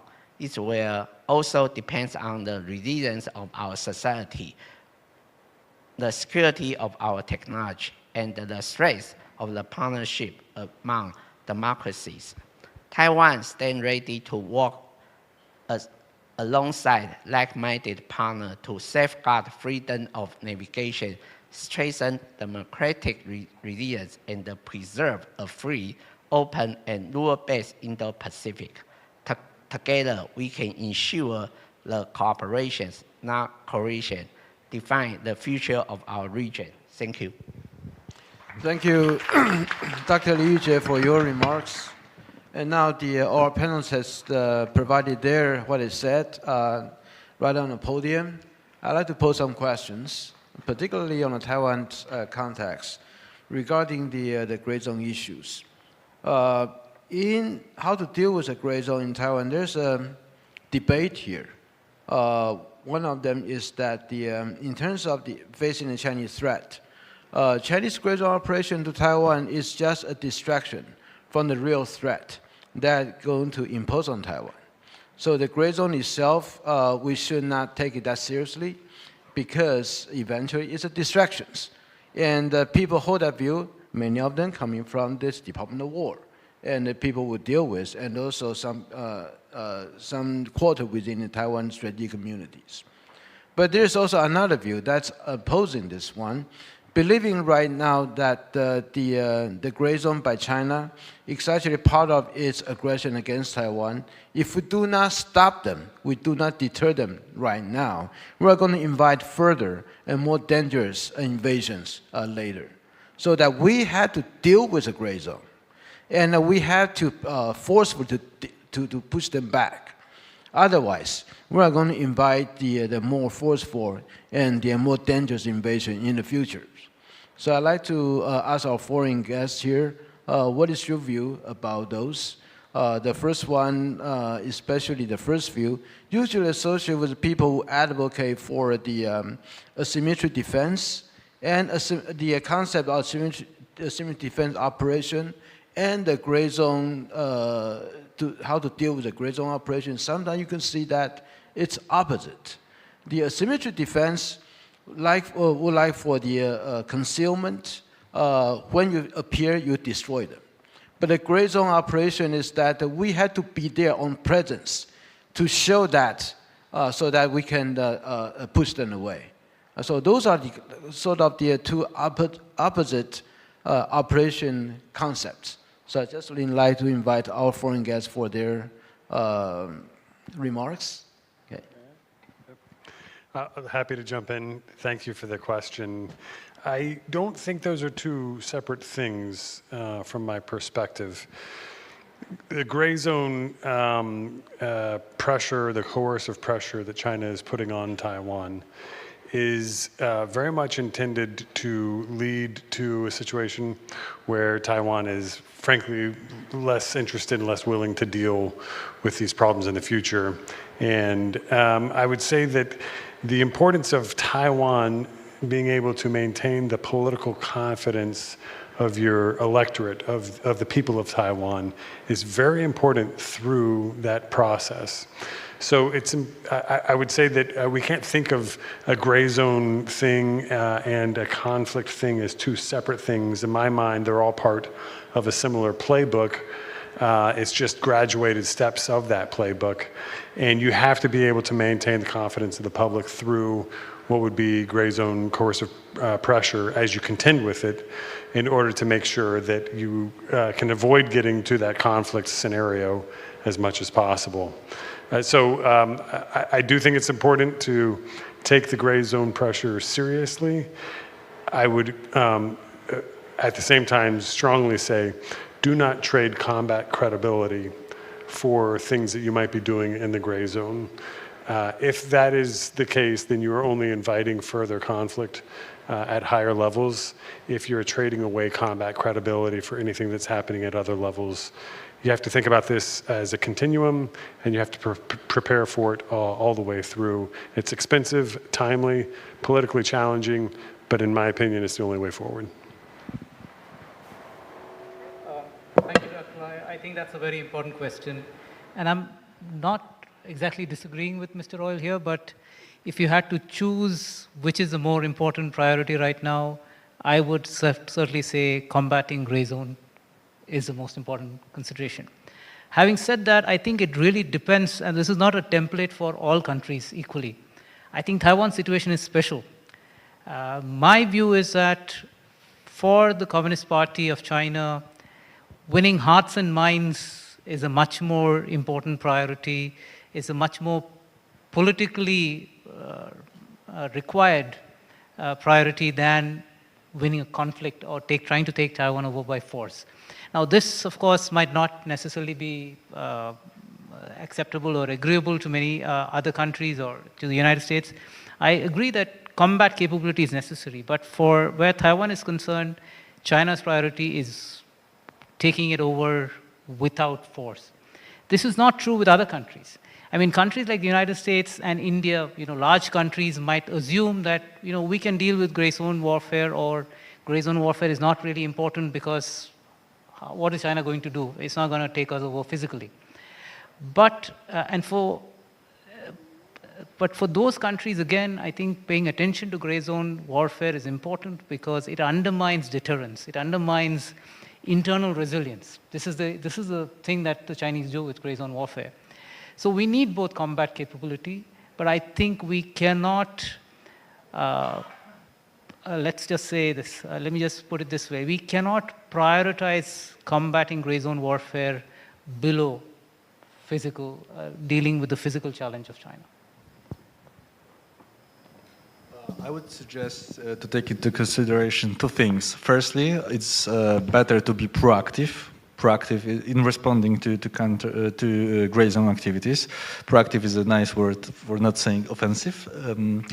And of course, we all are afraid of escalation, but at least in case of Russian strategic culture, lack of response or weak response is a sign of weakness. And it's received by Russia as an invitation for further escalation and further testing how far they can go, how far they can reach without any consequences. So we need to develop measures, countermeasures that imposing costs on the adversary and influence their calculus about the planning potential next hostile actions. And we have some successes, I would say. When it comes to the countering Russian shadow fleet, finally, European coastal guards and navies started to do inspections of the tankers, which are used to not only circumvent sanctions on oil export, but also are involved in the sabotage operations at sea, are also used to launch UAVs with the task to surveillance military sites across Europe and so on. So finally we decided to detain or conduct inspection of those tankers that impeded Russian capability to expand export oil. Of course, it led to some certain level of escalation because Russia had to start escort those tankers. But from our perspective, it's imposition of some certain of cost on Russia. So Russian fleet now needs to escort the tankers. They cannot do any other more harmful things against us. That's the one thing. The second recommendation we could say is to adjust our legislation into something between war and peace, because for now, I think it's the main challenge for democracies. Our adversaries are operating in a gray zone, and our legislation is divided into wartime and peacetime. So even if we have some operational capabilities to strike back, we don't have legal ground to do so, and we have to reconsider in which areas and how we can be more proactively engaged in addressing those challenges. And let me give an example again at the sea domain. Poland recently decided to adopt a bill allowing not only military but also our coast guards and other civilian vessels to use a force if our critical infrastructure at sea will be threatened in a direct way by some identified unauthorized vessels. That at least gives some legal background that we can use a force even in the peacetime if our infrastructure is directly threatened by Russian vessels or some intermediaries that Russia could employ to conduct some harmful operation. So I would suggest those two things: be more proactive and respond to hostile actions, and secondly, adjust the legislation, giving our military, security forces, intelligence, and other entities more operational freedom to respond. Thank you. I think that the last word you said about be proactive and be responsive as fast, that's very important as the signaling in time, not just the signaling probably later. That's probably one of the critical elements in responding to the gray zone. And also I'd like to pose an issue about since the topic in this session is not just about Great Zone, but also the regional, the new framework for regional cooperations. And I think the first island chain nation, Japan, Taiwan, Philippines, at least what we found out is that what happened in one area will also have the effect in another area. So we just cannot separate about this is Japan thing, this is Taiwan, this is Philippines. So that's what we understood. But then when we talk about actual response, we actually found out all the three countries, at least, probably with others, they are responding only on their own, only through the Great Zone operation toward those individual countries. For example, Taiwan did not respond to the China and the Russians operation against Japan, and we never say anything regarding what China doing in the Philippines, and vice versa. Philippines never said anything about what they are doing about Taiwan. Of course, later on, I think that due to the statement regarding the peace and stability across Taiwan Strait, I think that one has been stressed more or less. But still, we do not have the unified response. But so the issue is that how to construct a more of a cooperative and unified response so that it will not leave individual countries to deal with on their own. Some people suggest that right now probably is a time for NATO minus kind of the construct for the first island chain nations. I do not know what you think about those. Yeah. Well, I think that more coordination is absolutely the answer going forward here. To describe NATO in the Indo-Pacific, I always find is not really the right model, to be honest with you. I spent 4 years at NATO as the U.S. Defense Counselor, and I've seen NATO's attributes and blemishes. I think that this region can do something different and perhaps even more novel and commensurate with what your security requirements are in the Indo-Pacific region. But whatever model you're going with here, yes, you need more coordination going forward. The US, Japan, Australia, and the Philippines have started conducting coordinated maritime activities in the South China Sea. This has been, I think, in response to an amped up level of coercive pressure from Chinese naval vessels in the region. And so I do think it's entirely possible for us to conceive of a greater coordinated effort in the region going forward from an operational perspective.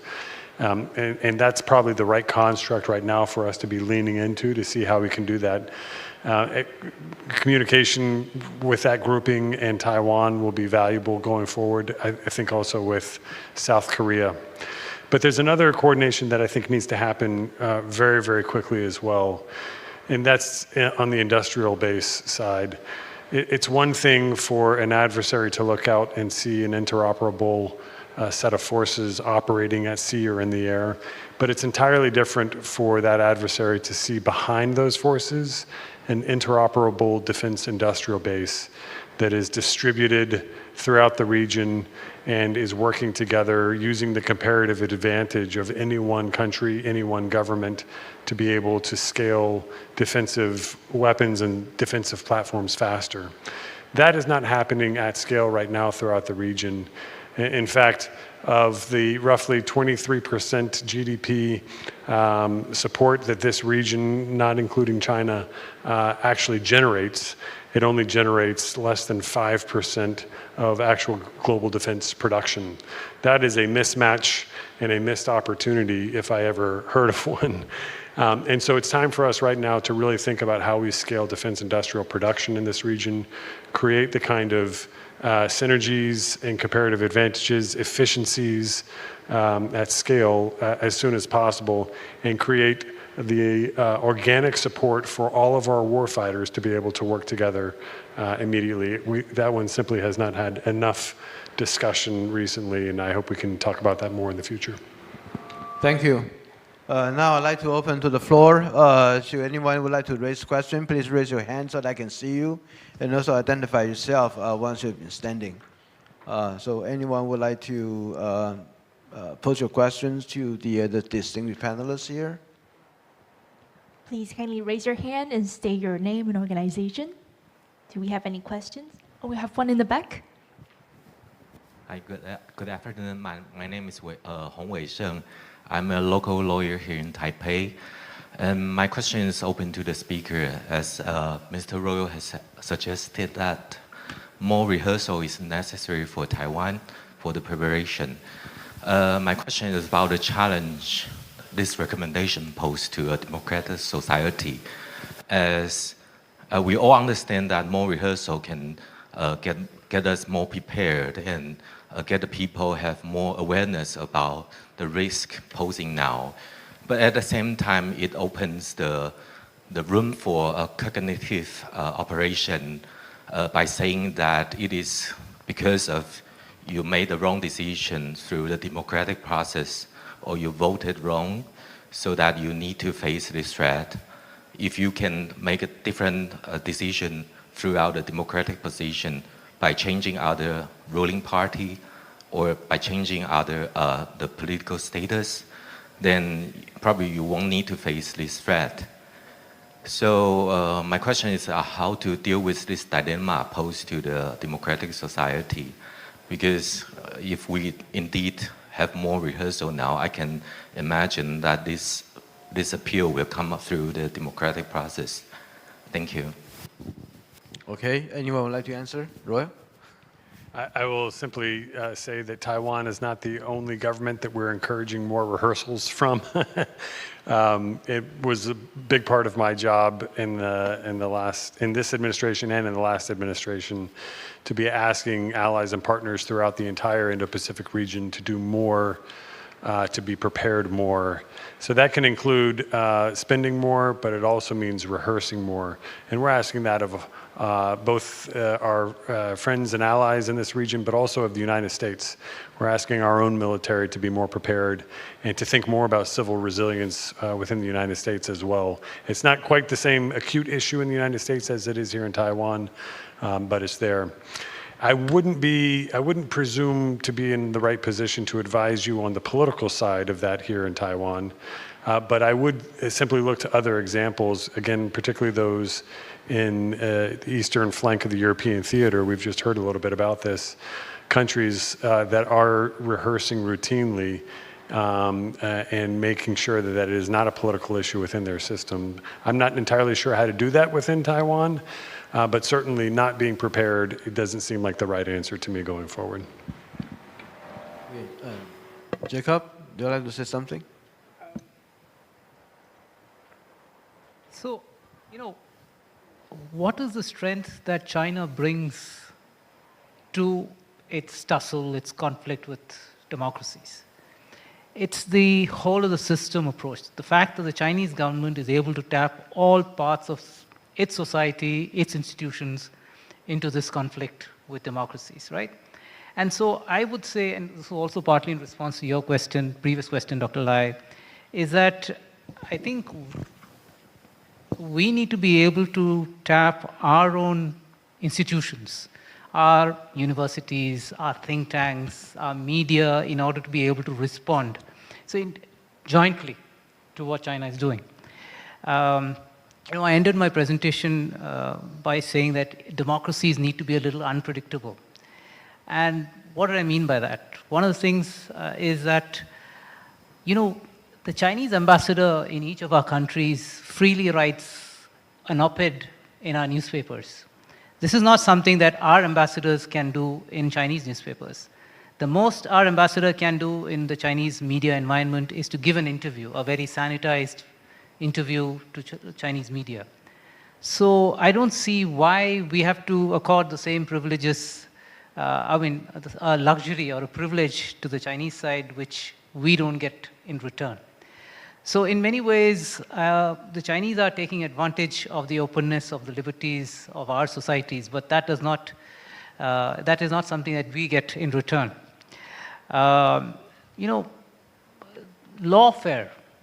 Gray's own, one aspect of it is lawfare. The fact that the Chinese have these laws, we've referred several times to the unity law. The fact that the Chinese have these laws in place and the belief that they can apply this extraterritoriality is partly because they know that there is no response forthcoming from democracies. And I think unless we resolve that issue, and that's an issue that we can resolve that is in our hands. So in terms of like signaling, response, preparation, this is all something that is in our hands. And I don't see why we cannot do that. But of course, in democracies, it's very difficult for, and I can certainly tell you in the case of India, it's very difficult for the government to tell universities, do this, do that. Or universities to tell the government to do this or do that. But I think we need to find a way around it. And one way is to use opportunities like this to network among democracies, among democratic societies and institutions, and see what it is that we can do over and above what our governments tell us to do. Thank you. Thank you. Philip, you want to say something? Or? Sure. In our case, Poland is trying to build its security and resilience system based on the whole of government and the whole of society approach, and in the full line with the democratic rights, values, etc. And I think because of the threat perception these days, the fact that the potential military conflict in our country, in our region, is the likelihood of it to happen is the highest since the end of Second World War, I would say, leads to the situation that there is a very high level of understanding among the society that we need to invest and adapt to the threats that we are dealing with on a daily basis. And therefore, I think that there is no risk to democracy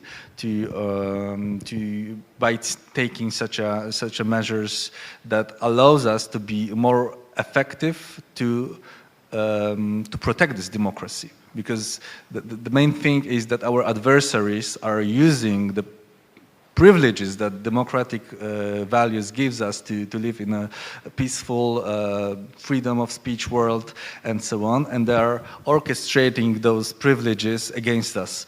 I think the most controversial area to deal with is, of course, the measures to counter foreign information manipulations and interference, because of the criticism that some of the steps might be perceived as a violation of freedom of speech.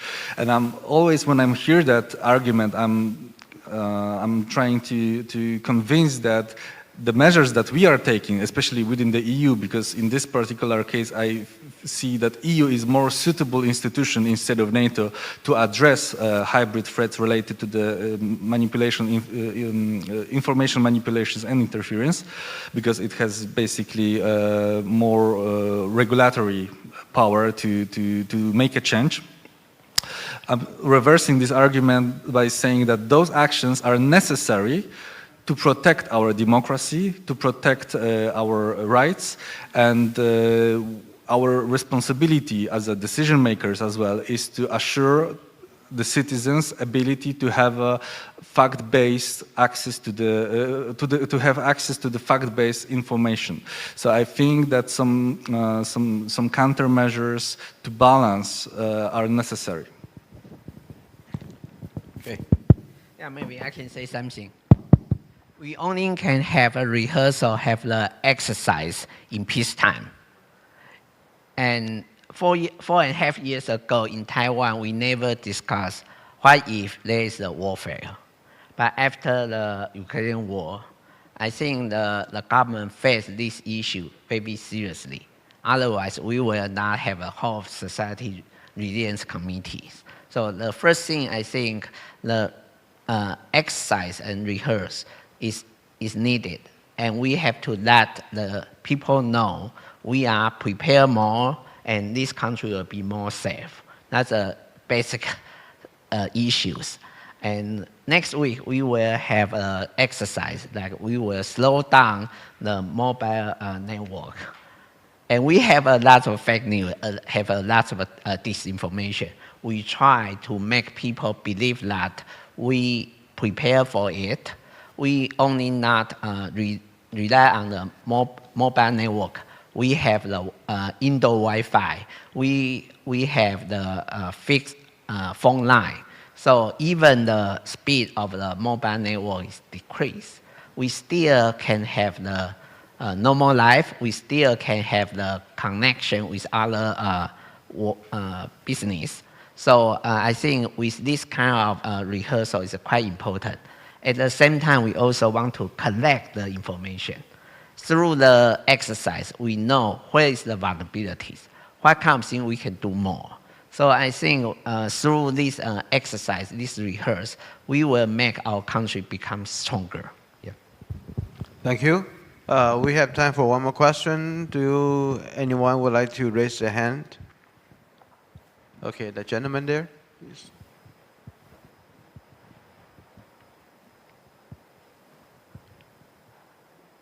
My name is Song-Sing Chen. I'm an adjunct professor at Donghua University. My question relates to your comments on what we need for a regional cooperation framework. And I would like to ask, what are these hurdles there that stop or sort of, preventing Korea, South Korea, Japan, Taiwan, Philippines, and others from forming a good alliance? Are we not, in reality, in a situation of a new Cold War? Is it because China has a strong military presence that stopped us from doing it? Or it was because they've been bullying us from doing so?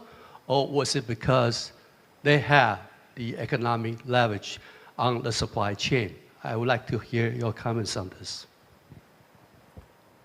Okay, JD, I think probably you're the best one to answer this question, but probably you will offer something a little bit different from what you suggested, right? I will do my best in very short order. The question is, what is preventing us from doing this? That presumes that a multilateral alliance is the right answer for this region. It might be, but quite frankly, there's so much that can be done short of that I don't know that we need to capture the concept of coordination as alliance or not alliance. I think the question is, can we do more coordinated together? The answer to that is yes, but it is politically challenging. China does hold coercive, active and latent coercive power to be able to try to convince a number of countries in this region that they have a lot to lose if they coordinate more together. And they have demonstrated that. They have not only have that, but they have demonstrated that in the past. And yes, that does have some impact. I don't think it has the same impact today that it had 5 years ago. My sense is that we all have had enough experience dealing with Chinese coercion now to be able to understand how it comes, when it comes, and to look at opportunities to deflect that and maybe even bank shot that into a strategic advantage. I think about the Philippines in particular and their challenges in the South China Sea, Second Thomas Shoal, Sabina Shoal, and other sort of flashpoints. And the result for China is that they have made it complex for the Philippines to figure out tactically how to deal with resupply and maintaining openness around the fishing areas on those shoals. But China has also lost substantially because the Marcos administration is far more friendly with the United States today than it was before.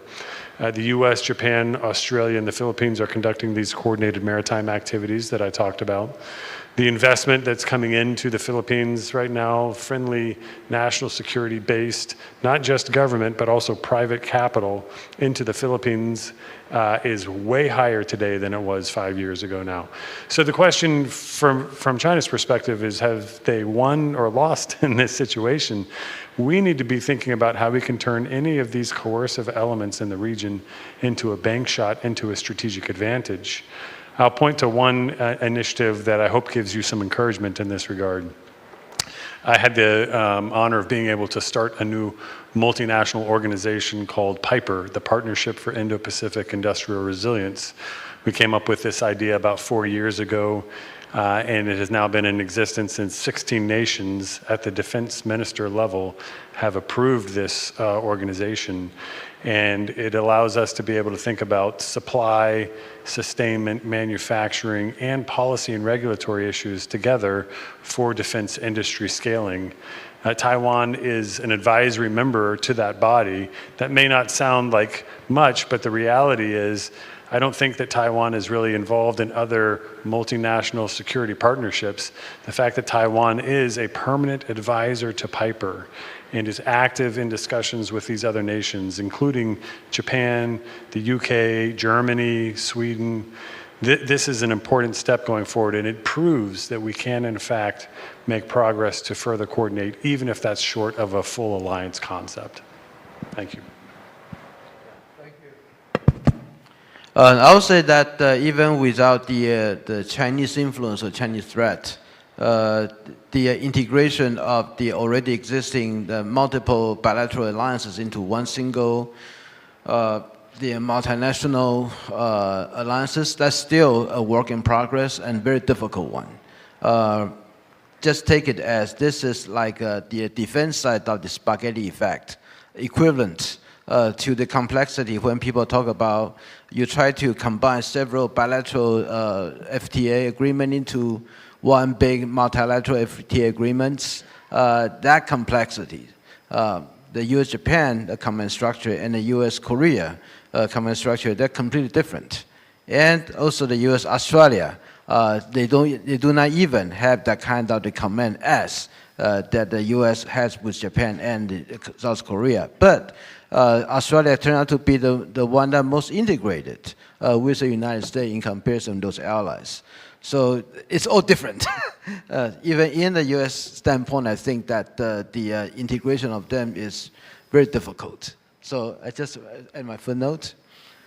I think that we came to the conclusion of this panels, and thank you for all giving us a very insightful and a very dynamic conversation that we have here. The Freedom Coalition is still continue to be the one of the key issues we are facing every day. Not just about the possible invasion sometime, probably 3 or 4 years later, but we are facing every day about the gray zone, and that's in everybody's mind, how to deal with them. So thank you for the advice and the suggestions, and please join me giving a big hands applause to our panelists here, and also to yourself for staying awake. Thank you very much to all our panelists and also Dr. Lai for moderating this session. And I'd like to invite all the guests to return to the audience. Ladies and gentlemen, we will now take a short break. The afternoon keynote speech will begin after break. Please return to your seat by 3:50. We will begin promptly at 3:50. And we have prepared some refreshments and beverages outside the hall. Please remember to keep your valuables with you at all times. Thank you and see you later.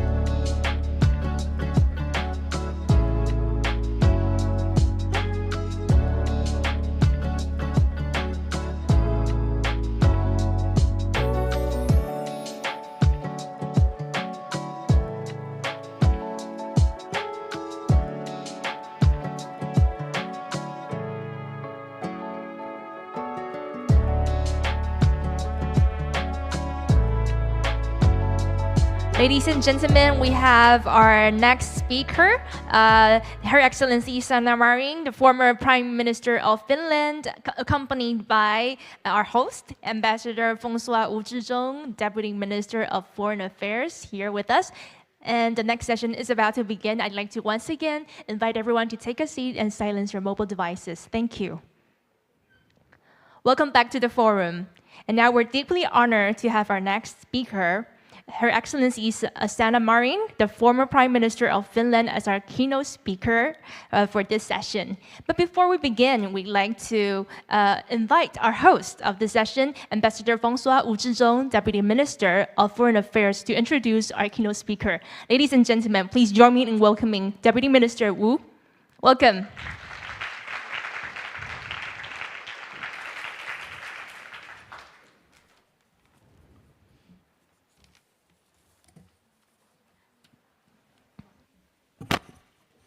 Distinguished guests, ladies and gentlemen, mesdames et messieurs, mes chers amis, 各位女士先生，大家午安 ，Bonjour, good afternoon. It is my great honor and privilege to welcome the Honorable Sanna Marin, former Premier Minister of Finland, to Taiwan and to the凱達格蘭Forum. C'est vraiment un grand honneur. Un plaisir immense de pouvoir souhaiter la bienvenue à l'ancien Premier ministre de la Finlande, Madame Sanna Marin. Prime Minister Marin is a global stateswoman who redefined modern governance, broke traditional barriers, and guided Finland with remarkable courage and clarity through one of the most challenging periods in recent history. Madame Marin first captured the world's attention in 2019 when, at the age of 34, she became the world's youngest serving prime minister. She also led a coalition of 5 political parties, each headed by a woman, a historical milestone that demonstrated the strength of inclusive and forward-looking leadership. But what truly defines leadership is not age. It is the ability to make difficult decisions when history demands them. Finland once lived under the shadow of Finlandization. Despite enormous pressure from its powerful neighbor, Finland preserved its democracy, strengthened its resilience, and ultimately charted its own course. When Russia launched its full-scale invasion of Ukraine in 2022, European security was fundamentally transformed.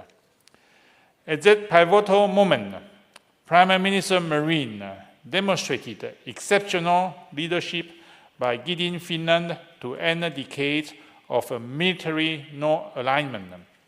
She built national consensus, rallied public support, worked closely with international partners, and led Finland into NATO in 2023 through the fastest accession process in the alliance history.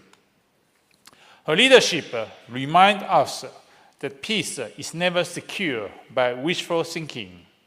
It is preserved through resilience, unity, and the courage to make difficult choices. Finland's story also reminds us of something profoundly human.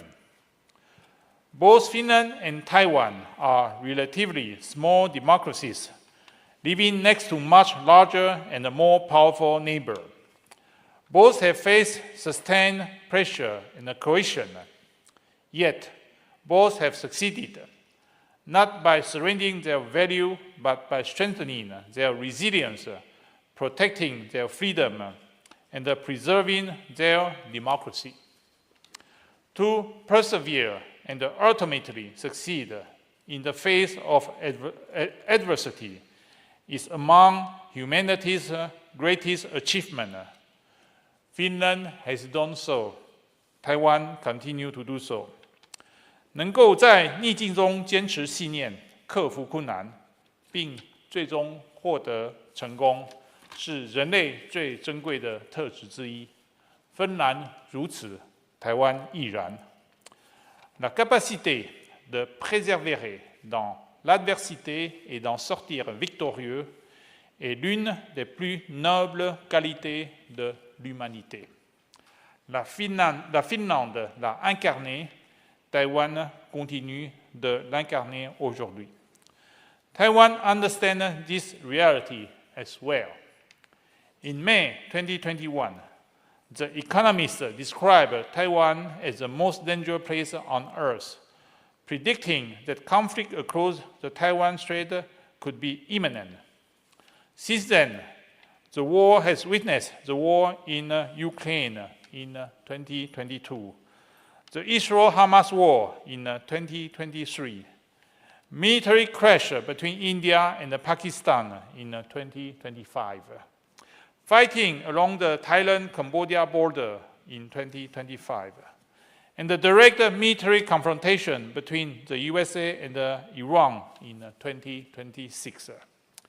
Yet, throughout these turbulent years, the Taiwan Strait has remained peaceful and stable. This peace has not happened by accident.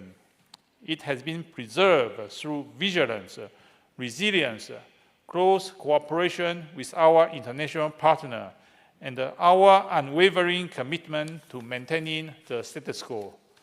That is why Finland and Taiwan have so much to learn from one another. We are not connected merely by geography or politics, but by a shared belief that even small democracies can shape history when they possess courage, resilience, and the determination to stand firm. Prime Minister Marin has been a steadfast advocate for democratic resilience, international law, and the rule-based international order. She has also been a leading voice calling for Europe to strengthen its defense capabilities and enhance strategic resilience in energy, technology, and supply chain. Her principled leadership continues to inspire democracy around the world. We are therefore deeply honored to welcome her to Taiwan today. I am confident that her insight and experience will enrich our discussion and further strengthen the friendship between Finland and Taiwan. Ladies and gentlemen, 各位在场贵宾，请与我一起以热烈掌声欢迎马林前总理。Je vous invite à vous joindre à moi pour souhaiter la plus chaleureuse bienvenue à l'honorable Sanna Marin, ancienne Premier ministre de la Finlande. Please join me in giving a warm welcome to the Honorable Sanna Marin, former Prime Minister of Finland. Thank you. Merci. 谢谢大家。Thank you. Thank you, Deputy Minister Wu. And ladies and gentlemen, please welcome Her Excellency Sanna Marin with a big round of applause for her keynote speech. Welcome. The floor is yours. Deputy Foreign Minister, distinguished guests, dear friends, I'm very honored to speak here today at the Ketakara Forum. Thank you very much for your kind invitation. It is also such a pleasure to visit the amazing city of Taipei for the first time. I have long hoped to get the chance to visit Taiwan.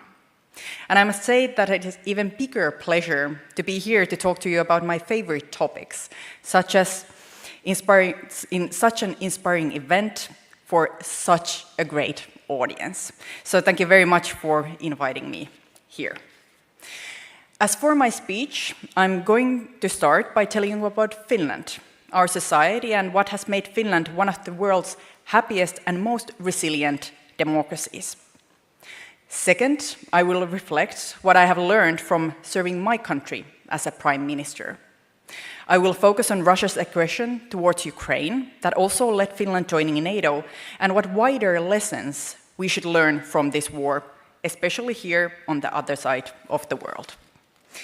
And thirdly, I'm going to share my view on our quickly shifting geopolitical reality and what leadership should look like in this new era of uncertainty. But before we start, I would like to share a personal story that has a lesson that I will come back to at the end of my remarks. When I was a young child, I lived in a small town in Finland called Pirkkala. Next to my school, there was a big, big, beautiful forest that I just loved. I spent countless of hours just wandering around there with my child's imagination. I have so many happy memories from that time. But when I was about 8 or 9 years old, the worst thing happened. The landowner decided to cut down the trees and sell the timber. I, like the whole community, were devastated. How can this be? How can anybody be so selfish that they steal a sanctuary from an entire school and community? I had to do something, but I didn't know what. I was a child, after all. So I gathered a few of my friends, and we decided to hold a demonstration. Actually, my first political action, which I didn't know at the time. And we decided to hold a demonstration next to the forest. But we were just kids, and we didn't know what to do. So we took a Finnish flag and marched around the nearby street and sang the national anthem. This must work, I thought. Of course, it had no effect. The trees were cut down and the forest was lost. But the lesson that we learned that day wasn't that of hopelessness. I will return to this later in my speech. Dear friends, Finland is a small Nordic country on the other side of the world, in Europe, with a smaller population than Taiwan, just under 6 million people. Our geography isn't the easiest one, nor is our history. Just over 100 years ago, Finland was a poor agrarian country. We did not have many things to build on. We had lots of forests and too few but very resilient people. How did Finland become one of the countries with the highest levels of well-being in the world? At the core of our success is the Nordic welfare model that was based on the example of our neighbors in other Nordic countries, the values of social democracy, and wide cooperation between different actors in our society. Because we never had that many people, we did not afford to discard half of the population. So women were always in the center of building our society as it is today. Finland was the first country in the world to grant full political rights to women, the right to vote, but also the right to run for election. This has been a crucially important factor behind many of the policies we have pushed forward over the decades. Reforms in education, social and healthcare, and social justice. For the 9th year in a row, Finland has topped the World Happiness Report, where all Nordic countries frequently end up in the top 10. Gender equality and equal opportunities that our welfare model provides to our citizens are not the only reasons for this, but they are the core ones. But even though there are several things my country could be envied for, geography isn't one of those. As you might know, Finland shares the longest border with its aggressive neighbor Russia, just over 1,300 kilometers of all EU and NATO countries. We also have a bloody history with them, having had at least half a dozen wars with the country over the past 700 years. We have lost land and lives, and we have always been very aware of the fact that our choices and decisions might be met with aggression towards us. There are many things that safeguards a country from outside aggression: rules-based international order, alliances and defense capabilities, but also the unity of the people and preparedness of the nation. Now, when the first two are in transition, to be kindly put, we must strengthen rest, defense capabilities and preparedness. Dear friends, from a small country's perspective, a world without rules is frightening. Without shared understanding of the fundamental values and principles, such as respect for human rights and sovereignty, we are all vulnerable.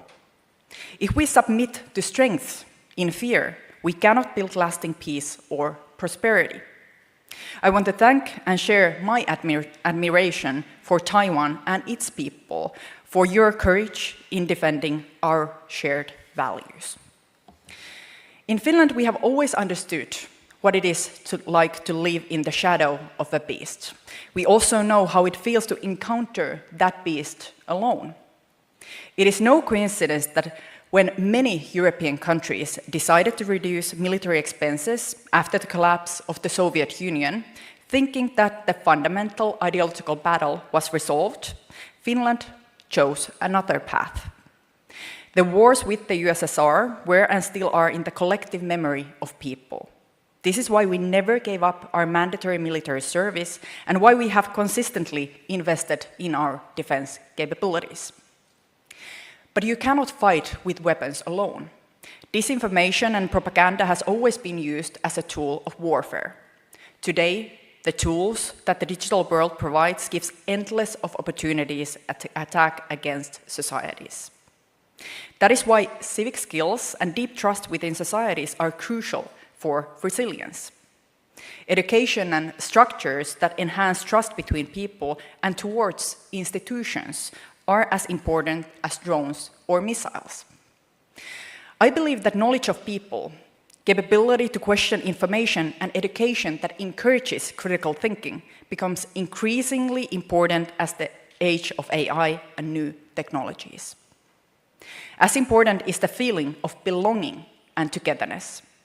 If a person can trust that society will carry you through also in hardships, and that you have equal opportunities to access education and enhance your own life, you also want to protect others and your country. This kind of trust cannot be built in days, months, or even years.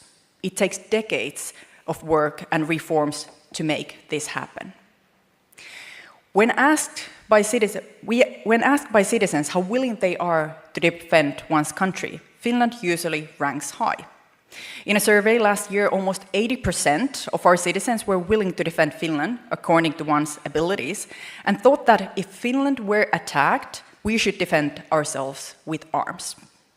This is no surprise for the reasons that I explained. Dear friends, after the 24th of February 2022, Europe woke up to new geopolitical reality. It was a shift from a long-lasting European peace to a European war. It was also a massive shift of paradigm, as we had to rebuild our whole understanding of European security architecture militarily, but also economically. Besides military aggression, Russia attacked our continent by weaponizing its energy deliveries to the European market long before the full-scale invasion of Ukraine. Russia started first to reduce the deliveries of gas to ensure the European gas storages would not be full. After the attack, they cut the gas supply massively, resulting in extremely high energy prices, causing inflation and harming our industries. This has had serious economic consequences to our nations, industries, and citizens now over 4 years. This has also been a major factor in many elections, leading to instability and rising support of populistic parties. And it is extremely important to understand that this was a political move from Putin, a way of using our own beliefs, vulnerabilities, and dependencies to weaken the public support for Ukraine and to make us weak. Why am I sharing this with you here in Taiwan? The way I see it, the Russian aggression in Ukraine is only the tip of the iceberg of much wider battle of values, connecting the Indo-Pacific, Europe, and rest of the world. Beneath the surface lie deeper questions about our strategic autonomy, what we depend on, what we are capable of, and what is our role in an interconnected world. The cheapest option is not always the safest one, and in times of crisis, safety and self-sufficiency matter more than the lowest price. Strategic autonomy may cost something, maybe even much in the short term, but critical dependence will cost everything in the long term. One of the most complex security measures democracies have to take in today's uncertain and sometimes even chaotic world is to map out our dependencies and neutralize the powers dictators may have on us. This means diversifying the value chains of critical products, energy infrastructure, but above all, it means leveling up when it comes to technological advancements. We must recognize our dependencies on authoritarian countries and their growing control over critical technologies such as AI, data networks, critical minerals, and the personal data of our citizens. Already now, these are issues of vital importance for business, health, security, and our citizens' rights. Dear friends, what should leadership look like when times are uncertain and everything feels sometimes even hopeless? The most important thing is to not let fear paralyze us, but to take action. Countries and regions need to recognize their strategic vulnerabilities before they're used tools of pressure. Together, we must build resilience in energy, defense, technological innovation, and our critical supply chains. And above all, we must understand that we need to take greater responsibility for our own future with other democratic nations. To really thrive, we need leadership that makes our countries safer and competitive in a reality where geopolitical turbulence is rather the norm than exception. And for this, leaders need 4 things. First, the understanding of core values. For Finland and Europe, these are democracy, rule of law, equality, and respect for individual freedoms and rights. These values must be protected when challenged. Second, we need a clear vision and direction, grounded not only in our values, but also a realistic view of our options. This, in my opinion, is the one that we have maybe been lacking the most. Our realistic options may not always be the most comfortable or the ones that we would prefer, but only by accepting today's reality can we shape a better future. And only when these 3 principles are in place, values, vision, and understanding of realistic options, we can finally form a strategy that actually works. Dear friends, as I'm coming to the end of my remarks, I would like to reflect on what must happen in Ukraine for us all to be safe, and what can we learn from this situation regardless of where we come from. We need to understand that the matter of Ukraine, just like the matter of Taiwan, isn't an issue of a single country. Ukraine is a battlefield of values and the international rules-based order. If we let countries like Russia attack and independent sovereign nations without serious and long-lasting consequences, it will set an example for others to use aggression to get what they want. That is why right now it's the time to show strength and defend our values. I fully agree what Vice President Xiao stated earlier today. To build lasting peace, we need strength and deterrence of our own. We need to push back the questioning and challenging of international law and institutions and understand what is at stake. Dear friends, if there is a silver lining in this tense geopolitical situation, it might give us an opportunity to improve the way we understand the world and prepare for the future. And here I come to the story that I started my remarks with. Remember my devastation as a child when the forest next to my school was lost. Well, this defeat wasn't the lesson that I learned. It was actually what happened next. After the demolition of the area, our school gathered all the teachers and students to plant new trees together. If we would walk on that site today, there would be a forest. And there is a forest, beautiful forest I have visited many times. So when we face losses or defeats, the thing that matters is what we do next. Do we stand still or do we take action? Because hope isn't something that lands from the sky to our laps. It is something that we create ourselves through our actions. And even now when the world seems so grim and fragmented, when the international rules-based order is questioned and challenged, we can influence and change our future. Just like Taiwan did 30 years ago when your brave people chose democracy. With these thoughts, I thank you once again for inviting me here in beautiful Taipei, and I look forward for the discussion that will follow. Thank you so much. Thank you. Thank you very much, Your Excellency, for your wonderful speech. Thank you. We have about 5 minutes. Would you like to take some questions from the audience? Thank you. Wonderful.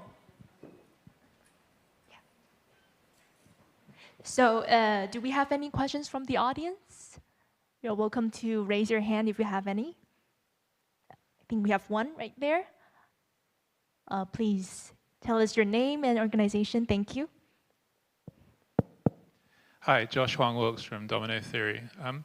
Can you talk a little bit, as much as you can, about the decisions and trade-offs that you as a former world leader face when you come here and support Taiwan, but when you're actually in Helsinki, you don't really say anything at all, please? Thank you.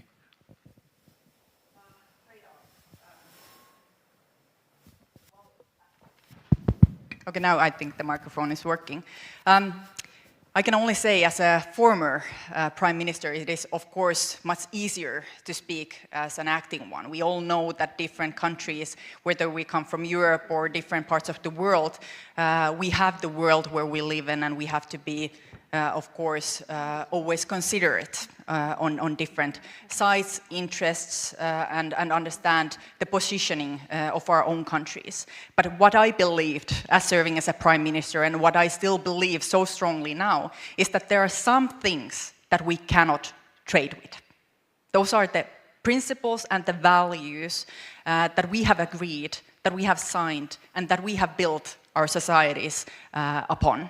So we cannot then trade these off. We always have to protect and understand that if we think that we want to crawl under some fence today to think that things might be easier, then we will actually face that only after, and especially when we live in small countries or mid-sized powers, if there isn't the international rules-based order, if we don't always respect and defend the values that we have ourselves to be able to enjoy. If we don't defend those values and those principles, we will find that ahead of us later on. So that's why it's so important, for example, to be here today to speak about the principles and the values that we believe in. Democracy, the right of certain nations to decide by themselves without the fear that it might lead to aggression. Thank you. Before we end, do we have any questions from the audience? Okay, one last question in the back. Thank you. Hello, this is Mukesh Kaushik. I am from India, a journalist. My question is based on a paradox that we have a country called Taiwan, a superb democracy, democratic index are very high, and 180 kilometers away from this country is a country which is called authoritarian repressive regime. But 99% of democracies all over the world are having relationship with China, not with this democracy. What is this paradox? Well, I think there are better voices and smarter voices to maybe answer this question than me. But as I see it, when we look at the situation in Ukraine, and we all can see the resemblance. An aggressor, bigger aggressor, next doors, attacking independent certain nation with brutal force. No right to do so, but still, when we see that situation, we have seen that situation, we have responded. In Europe, united, which I'm really proud of, that we have been united and we have been strong in our response, and we still have to do much more. But when we look at the situation in Taiwan, between Taiwan and China, there are the questions of the international response, because the one China policy. And I think this might be, I hope it won't, but it might be much more complicated for different countries internationally to respond. I don't think it should be like this, but I'm speaking from a realistic perspective, and I think this audience here really well knows this and understands this. And there might be better voices and much wiser voices in this audience to answer what is the feeling, how would international community respond if there would some things that might happen. And I'm not talking about tanks, missiles, or drones, or acts of warfare. I'm talking about the gray zone, the zone that it's much more difficult to handle. And what should be the response when there are things already happening? Just like there are things that is happening in different European countries, even though we are not in the direct aggression of Russia ourselves, but Ukraine is. But there are still a lot of things in hybrid warfare that is happening every single day, and we are questioning what are the actions, what should be the countermeasures, how should we react when this situation is already at hand. I believe that the international community should always stay strong and always should defend the values and the principles that I was mentioning in my speech and for the previous question. And without that kind of conviction, we are weaker. And I don't think that we should make ourselves weaker in the eyes of an aggressor of our dictatorship or authoritarian regimes. Thank you. Thank you. Ladies and gentlemen, please give a big round of applause once again to Her Excellency Sanna Marin for making this afternoon's keynote speech so engaging and memorable. Thank you very much. And at the same time, Her Excellency Sanna Marin and Deputy Minister Wu will be leaving us for the next part of the day. So we would like to thank them once again for their presence and contribution today. Thank you very much. And we will now shortly proceed to our next session, which is panel discussion 3, titled Value-Added Diplomacy and Reconfiguring Non-Red Supply Chains. And ladies and gentlemen, I would like to now first invite our moderator and all our panelists to join us on the stage by taking a seat. Welcome. And ladies and gentlemen, in this session, we have 5 panelists, respectively from Canada, Poland, Argentina, and the US and Taiwan. Welcome. Please take a seat.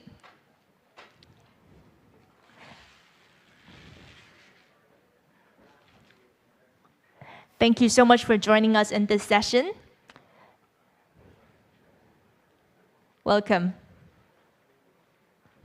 And now I'd like to introduce our moderator of panel 3, Dr. Lü Yaozhi, the president of Taipei University of Marine Technology. Ladies and gentlemen, please give a round of applause to welcome all the panelists and our moderator. And I turn the floor over to President Lü. Welcome.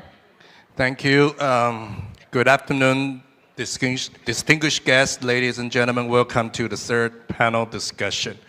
So this forum is all about security. So at the end of this forum, we will be talking about also economic security, okay? Because if we want to secure democracy, then we have to take care all levels of participants, meaning that the general public is also our, after all, democracy is about protecting people. So economic situation, economic security and cooperation, how can middle power or democracies working together to prevent from economic coercion that we are facing right now. So we're very privileged to be joined by an exceptional group of leaders, scholars, and media experts from Canada, Poland, Argentina, and the United States and Taiwan. So my way of conducting the panel is that I will give a very short introduction about our speaker and then invite them to speak for 10 minutes and go on and go on. And then we might have maybe about 1 or 2 questions to go around and also open to the floor. So our first speaker is the Honorable Ed Fast, former Minister of International Trade of Canada and the key architect of major agreements like the CPTPP. He is currently a distinguished fellow at the MacDonald Laureate Institute. Please welcome Minister Fast. Sir, the floor is yours. Thank you. Well, thank you so much for the invitation to join you here at this forum. It's my second visit to Taipei, and I've been impressed with the quality of the speakers, and I think there's a lot of learning that's going on here today. Disclaimer, the views I express today do not necessarily reflect the views of our government in Canada. I hope they do, and if they don't, I hope they soon will. But let me begin by framing my comments in terms that Canada's Prime Minister Mark Carney articulated in Davos in January of this year, because I think it frames everything else I want to say today. Our Prime Minister told the audience that the old rules-based order, the one that underwrote 70 years of relative peace and security and rising prosperity, is not coming back. He called it a rupture, not simply a passing disruption. And I would suggest that perhaps the permanence, on the issue of the permanence of that disruption, I might disagree with Prime Minister Carney, but he also posed a choice to every middle power in the room: compete with one another for the favor of the great powers, or combine to build a third path with real impact. Now, although he and I don't share the same politics, I believe he's right on that last point. A world in which middle powers negotiate one at a time with major powers is a world in which they negotiate from weakness, competing with each other to be the most fawning supplicant. Friends, that's not the exercise of sovereignty. That's performative sovereignty while quietly accepting subjugation. But middle powers can't replace great power leadership either. The post-war rules-based order rested on the strategic, economic, and military weight of the United States. Without that foundation, middle powers would have never exercised the influence they did. Our task is not to distance ourselves from American leadership, as difficult as that might be today, but to make ourselves more valuable partners within a renewed coalition of like-minded democracies, a coalition that can independently amplify American leadership, but not substitute for it. Taiwan belongs at the very center of that effort, not at the margins. Which brings me to the Indo-Pacific. Canada has said, through successive governments, that this region is central to our future, to our trade diversification, our prosperity, and our security. And I truly believe that. But it has to mean more than a line in a strategy document. It has to mean an active role in doing things like rehabilitating a WTO that has been allowed to atrophy. It entails pushing for genuine trade liberalization rather than managed trade dressed up in anti-mercantilist language. And it also calls for building institutional architecture that lets open economies, large and small, compete on the same terms. Now, I don't say that as an outside observer. I say it as someone who sat at the table. As Canada's Minister of Trade for almost 5 years, I led the Canadian team that negotiated what became the CPTPP, sitting across from a dozen Pacific economies, and in the early stages, the US itself. This was never merely a tariff reduction exercise.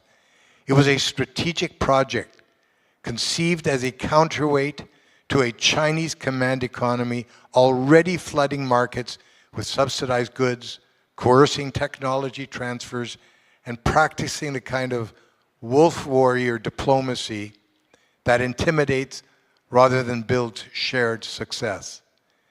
We built the TPP to prove a different model was possible. High standards, genuine market access, enforceable rules, and partners who intended to keep their commitments. Coalition building. Looking back, that agreement wasn't just forward-looking. It was prescient, which is why it remains one of the great mysteries that the United States, the country that actually turbocharged the original TPP, walked away from it in 2017. That the US abandoned its own strategy was more than a disappointment to us partners. It was a gift to Beijing, which no longer had to outcompete a rules-based coalition. It only had to wait for that coalition to shrink and implode. But guess what? That didn't happen. 11 of us, including Canada, chose to proceed without Washington, and the CPTPP has grown stronger, not weaker. Last year, the United Kingdom joined the original 11 countries, proving this agreement can be expanded judiciously with the right partners. Ironically, the lesson of the CPTPP is not that the US no longer matters. Quite the opposite. It demonstrated that like-minded middle powers can preserve and strengthen a rules-based framework while leaving the door open for renewed American leadership. Our objective should never be to construct an alternative to the United States. It should be to help create the conditions in which American engagement in this region becomes easier, more effective, and importantly, more enduring. There's one more piece of this picture worth naming directly, because it doesn't show up in a trade statistic. Beijing has become expert at gray zone economic coercion, punishment that stays just below the threshold of open conflict, deniable enough to avoid formal consequence, and yet coercive enough to send the intended message.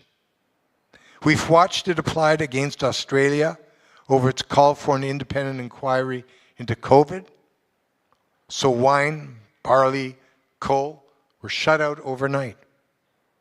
We've watched it applied against Lithuania over the mere naming of a Taiwanese representative office. And Canada knows this playbook all too well. Our canola, our pork, our beef, our seafood have all been leveraged against us at politically convenient moments. And even 2 of our diplomats were taken hostage for a while. Taiwan, of course, lives with the most sustained variation of this pressure. So why should the global community resist this? Because gray zone coercion is a deliberate strategy to make the exercise of sovereign choice too costly for any single country to bear alone. Its logic depends on picking us off one at a time, so no country wants to be the next Australia or Lithuania or Canada. And that's exactly why coalition building isn't an abstraction, it's the practical antidote. A country that can be isolated can be coerced, but a coalition that treats an attack on one partner's sovereignty as a concern for all of them cannot. If we let economic coercion succeed as a tool of geopolitical dominance, we teach every other authoritarian power watching that coercion works. And that's a lesson none of us can afford to teach. Which brings me to the Republic of China.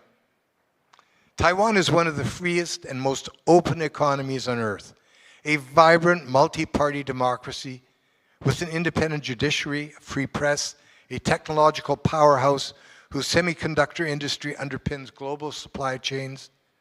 On every measure, the CPTPP applies to its own members: market access, regulatory transparency, rule of law, genuine commitment to reciprocal obligations. Taiwan qualifies and qualifies comfortably.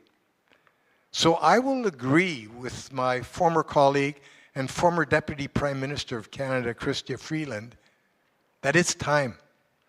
If the UK, half a world away from the Pacific, can accede to the CPTPP, there's no serious argument for leaving Taiwan waiting at the door, especially as Beijing begins to knock and make noises about wanting to join as a credible partner.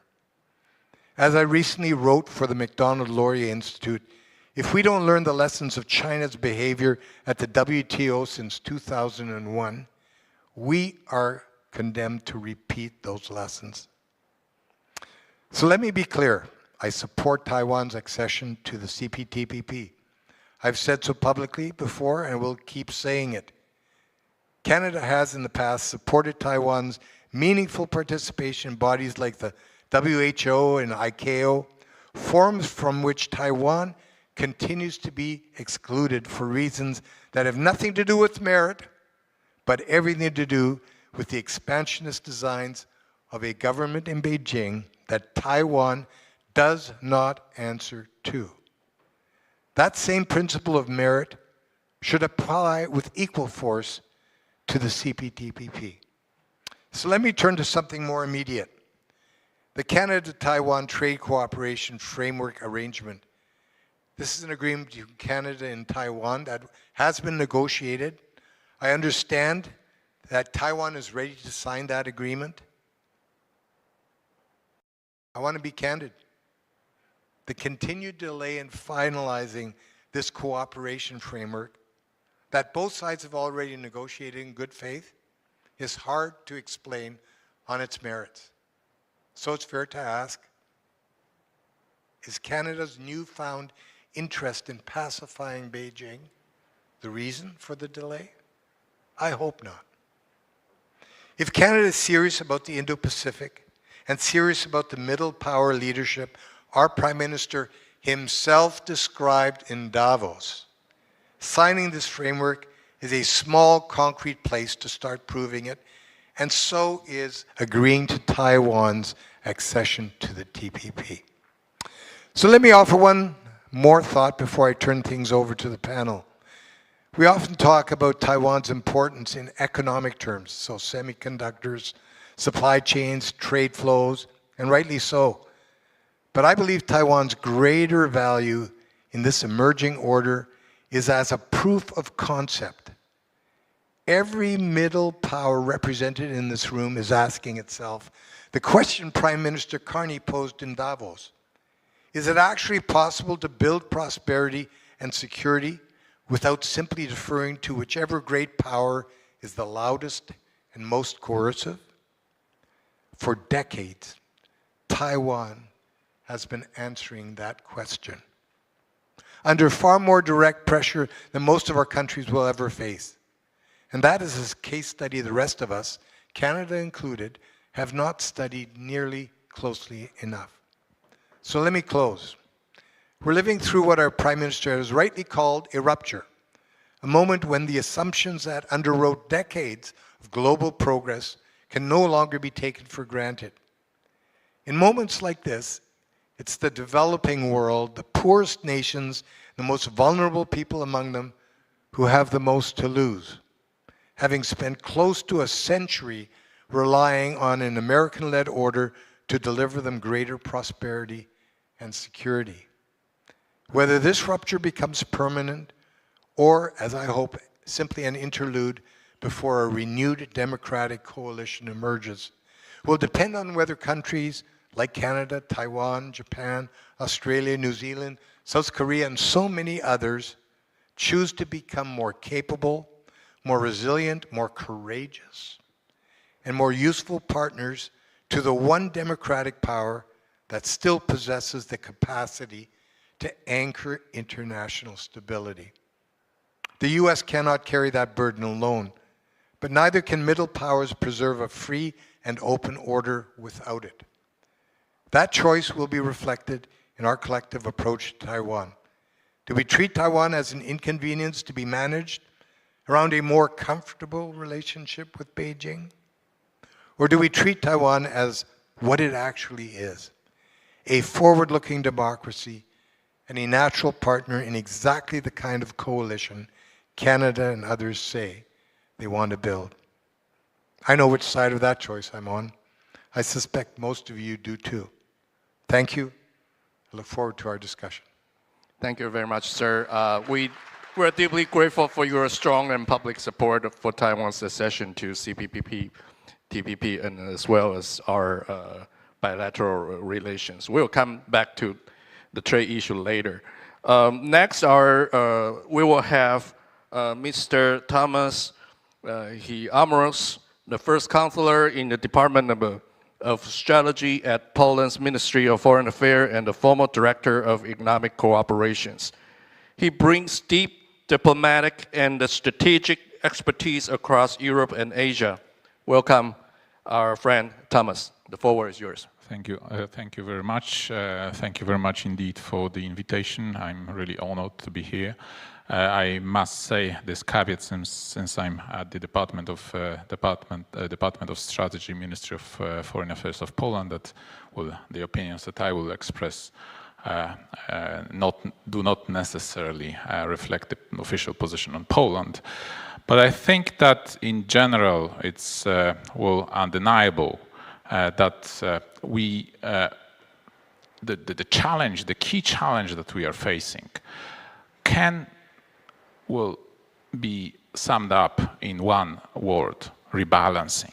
We need to rebalance because the whole global order is not in balance. It's not in balance for various reasons. There are serious macroeconomic reasons which are causing the system to be so shaky and unbalanced. So in the so-called collective West, with some exceptions, but in general, we consume too much, we produce too little, we spend too much, we save too little.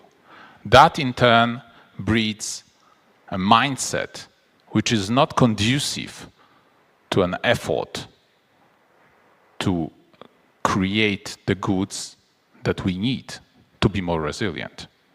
And that in turn creates an empty space that is being filled by revisionist powers who want to profit from these imbalances.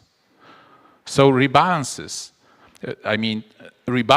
involves, of course, many domains. Security domain, as we've learned today, many prominent speakers thought about it, and it's already happening to some extent at least.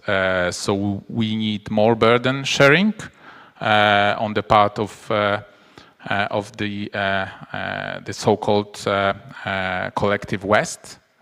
Poland, for instance, last year, it spent 4.3% of its GDP on defense.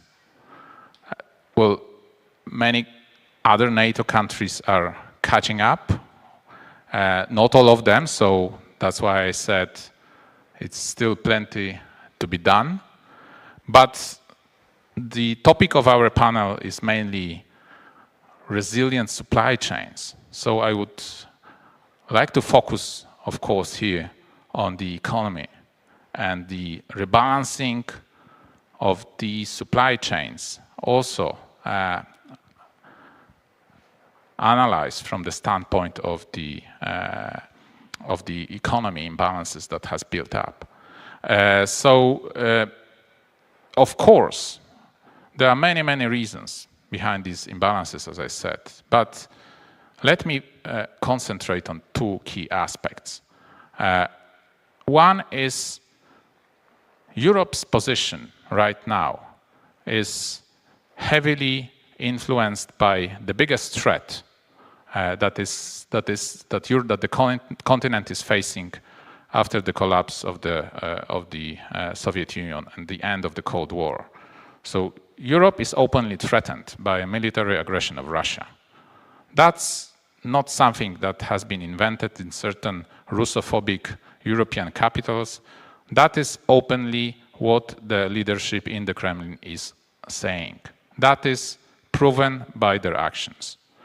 So this is the reality that we have to face. And in this reality, we cannot rely on one supplier of critical inputs to our critical infrastructure and our key branches of industry.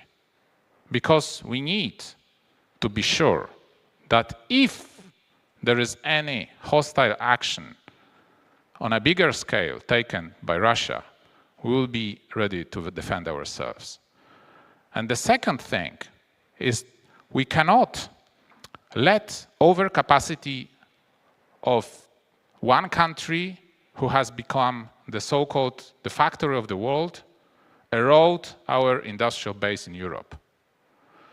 There are some calculations indicating that every day 500 jobs in European industry is being lost because of the export of overcapacity by China.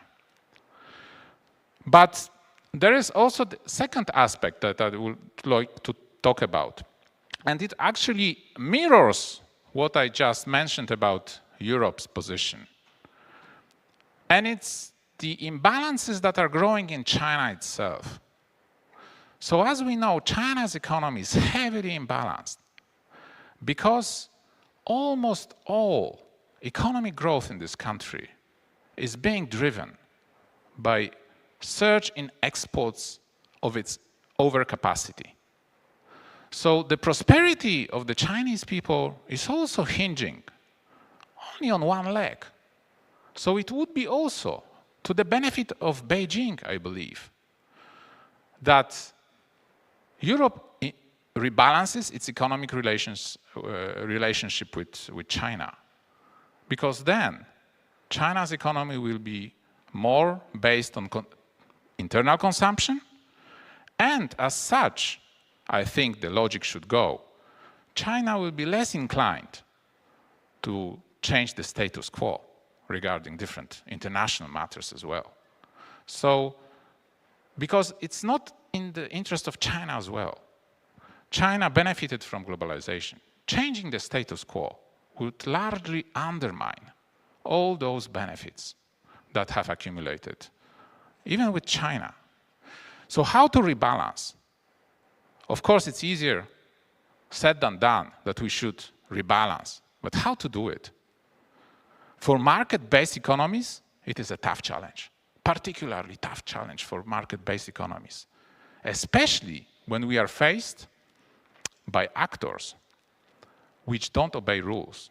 That was also mentioned during the previous panel.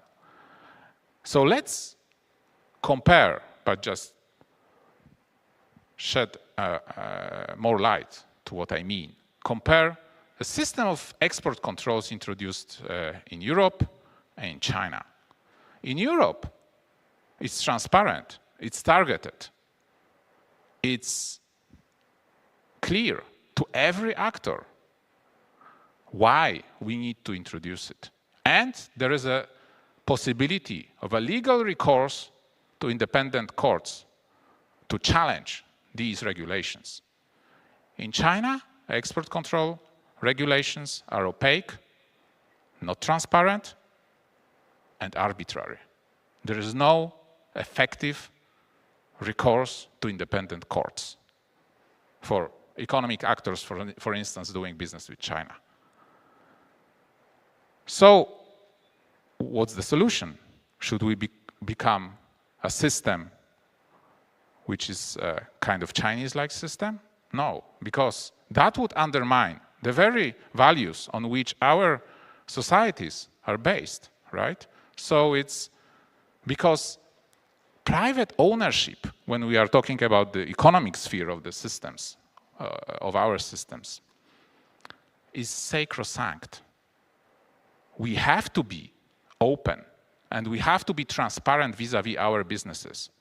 Otherwise, that would mean that we can arbitrarily say to them that they should do this, they can't say that, they can't do that, right? So in general, I would say that in market-based economies, we have to, in order to rebalance, we have to create conditions for markets to be willing to pay the premium for more resilient inputs for critical sectors. So, of course, in order to do that, that word, and I think this word is a key word, that word was mentioned many times. For market-based economies, the key mechanism is coordination. Coordination between private and public actors inside, and coordination with like-minded partners abroad. And if we look back at the period preceding directly the last great catastrophe for the European continent as a whole, 1930s, what was the biggest mistake that was taken, that was made there, then, at that time? Appeasement. That was the biggest mistake. So we cannot repeat this mistake. Of course, it's hard, because as in the 1930s, societies were frightened by this prospect of another major war that could break out. So the response was appeasement. Likewise, today, our societies are used to, cheap products, just-in-time production, low prices. It's hard to move out of this comfort zone. So, in order to overcome it, and this is the kind of challenge that we are facing, because I would compare it to a game theoretical phenomenon called prisoner's dilemma. Because those of us who would be willing to appease are being offered instant promises of reward by those who require this appeasement. So, in short, and that's my proposed takeaway from my introductory remarks, we should coordinate to move the equilibrium which make us appease and thereby deepens the imbalances that I referred to a state, to move this equilibrium to a state where actually the whole system rebalances. And utilizing a little bit less game theoretical lingo, we should get unhooked from the harmful drugs in the long run, harmful in the long run, but which give the instant effect, pleasure effect that was mentioned during one of the panels before, and consider starting taking some vitamins. Thank you.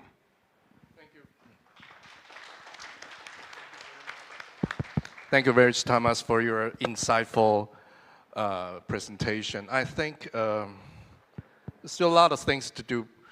And also, you're talking a little bit like the circling economy. If we change our way of consumption, maybe we can find new economic models for middle power to cooperate.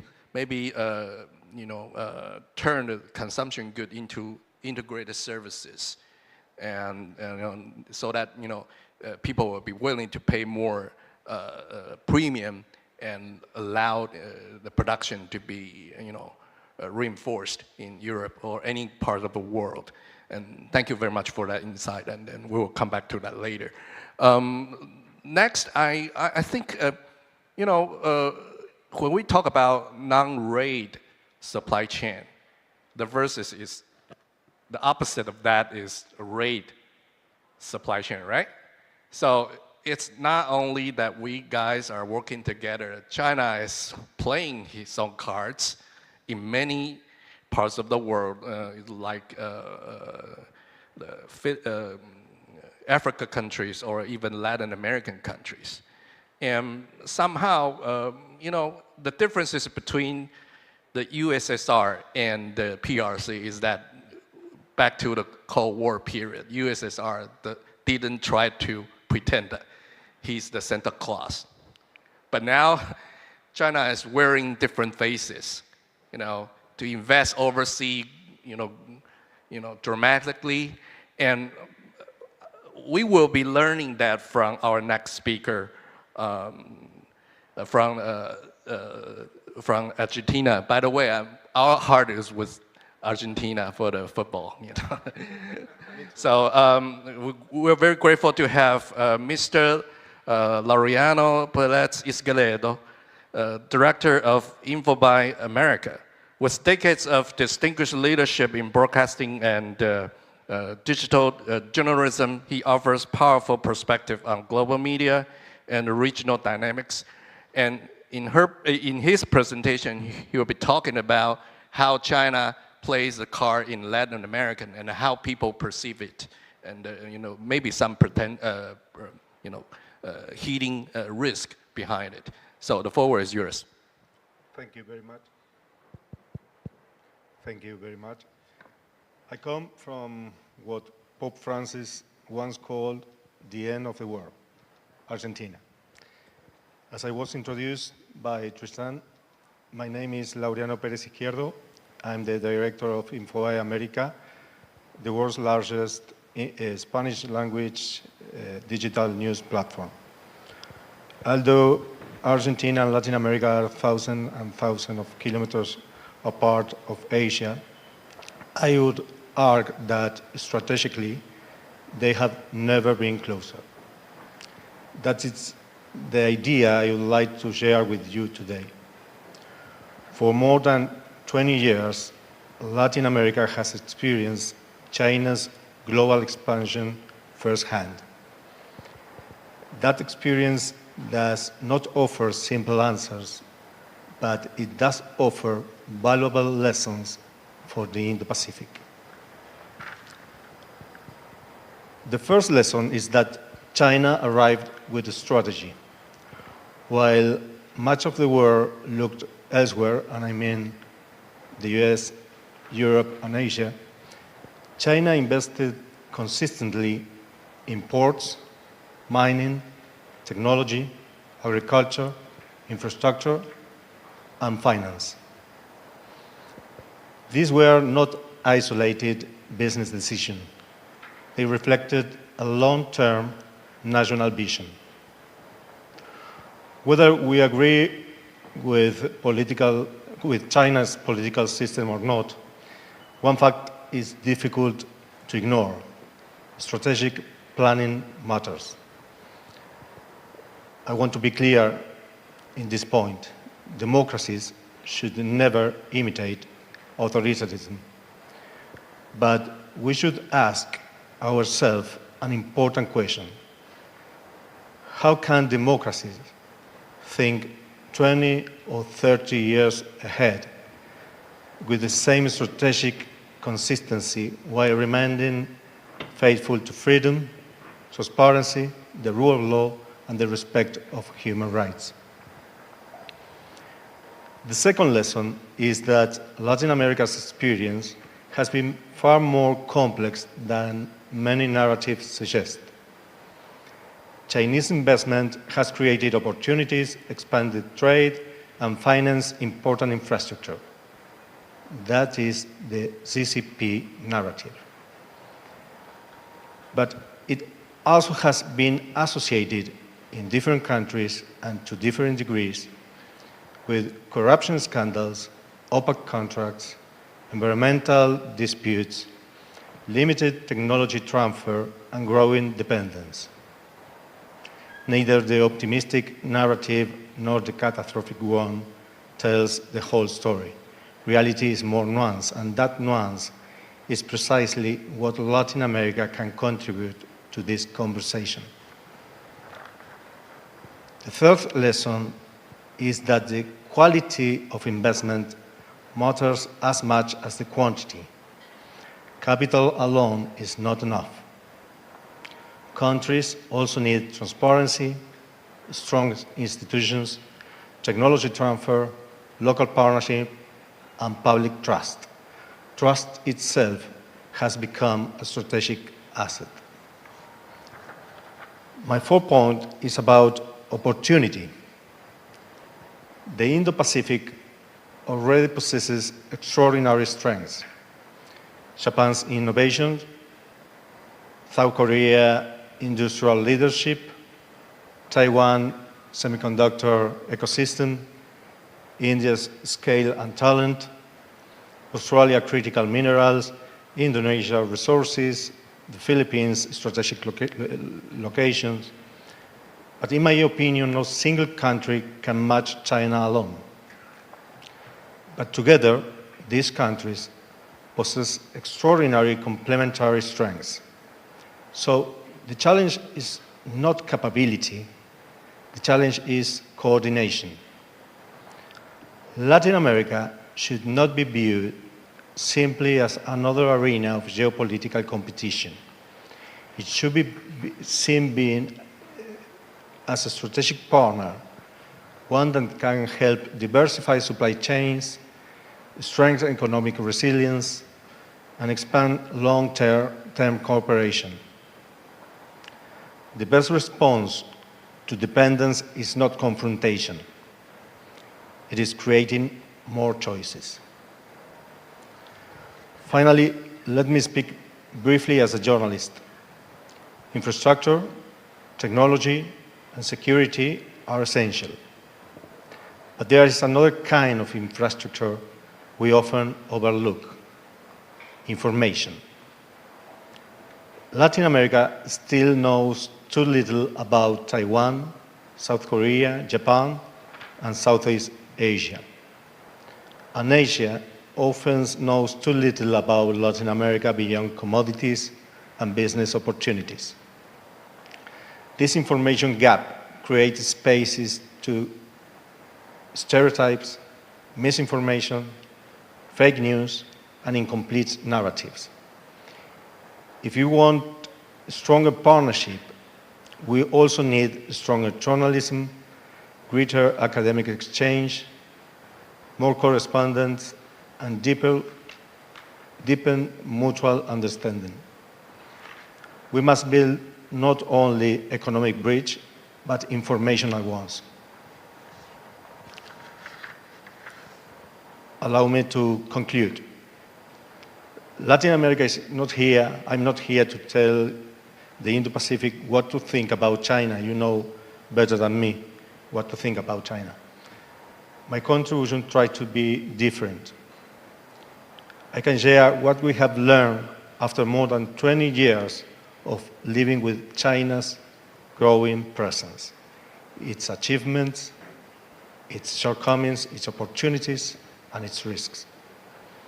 China came to Latin America with a strategy to build influence.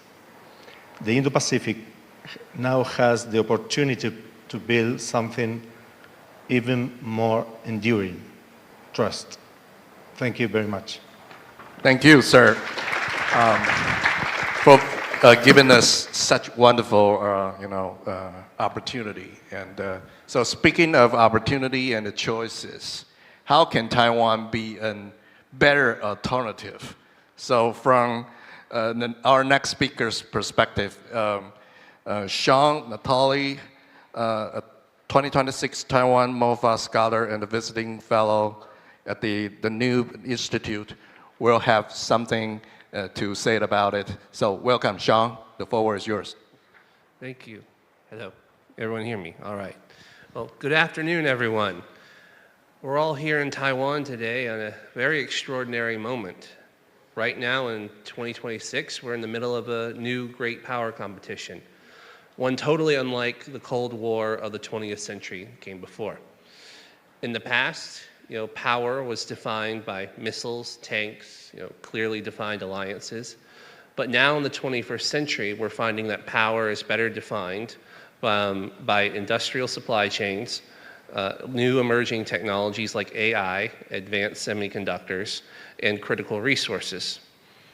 At the same time, though, for the first time ever, we collectively, the democracies in this room, we find ourselves economically intertwined with a competitor that seeks to weaponize that interdependence to pursue its own interests, often at the expense of our democracies and our security. Economic security has become national security, and the distinction between the two becomes less by the day. This raises one serious fundamental question. How do we as democracies respond, and how can we best organize to meet the unique new challenges of the 21st century? To answer that question, we need to understand the reality of the world we face. Today, our supply chains are deeply globalized, especially in many critical industries that has left the democratic world heavily dependent on production concentrated in a small number of places. Leveraging both economic dependence and over-reliance on American military power, challengers have risen to rewrite international norms to suit their ambitions, often at the cost of our collective democracies. The question before us isn't if globalization will continue, rather, it's what kind of globalization and partnerships do we intend to build. This is why I believe it is best to view the world through a lens that is best described as strategic complementarity. Simply put, I believe strategic complementarity is best described as the idea that alliances and relationships are strongest when each partner contributes distinctive rather than duplicative capabilities. There are strategic roles and niches that each of our democracies gathered here today is better suited to fill than the others. Strategic complementarity recognizes that resilience comes from organized strength rather than attempting national self-sufficiency. No democracy can do everything, but every democracy can do something exceptionally well. The challenge is learning how to connect those strengths. Those strengths may be military, industrial, technological, or even diplomatic. Together, they make democratic alliances and relationships between democracies more resilient than any nation could be alone. In my view, Taiwan's policy of value-added diplomacy, championed by Foreign Minister Lin, is a natural extension of this broader strategic logic. If strategic complementarity explains how democracies should organize their collective strengths, then Taiwan's value-added diplomacy demonstrates what that looks like in practice. If I were to ask most of you right now, what is Taiwan's greatest value added? Most would probably give answers about advanced computer chips, AI, semiconductors, things like that. While these are all incredibly important, they are just one facet of Taiwan's added value. Taiwan isn't merely a chip island. It has become one of the leading global architects of democratic resilience and of securing the future of critical supply chains from authoritarian influence. An essential component of securing our democracies lies in protecting and revitalizing democratic industrial supply chains. And in my opinion, this is one of Taiwan's greatest values added. We have all seen the very real security risks that have arisen from over-reliance on a single market or economy. We have witnessed how economic dependence can be transformed into political leverage, from cases of rare earth exports to Japan, pressure on South Korea over THAAD, trade restrictions against Australia, supply chain pressures on Lithuania. The lesson is clear. Concentration creates vulnerability, and vulnerability can become coercion. As we in this room debate how to overcome this problem, Taiwan has already been implementing a solution. And that solution is to build resilient industrial ecosystems, or in the language of today's panel, that means building non-red supply chains. Taiwan's greatest strategic asset isn't simply the ability to produce advanced tech or replicate a singular factory overseas. It's the ability to relocate and construct entire ecosystems, ecosystems necessary to produce critical and advanced tech. Back in 2019, American firms like Apple began to realize the dangers of overconcentration of production, especially in a place with growing geopolitical risks like trade tensions, instances of economic coercion, and then later disruptions caused by 2019. So Apple looked to trusted partners like Taiwan's Foxconn to lead their diversification efforts. They did because they knew Foxconn wasn't just going to take a factory from China, build it somewhere else, and leave it dependent on things from China to keep that factory running. What Foxconn did is it partnered together with other essential Taiwanese businesses and firms like Quanta, Catcher Technology, Compal, Pegatron, and others. They invested billions of dollars into Vietnam and India, and they hand-built the industrial ecosystems that a factory that builds Apple products needs to thrive and survive. They invested in local sources for raw materials, aluminum, magnesium cases for iPhones and MacBooks, all the way to clean room maintenance and production and more. They totally replicated the industrial supply chain from outside of China somewhere else. And the implications and lessons from this go way beyond Vietnam. What Taiwan has managed to do at a time when democracies around the world are trying to reduce their dependence on authoritarian supply chains and resources has demonstrated that trusted industrial ecosystems can be successfully replicated, especially with democratic and trusted partners. This is a perfect case study for everyone in this room, from the democracies of Europe trying to diversify away from Russian energy to ending over-reliance on China. Taiwan has shown that we can successfully mitigate geopolitical risk and together as democracies replicate the resources and industrial supply chains critical to maintaining our security and prosperity. And that, my friends, in my opinion, is both one of Taiwan's greatest values added and strategic complementarity in practice. In conclusion, the question before us is not whether globalization will continue, but what kind of globalization we wish to build. It is vital that we begin implementing a real democratic industrial strategy focused on building our industrial capacity with trusted democratic partners. Let me be clear. The purpose of a non-red supply chain is not about economic isolation. It is strategic resilience. Democratic nations must work to ensure that no single supplier or market can exercise disproportionate influence over critical industries or policy decisions.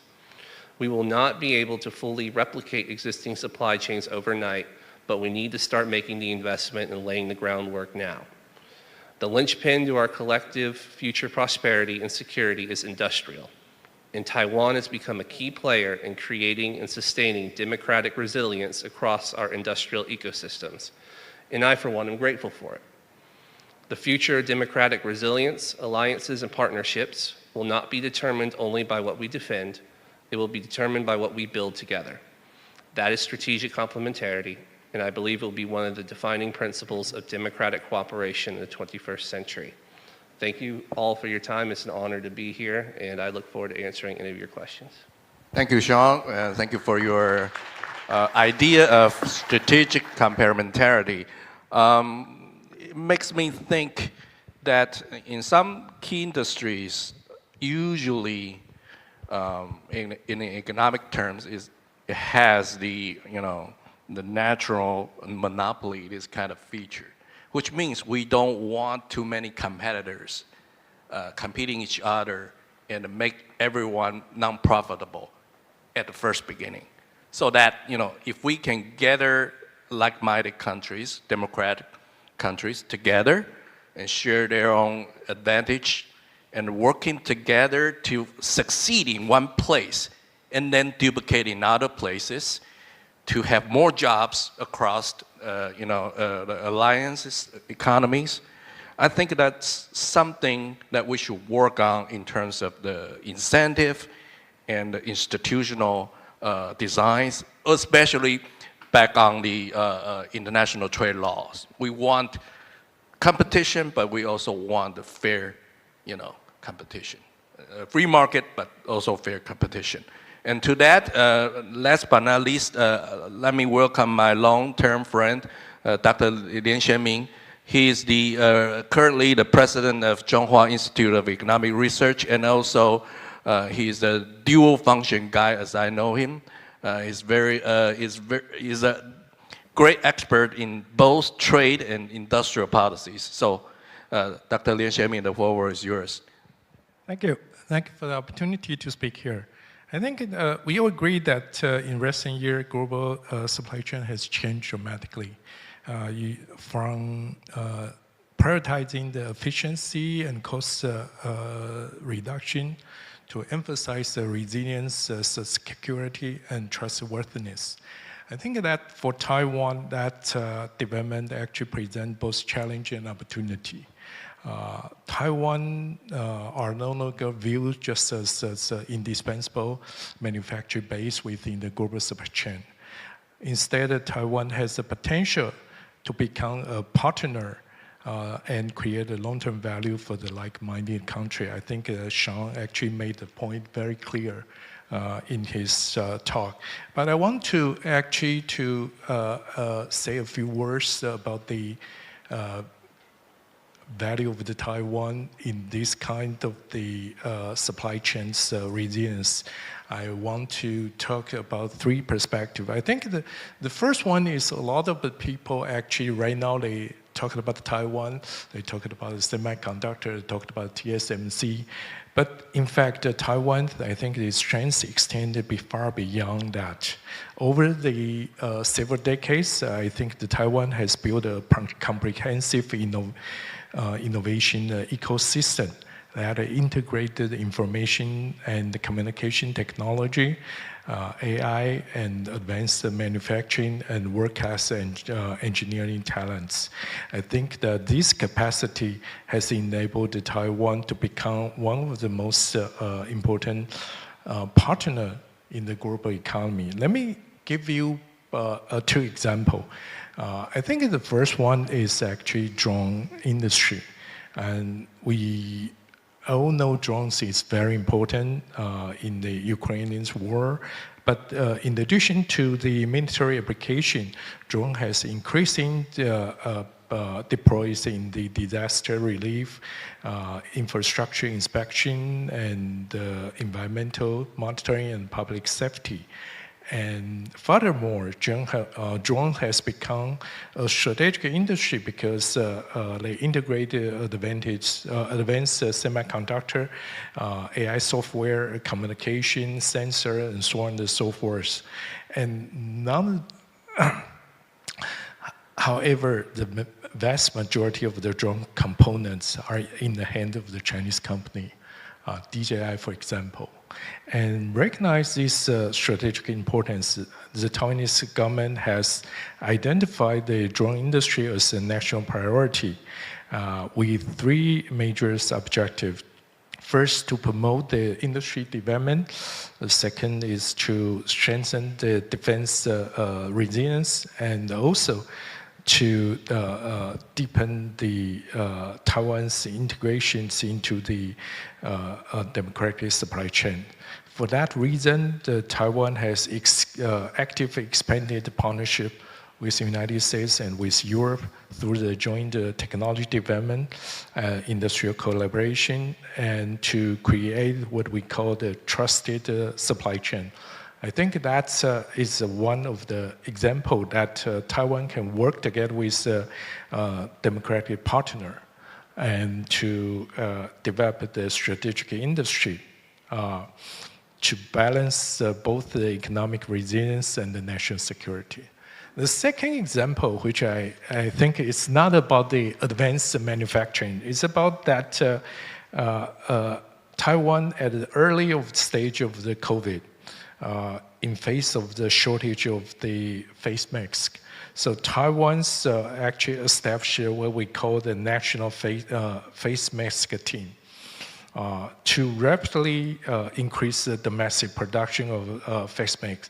I think the government actually coordinated the machinery towards the manufacturing, mask producers, pharmacies, and public agency to build the new production for within 2 months.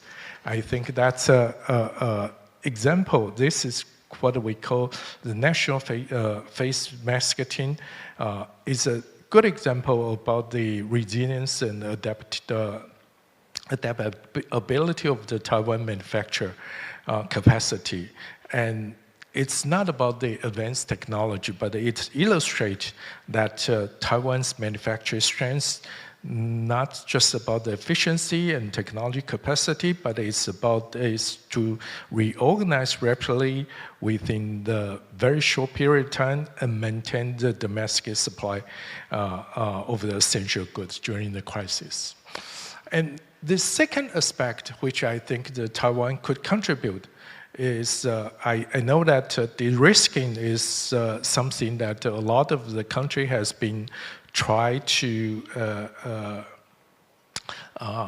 promote in the in recent years. But I think that Taiwan could contribute is Taiwan for decades has operated under constant geopolitical pressures, and while maintaining an open and exports-oriented economy. And I don't have to speak, but I think everyone in this room understands that Taiwan constantly faces a challenge from China, and then Taiwan still have to think about how to develop the diversified market and to develop an economy and reduce the dependency from the one source, and also to balance the economic openness and national security. As a result, Taiwan has accumulated a lot of the valuable practical experience in response to economic coercion, to manage the political risk, geopolitical risk, and maintain the industrial competitiveness. I don't think there are many countries like Taiwan who are so experienced to address this kind of challenge. Taiwan is one of the few countries which actually has adopted the export control, investment review, and also that reviewing the foreign investment. I think this kind of the experience are equally important when we try to face a challenge of authoritarian regime. It's not just about how to actually to overturn the whole red supply chain. It's how you are going to maintain the balance. I think that's a real challenge. I think that Taiwan has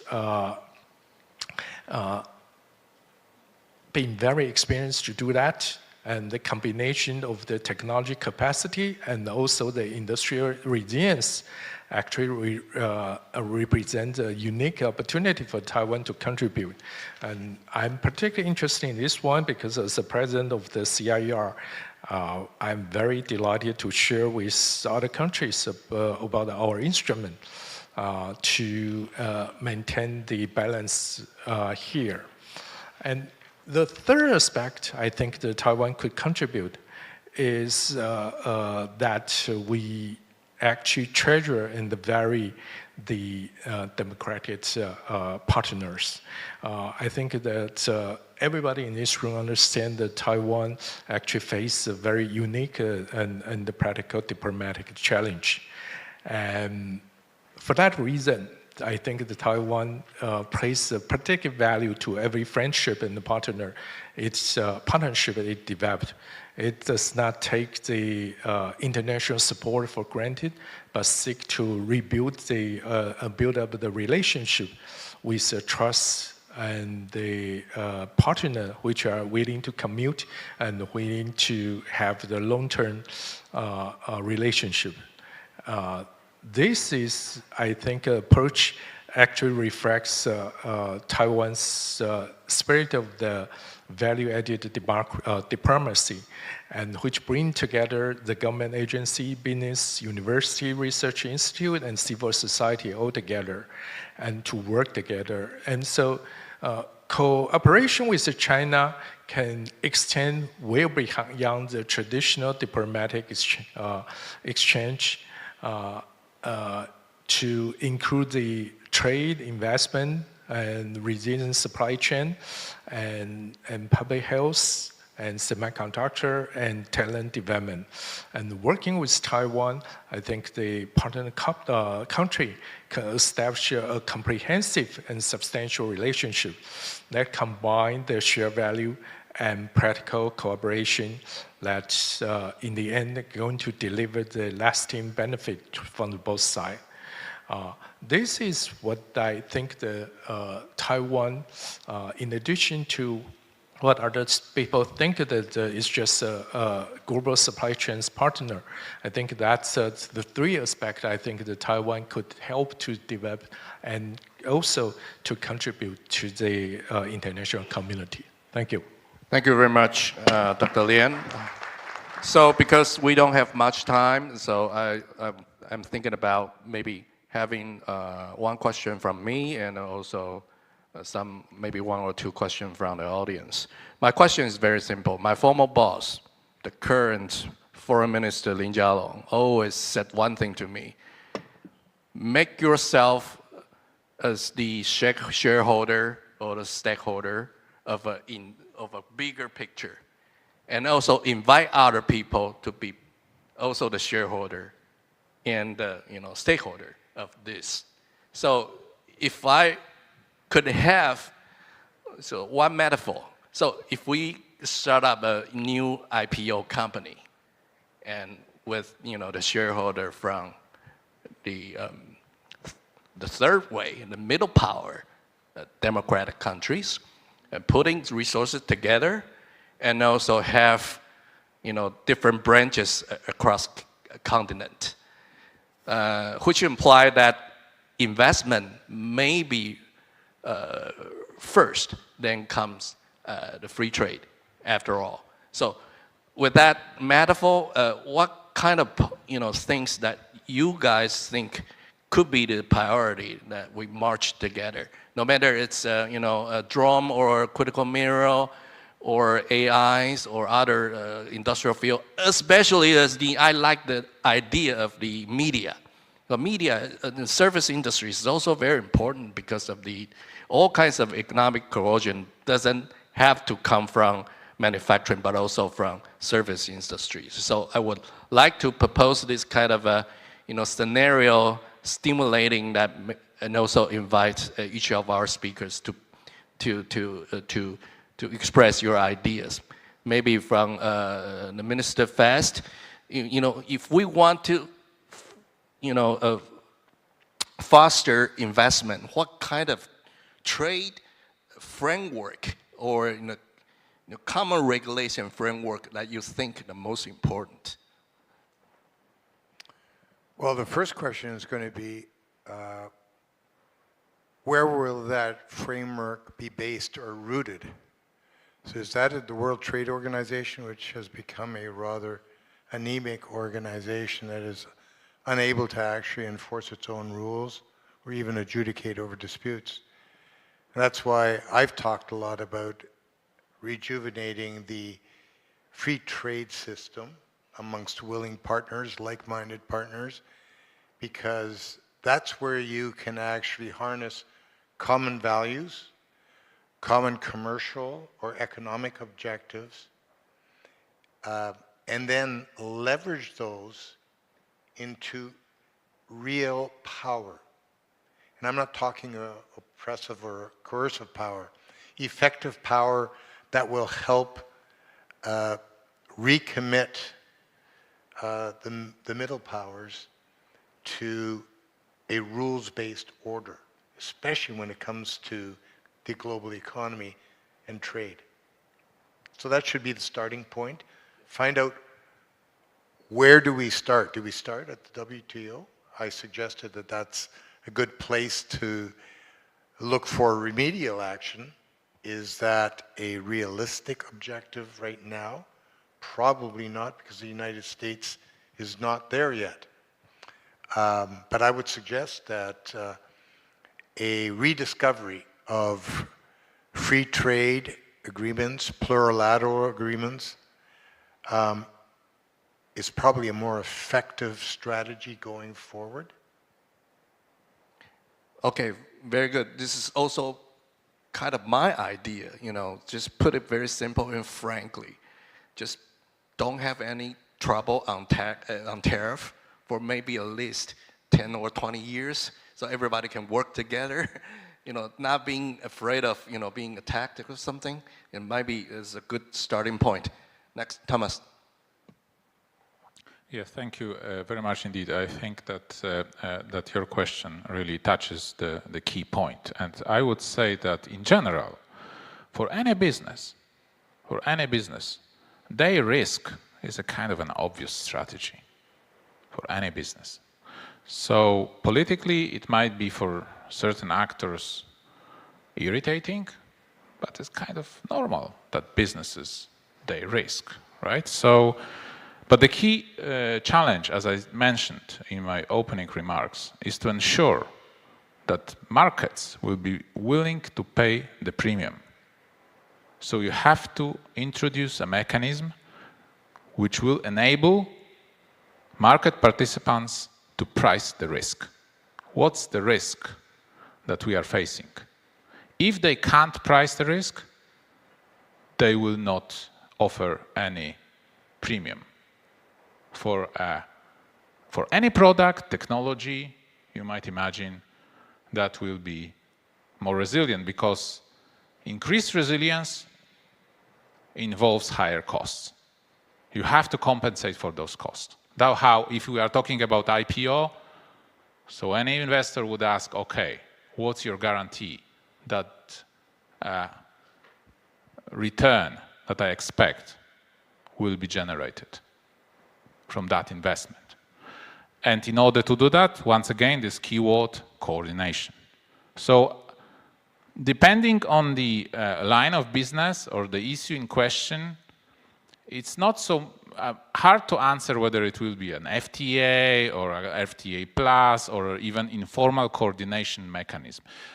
The most important thing is that it has to be credible for those people who are expected to put money in this venture, right? So credibility is something which is hard to earn, right? So you have to be credible, because otherwise no one will put money into that, right? So I would say that in general, that means ensuring an offtake for any product that we could consider kind of, more resilient, right? So, and this offtake can be guaranteed only if market participants know that they will, that they should do it, and for that reason, they are willing to pay this premium that I referred to. Thanks. Thank you very much. That kind of make me think in the importance of the international development funding, like the strong, counterpart from the U.S. or Japan. They were willing to put money to develop public procurement to make this, vital necessities to grow up. Just like, we breed our own startups if it is meaningful. So this kind of mechanism design is also very important. And how about, the other industries, or, in terms of the services industries, or any kinds of thoughts that you think might prevent the economic coercion or penetration from the authoritarianism? I agree with Ed and Thomas, and I would like to add 2 ideas from my previous message: complementary coordination and informational bridges. Complementary coordination, because the Indo-Pacific has a lot to offer to Latin America. And information bridges, because in Latin America, we have only one narrative, and it's the CCP narrative. And we know little about Japan, Taiwan, South Korea, and the Indo-Pacific, and the Southeast.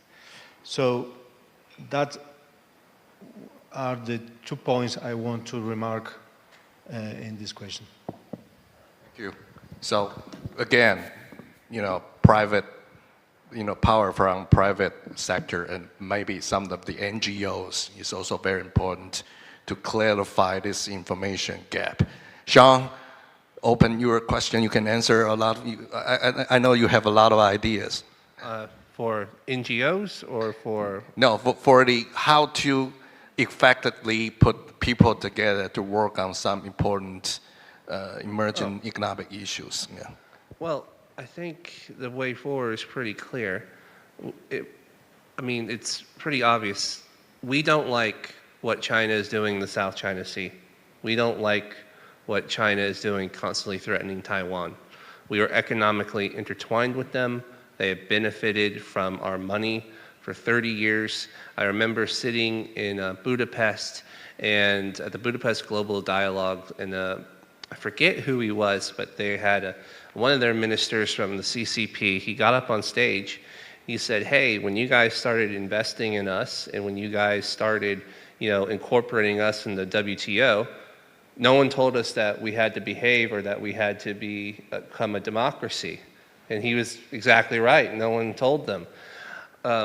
If we want to have a China that behaves on the international level, we need to bite the bullet. We need to start divesting away and rebuilding these industrial supply chains, because the future of our security is industrial supply chains. It's going to cost a lot of money now, but if we want to have a free and open Indo-Pacific or a free and open world, it's what we need to do. And we can bring China to the table and say, look, there is a future, a great way that we can all cooperate with each other. You can make money, you can be rich, your people can be prosperous, our people can be prosperous. That's going to be a lot harder if you keep doing what you're doing in the South China Sea, if you're behaving the way you are on the international stage. So we have to get together, whether it's through a NATO framework or the WTO framework. We just all need to get to the table, and we just all need to collectively decide that we need to start now. Thank you very much. Dr. Lien? I think I kind of agree with Thomas said that you need to make the commitment in order to be able to build a supply chain. And you probably need to pay a higher price just in order to maintain or to sustain the supply chain. The problem is, who is going to do that? How are you going to enforce that in this organization? And so I think that in order to counter the what we call the impact of the red supply chain, you probably cannot just leave the market to decide everything. And what we have learned from the past is if you just count on the market, China going to be the winner because the government is going to subsidize them for the first stage to win the market, and then they probably are going to kick out all the competitor and then to dominate the market. So you need the government from the different democratic society willing to compete, willing to participate. And this is, again, very different from the just a free market. And as an economist, I really don't like the idea of the government to intervene in the market, but in order for us to secure the safety of the supply chain, we probably need to think about that. We probably need the government to pre-commit a price or a certain amount of quantity, or so that the player in the market are willing to participate. Otherwise, nobody is going to participate because it's not able to compete with China. And that's, I think, it is a reality that we face. So we need to think more broadly how to incorporate the government into this game. Cannot be just the market to decide everything. Thank you. At least, because this is very complex questions, so, but I think we have done a very good job, and maybe today's program we will have some reports after all, and everybody can think again based on that. So with that being done, I'm now opening the floor to our audience. Maybe one or two questions. Okay, Professor. Let the Deputy Director General firstly, and then the Professor. Okay.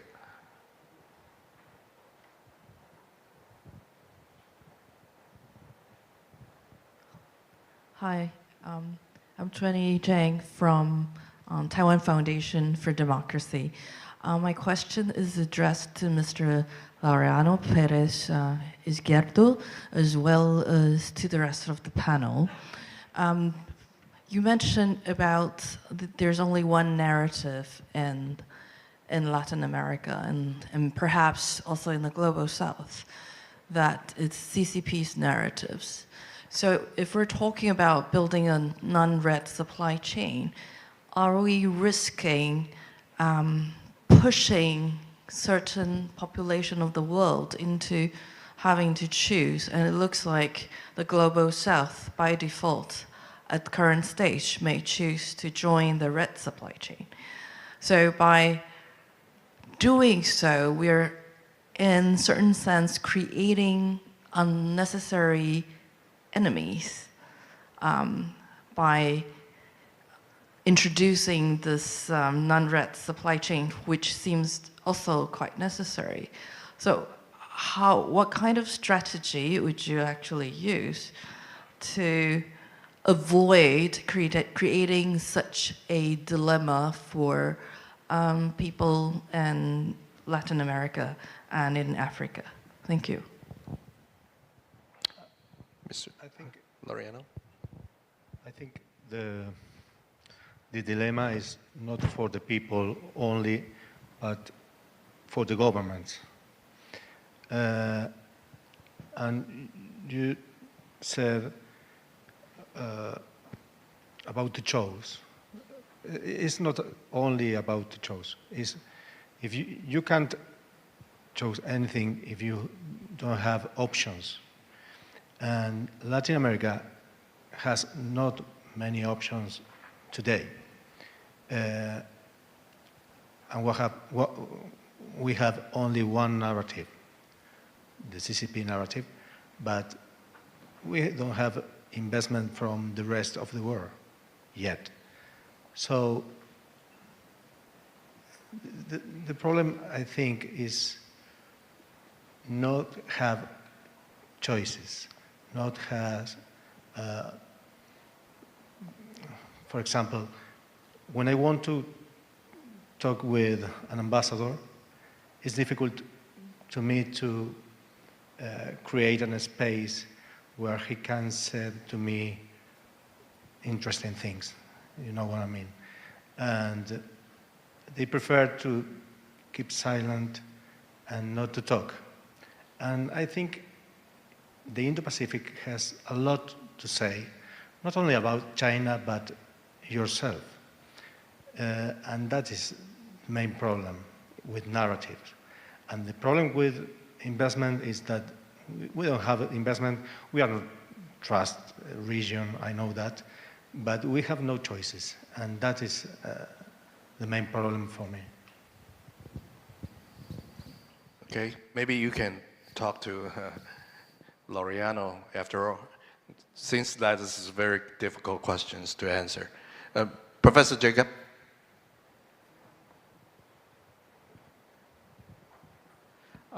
Thank you. I have a question to Dr. Lien over here. Yeah. So, Dr. Lien, I mean, for non-red supply chains, you need to engage with democracies. But democracies are problematic creatures. They have internal dynamics. So, I mean, if you talk of the US is an example. EU has very tough environment and labor standards. India, Japan have interest groups. So my question is, and I ask this to you because your institution has done several studies on the SECA with India, the Economic Cooperation Framework, etc. Is it absolutely necessary for Taiwan to engage in an FTA or SECA or CPTPP to be able to be part of non-red supply chains? What do you see are the challenges or the possibilities for Taiwan to be able to do this without such formal agreements?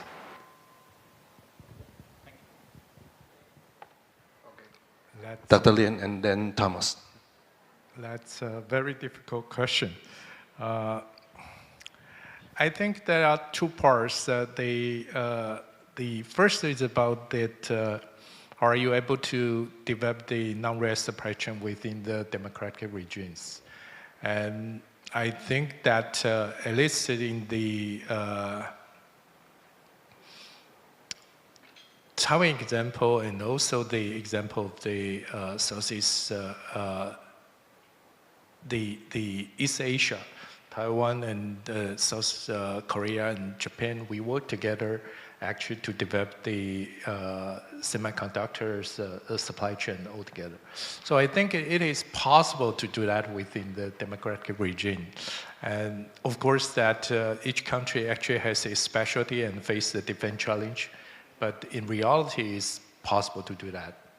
The second one is whether the Taiwan actually really need to join this kind of the international trade organization in order to develop that. Of course, right now Taiwan is not a part, not a part of the CPTPP, and is not does not join the RCEP and does not join pretty much any trade organization groups, and Taiwan still be able to do that.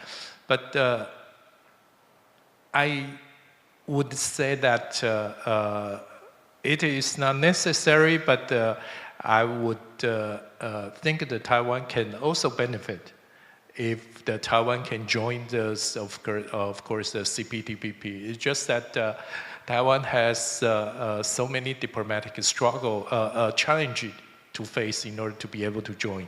But if we had the chance, I think it can make the Taiwan's the industry more balanced. Right now, Taiwan's the industry actually concentrated in the ICT and the semiconductor.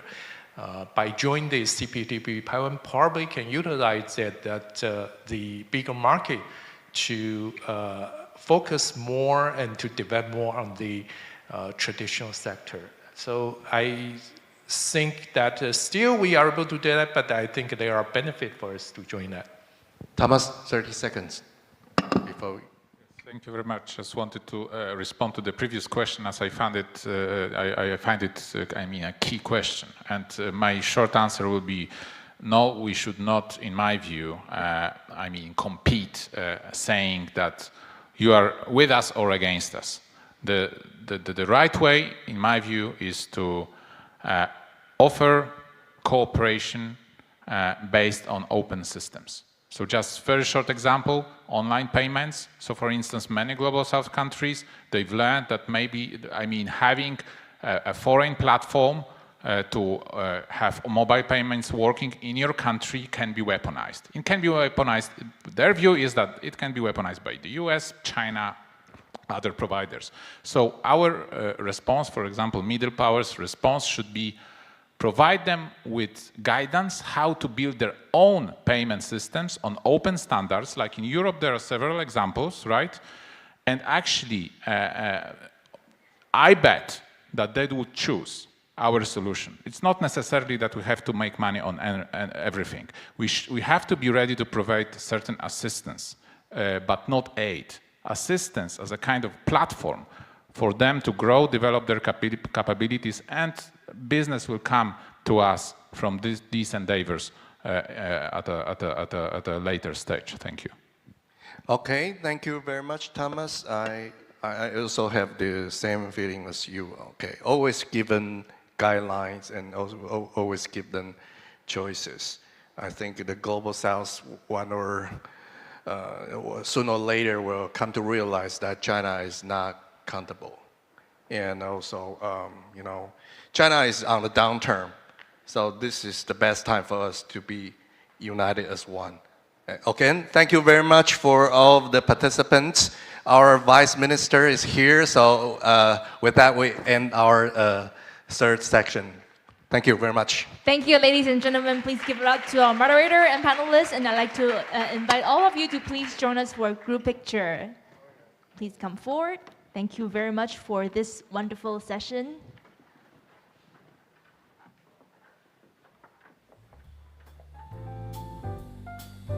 Okay, wonderful. Please face the camera.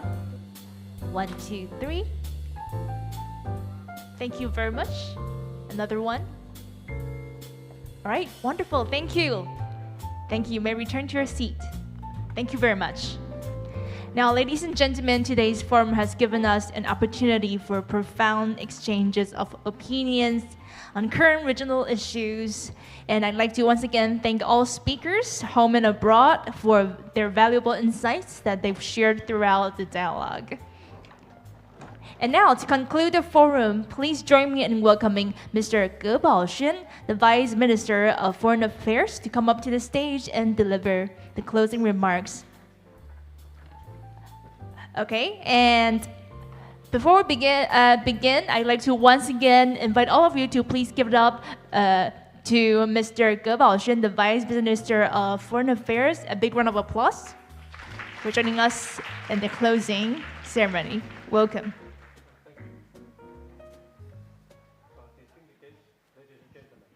Sorry, we're about to turn on the microphone. Just a moment. Thank you very much. It's okay now? Okay. Yes. Okay, distinguished guests, ladies and gentlemen, what a long day. The 2026 凱達格蘭Forum is coming to a close.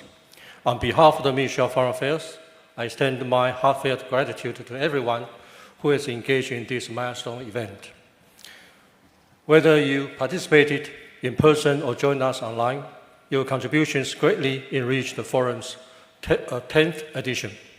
This year, Taiwan marks the 30th anniversary of its first direct presidential elections.